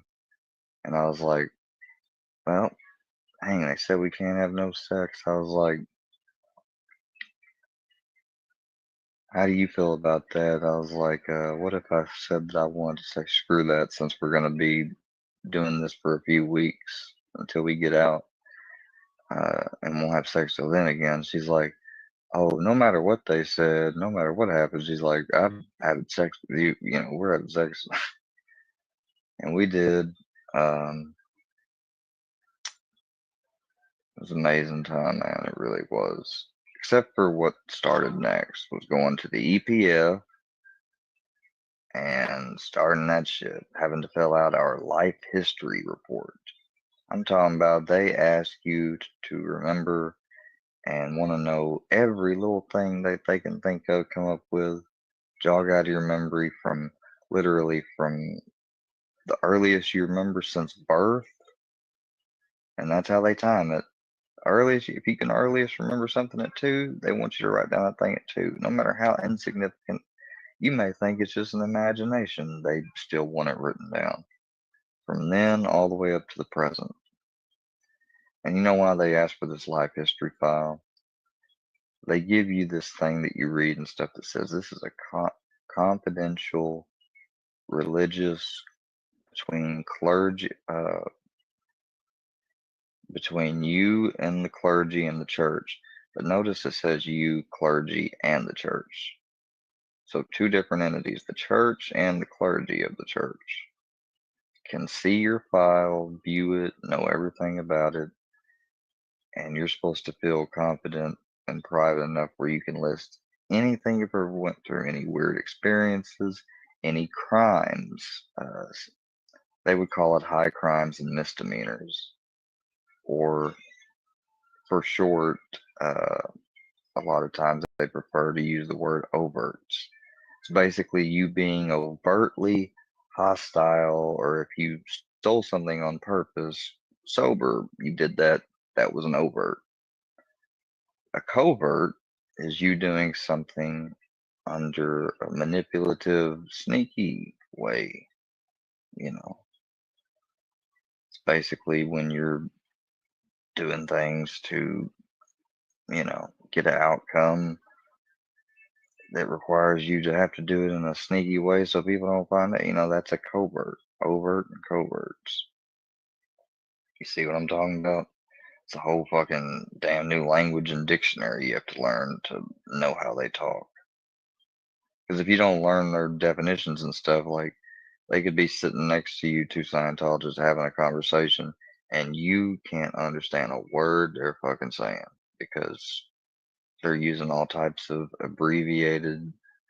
Think of like text, online speak, abbreviations like LOL and stuff. We all know that and can read that. Well, they have abbreviations and stuff just the same for Scientology, and by only those type of folks knowing it, they can confidently have like a sensitive conversation in front of regular people and nothing gets out. It's kind of genius in a way. I mean, that's how it allows them to do a bunch of spy operations and stuff and be able to talk about somebody they're right around that they're spying on, and that person can't tell they're talking about them. I never went on anything like that or had to do anything like that, thankfully. But when Kayla got sick and they put her in isolation and they started putting in her head that they thought that I was a PTS, a potential trouble source, they said that because I was sneaking around and going out of my way to see Kayla to check on her. She's my wife, my new wife, and I care and loved her. And I didn't give a shit about their weird rules about isolating somebody with a cold because they're afraid that if I talk to them, I might end up fucking, knocking 40 people down tomorrow some way or something, or causing a major accident. Like, that's just crazy. But that's the same type of extreme bullshit they sell when it comes to the OT levels. The reason why people like me and Kayla on the lower levels and stuff and everyone else in the world can't learn or know what L. Ron Hubbard wrote down for the OT levels is because they're not prepared for the information, and the information can literally make them get deathly sick to the point that you get pneumonia and die. Very specific, too, that you get specifically pneumonia, fever, and die, basically. And that's it. You hear this right here that I'm about to recite to you. Approximately 76 trillion years ago, um, this planet was one of the major planets, and it was called this planet that was as Earth was called Tigiak. Has always been known as Tigiak, and this is the dark place. This is where they all got smashed. So approximately 75, 6 trillion years ago, there was a fellow by the name Xenu, who the Galactic Federation was in charge. They were the elected body. They elected a fellow by the name of Xenu to the supreme ruler. And he basically spent his last moment in office. They elected him to be the supreme ruler, and Xenu was he was a suppressive to end all suppressives. He was a complete SP, type A1, gone bad personality. He was bad. He took off all the cowboys and the white hats in the administrations and different heads of state, and he got rid of them fast. And then he replaced them with black hats, friends of his. And then troops, not knowing what the hell kind of false orders were fed, began to go around, all because they were about to unelect him, and he spent his last moments in office to really goof the fluke. And when he says this, goof the fluke, somebody drops something in the original recording, and he goes, "I don't mind you. I don't blame you for dropping something, dear." And they just all are like laughing, like, "Holy shit, what the fuck is he talking about?" You can tell they're like laughing like crazy, like, "What the fuck is this?" And he said, so troops, not knowing what kind of hell false orders they was fed, started going around and picking up different population centers on different planets. One of the ways they did it was to tell people and send them letters to come in for an income tax investigation. And he said, the United States just copies income tax from R6. They're just everything you see on the society is 100% copied from R6 because people were told to do it. He said, if you ever wonder why you go in, well, let me get to that next part. He's like, come in for an income tax investigation, and they just basically people would come in for those income tax audits. They'd be brought into a room, and the trick was to hit somebody over the head and hit them with a what was it called?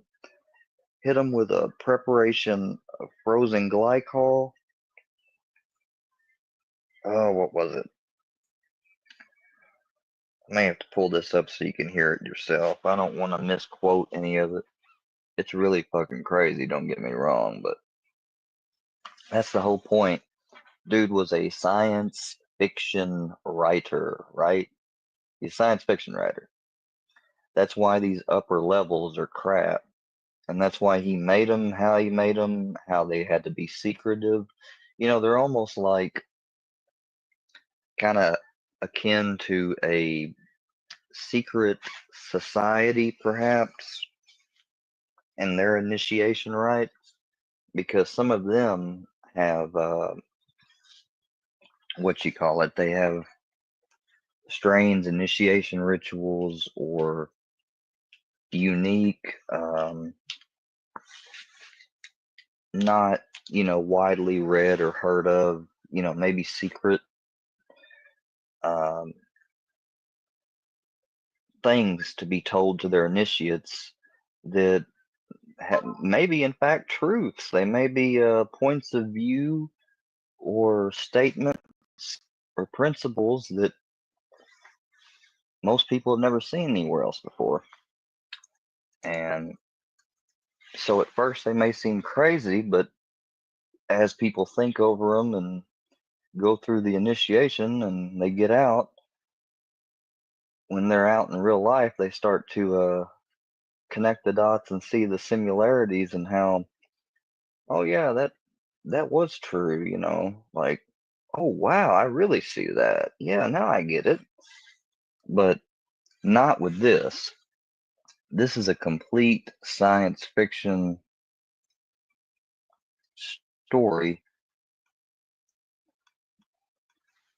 mainly to keep people hoping, and basically it causes people that are deep in and get to this point, essentially this is a make or break moment. Either they go, wow, this is crazy. So no wonder the gains only slowly and gradually increase, because this is so huge, and this is only OT3. Like, we got OT8, and then for hardcore Scientologists, they know that there's technically OT9, 10, and I think even an OT11.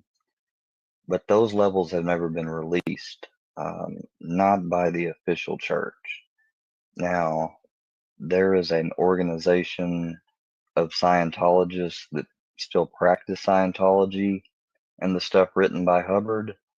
As a matter of fact, they specifically follow Hubbard's way. They don't do any of the new stuff that David Miscavige came out called New Era, because they believe it to be a fraud.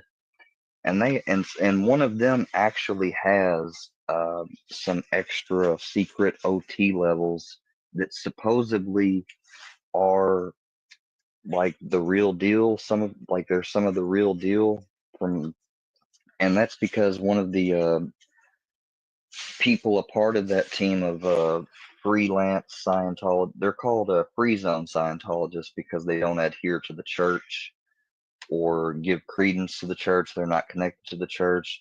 The church views them almost as heretics and enemies. And technically, they say that they're out of tech, and they're not bringing correct Scientology because they're not doing it the church's way, basically. But, you know, screw that. You don't have to have a church to practice something. But this is tape recording number 6810C03, SO Class 810. The 10th lecture given by L. Ron Hubbard to students of the first Class 8 course on board the flagship Apollo on the 3rd of October, 1968. Now, this was the 3rd of October, 1968, on the flagship Apollo. This was on a vessel, a ship at sea, with the Sea Org members that were there and stationed, and also with, and I'm talking about in the same room, like passing by L. Ron Hubbard every day as he's smoking cigarettes, doing stuff, because he's the captain and they're his shipmates. So they're basically in the same area and room with him as they're hearing the stuff. The title of this lecture is It basically says L. Ron Hubbard's own words, healing through auditing and assist. CO3. It says, hold on. Tape recording number 6 lecture given 3rd of October. The complete story of Xenu could be spelled Xemu, he says, so they have it written Xenu or Zemu, which technically it would be pronounced Xenu either way, even if it's spelled with an M. And the origins of all human suffering. 1968. And the lies of Catholicism and Christianity. That's a big one. Pay attention. The title of this lecture is Assists. This tape lecture has been classified confidential. Copyright 19.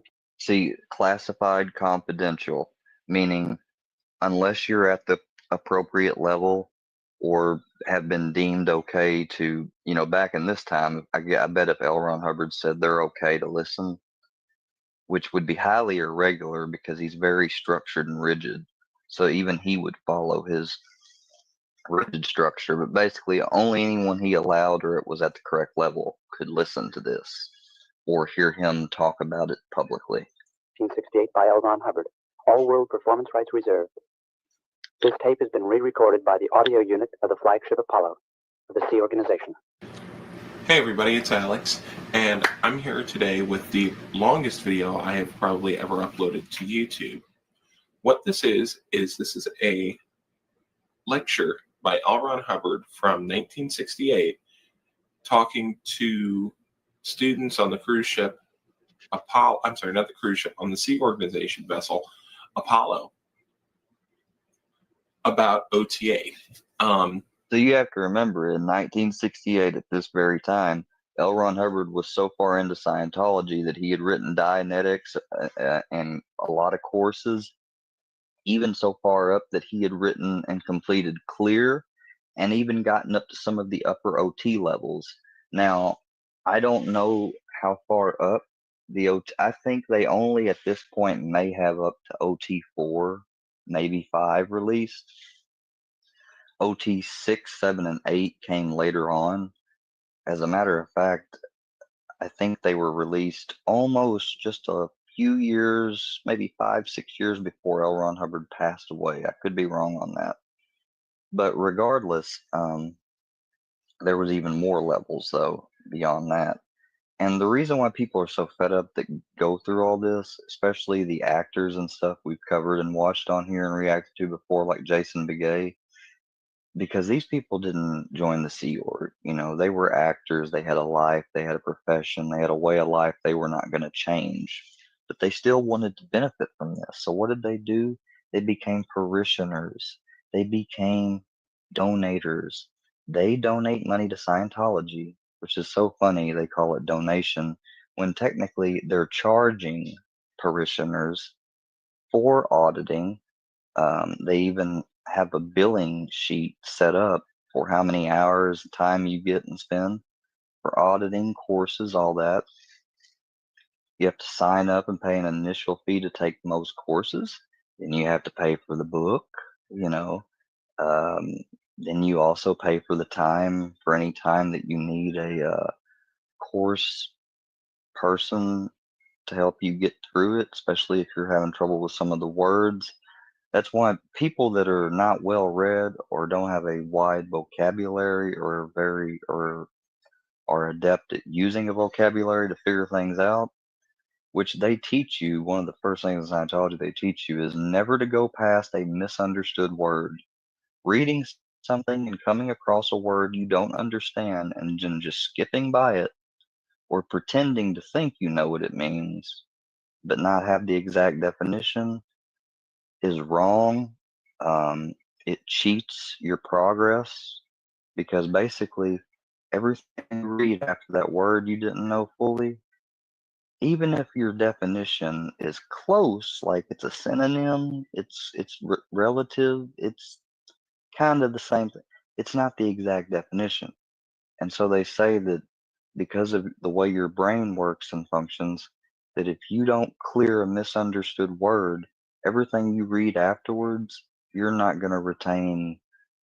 You'd be lucky if you retain just a few percentages of it, you know, compared to if you come across a misunderstood word, you stop right where you're at, get a dictionary, look up that word, read the definition to yourself once or twice, get it sunk in, then reread that sentence, come to the misunderstood word, and when you read it, think about what the definition is you read. So now you know the definition and you know what it means.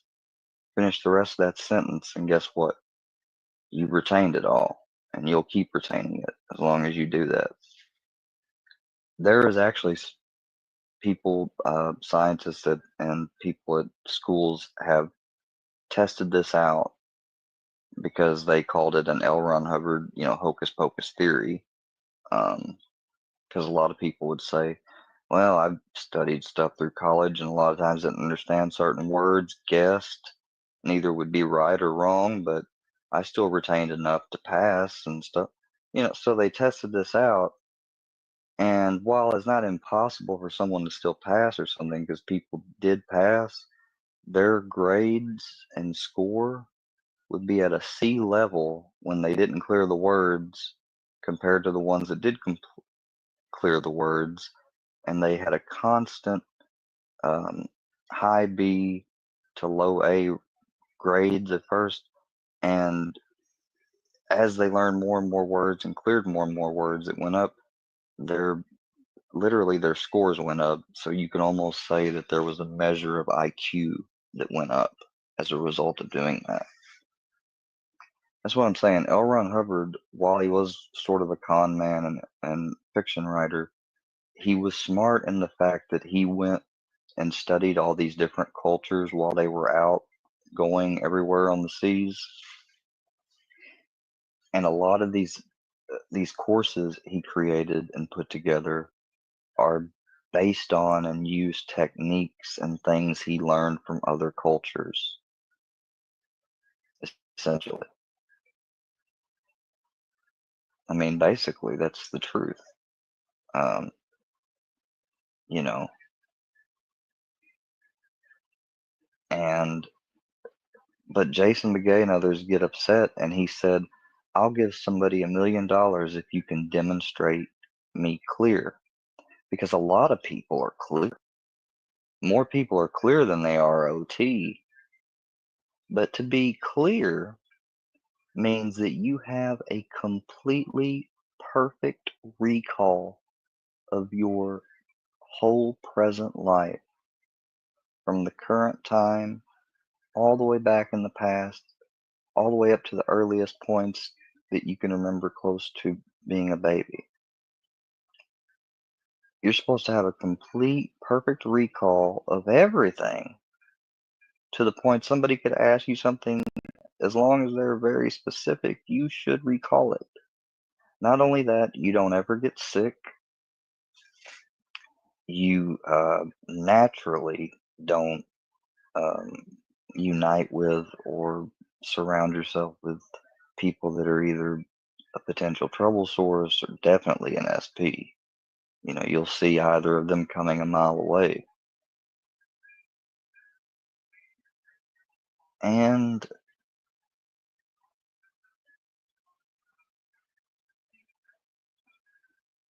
perfect spelling, perfect writing, perfect communication, perfect intention, and be complete cause over the physical, messed universe when it comes to the just the physical aspect and the first plane mental aspect. So mentally and physically, you should be the top of your game. Like you would be, you'd be one of those humans that's operating always efficiently.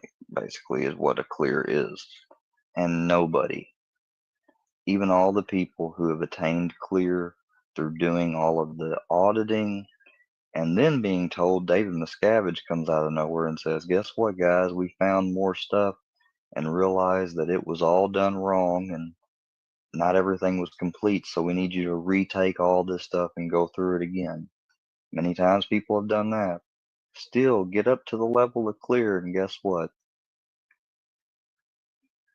Clear is technically you're not able to recall like any past life or whatever, which they believe that you have past lives, of course. Otherwise, you wouldn't sign a billion-year contract, and the motto of the Sea Org wouldn't be Latin for "we come back," in other words. And I mean, it's fucked, but it really is. They can't fucking recall. A lot of them, a lot of clears cannot even tell you what they did this exact time of the year and day just a year ago because they're human. I mean, like to get through and go through all the steps for clear, like Elron technically promises people that you will have these abilities and stuff and be an efficient human. You won't be psychic or ESP or none of that, but you're supposed to have a complete good recall, not get sick, good health, good mind, all that. And it's just bullshit. Now, once you get up to OT, fuck, depending on what level you are, you're supposed to be now cause over matter, energy, space, and time. Not just matter, which was the level of clear, only being over matter, but being cause over matter, energy, space, and fucking time. Like you're supposed to be able to do things with your mind at certain points. You're supposed to be able to recall and get into past lives. You're supposed to even be able to communicate with other OTs and stuff without talking, with your mind. How many people do you? There's a woman that's up at OT8, which is the highest level. It's the highest level you can get to in the current structure because they didn't release any of those extra levels like they did over in Europe in the free zone.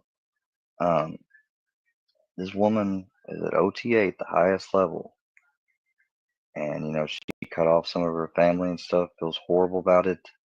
And other things that she did, she wishes she could take back.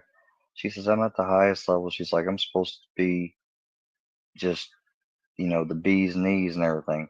She said, "I have just now been getting over a serious illness, which is not even something I'm supposed to have as a clear.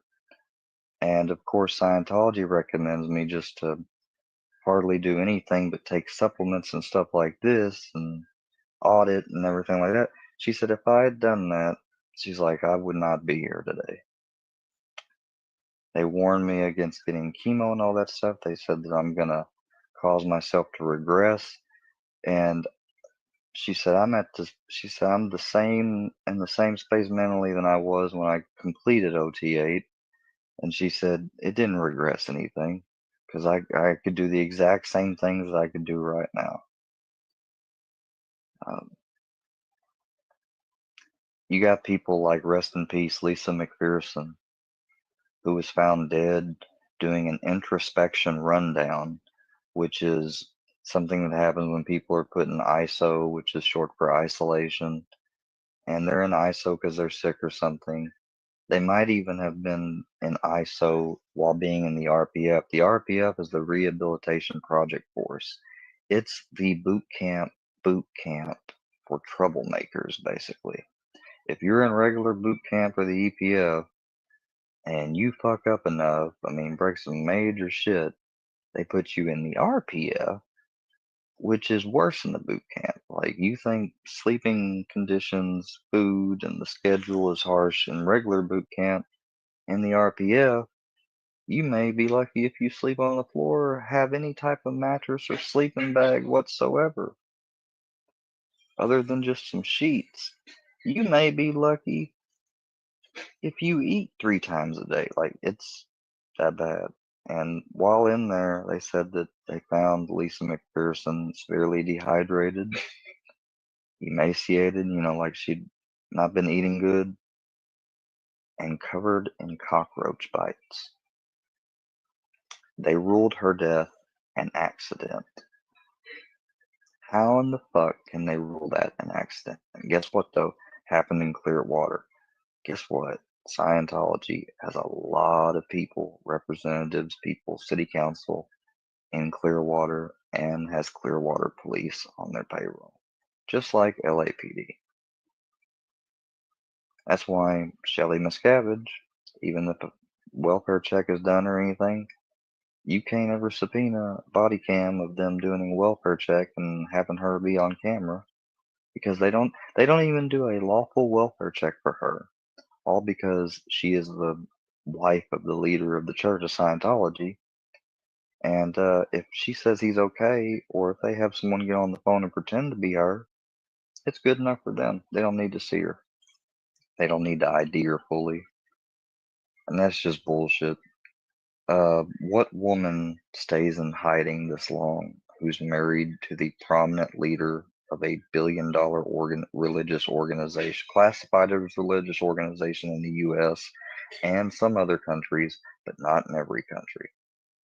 In some places, Scientology is classified as a flat-out either cult that's dangerous, or they're classified as nothing more than a self-help, new age type organization. Um, in some places, they haven't gotten total tax exemption, but they've gotten charitable as a charitable, social give back to the community type philosophical, self-help based organization, which gives them some tax breaks, but not as much as being a full-blown religion. Uh, it's a steady fight. They've been fighting to be completely religion recognized worldwide forever now, and it's never happened. It only happened here in the US because they put enough pressure on IRS officials back in the early 90s to 1993. They started on it not long after L. Ron Hubbard died. David Miscavige got briefed after becoming COB, twisting arms, getting in that position. He basically found out from the other executives that handled the money, the bill, the legal bills and stuff, notices, that they were in the red, that to settle the tax bill would take all the assets, everything the church had, liquidate it, and the church would fall, essentially.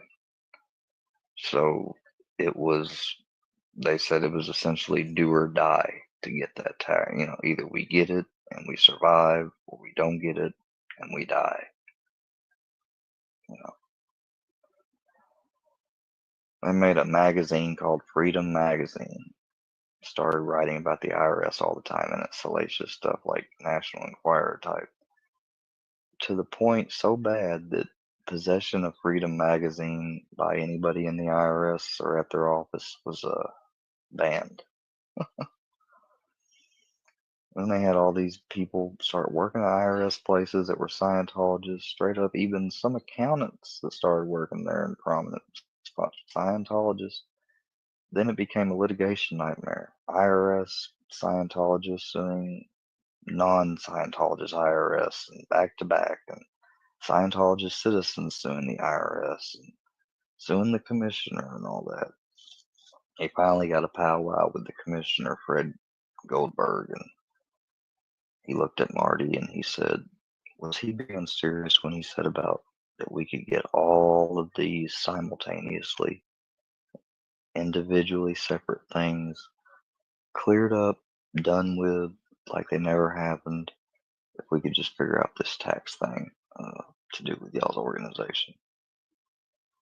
And they went through and they told them, well, here's what the guidelines are that we have currently to determine if someone's tax organization. And they basically said, well, we meet that by this, we meet that by this, we meet that by this. And he rubber stamped them. And he gave them tax exempt status. The year I was born. And they had this big celebration that went, the war is over. The war is over.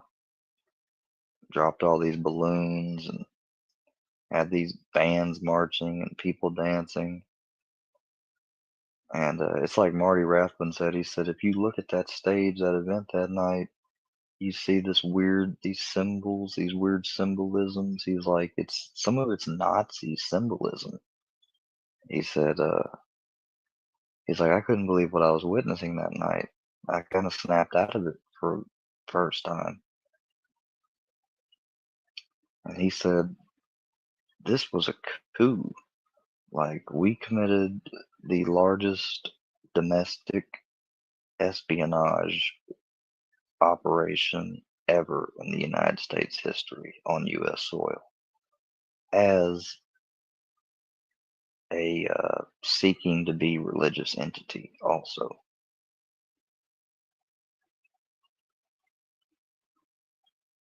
He's like, that's big. That's a big thing.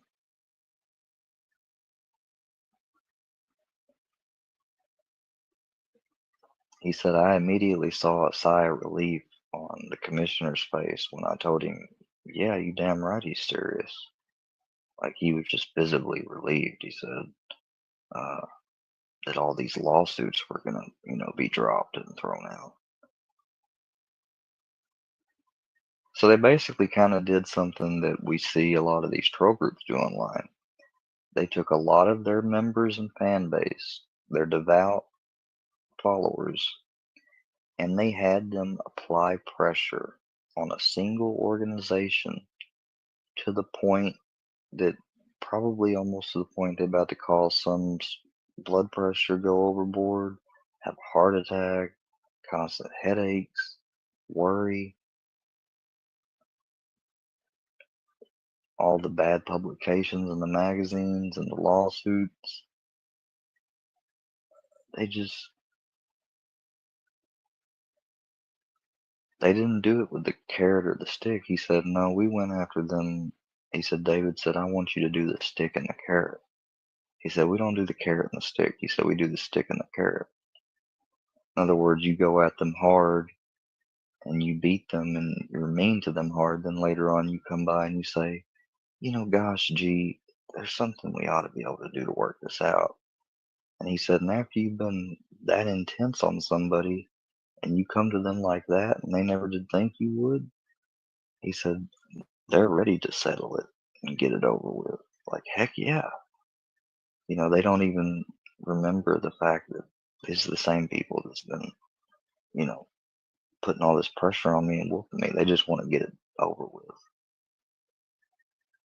That's how Scientology became a tax exempt organization. No doubt. And when we were out there, we ate 3 square meals a day. You know, they never not fed us. I never got treated wrong there at all, really, except for it was kind of wrong how they separated us. We're turning both of us, kind of trying to turn both of us against one another. I think they started to feel like they thought one of us would be leaving or want to leave. And so whoever that was, they were trying to figure it out. And they figured it out that it would be me.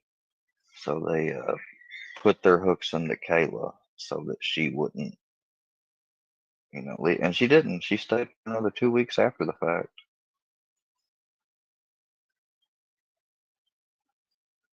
2 weeks. And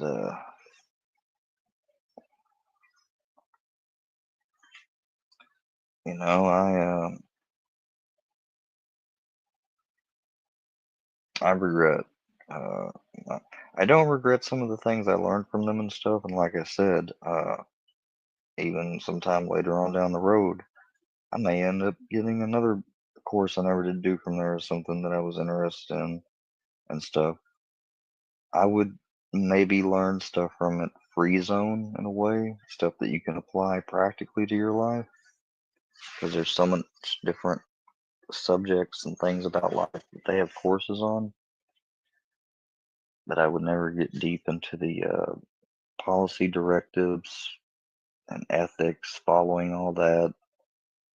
Like, it's really Gestapo like. Like, if you know a Scientologist that starts expressing thoughts like they don't know, they think they may should leave, go back to their family, that signing their life away wasn't the best decision. There's 2 ways a Scientologist can go about that. One, they be a honest, genuine friend with them and tell them, look, you need to be careful and quiet who you say that with. That's what you need to do. Do it. Do it in a way that's smart. Don't let them trap you. Don't let them tell you no, change your mind. You know, or you can handle it by telling them they're crazy, they're wrong, it's just doubt. Um, they need to go and share this with somebody. Um, and they want confirmation that they did, or else, guess what? That Scientologist is going to go to an ethics officer and tell them themselves that so and so expressed this because of what their mother said or whatever else. You know, they'll do that. They get people from out of the country. A lot of the times, I bet it's people that don't have stable citizenship. I'd be surprised if they have an active green card. They might. And if they do, well, then they take their green card from them or whatever, so they're kind of stuck there. Don't ever give it back. And if they don't have one, then they're even more stuck there. It's bad, you know? And they have them stay out there outside, right outside the door, trying to attract people, especially people that's of their own ethnicity. And I see there's certain guys that will and gals will stand out there all the time, especially ones that can speak the language of perhaps people that the door guy can speak, like Spanish or whatever, and they'll be telling them in Spanish, the culta, it's a culta, you know, it's a cult.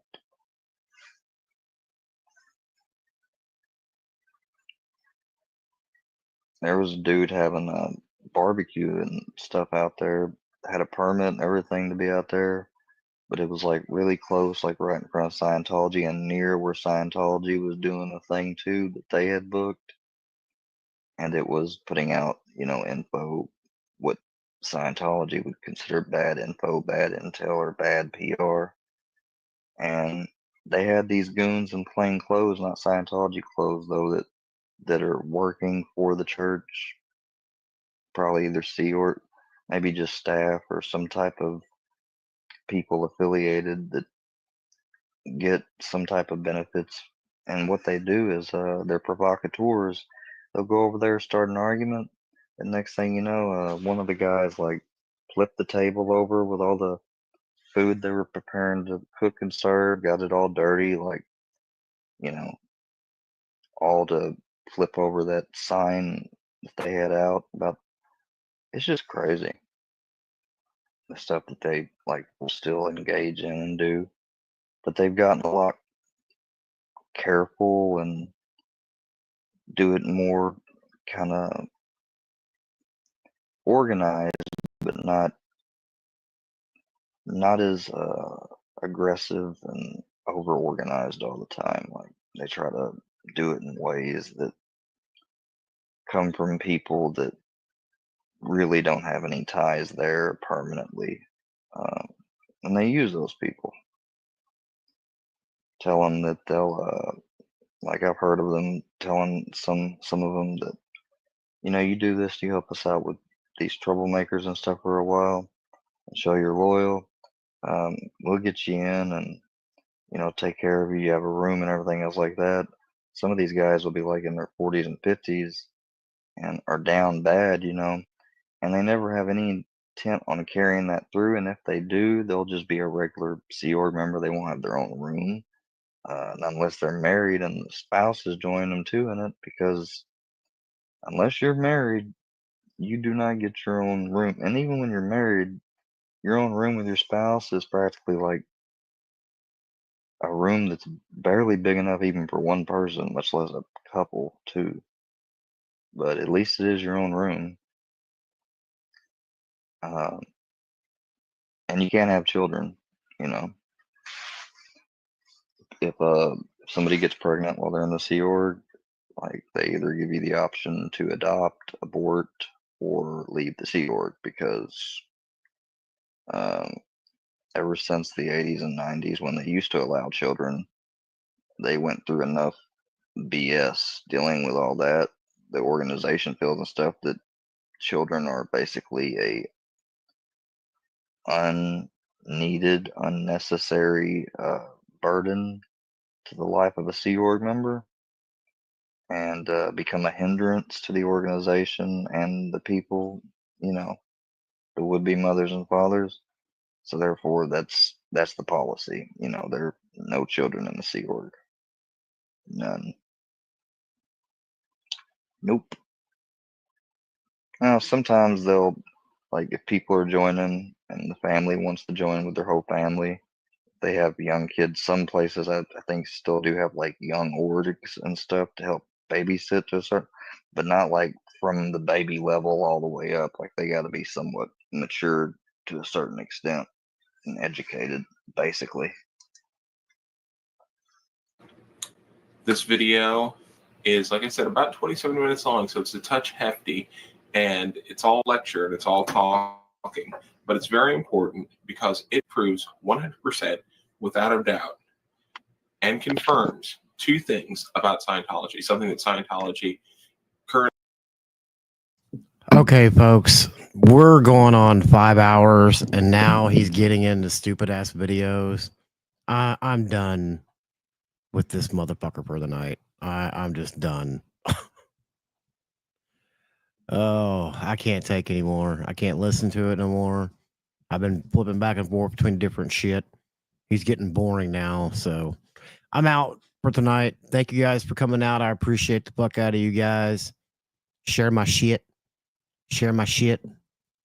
I'll see you guys. I'll see you guys later on this week. Peace out.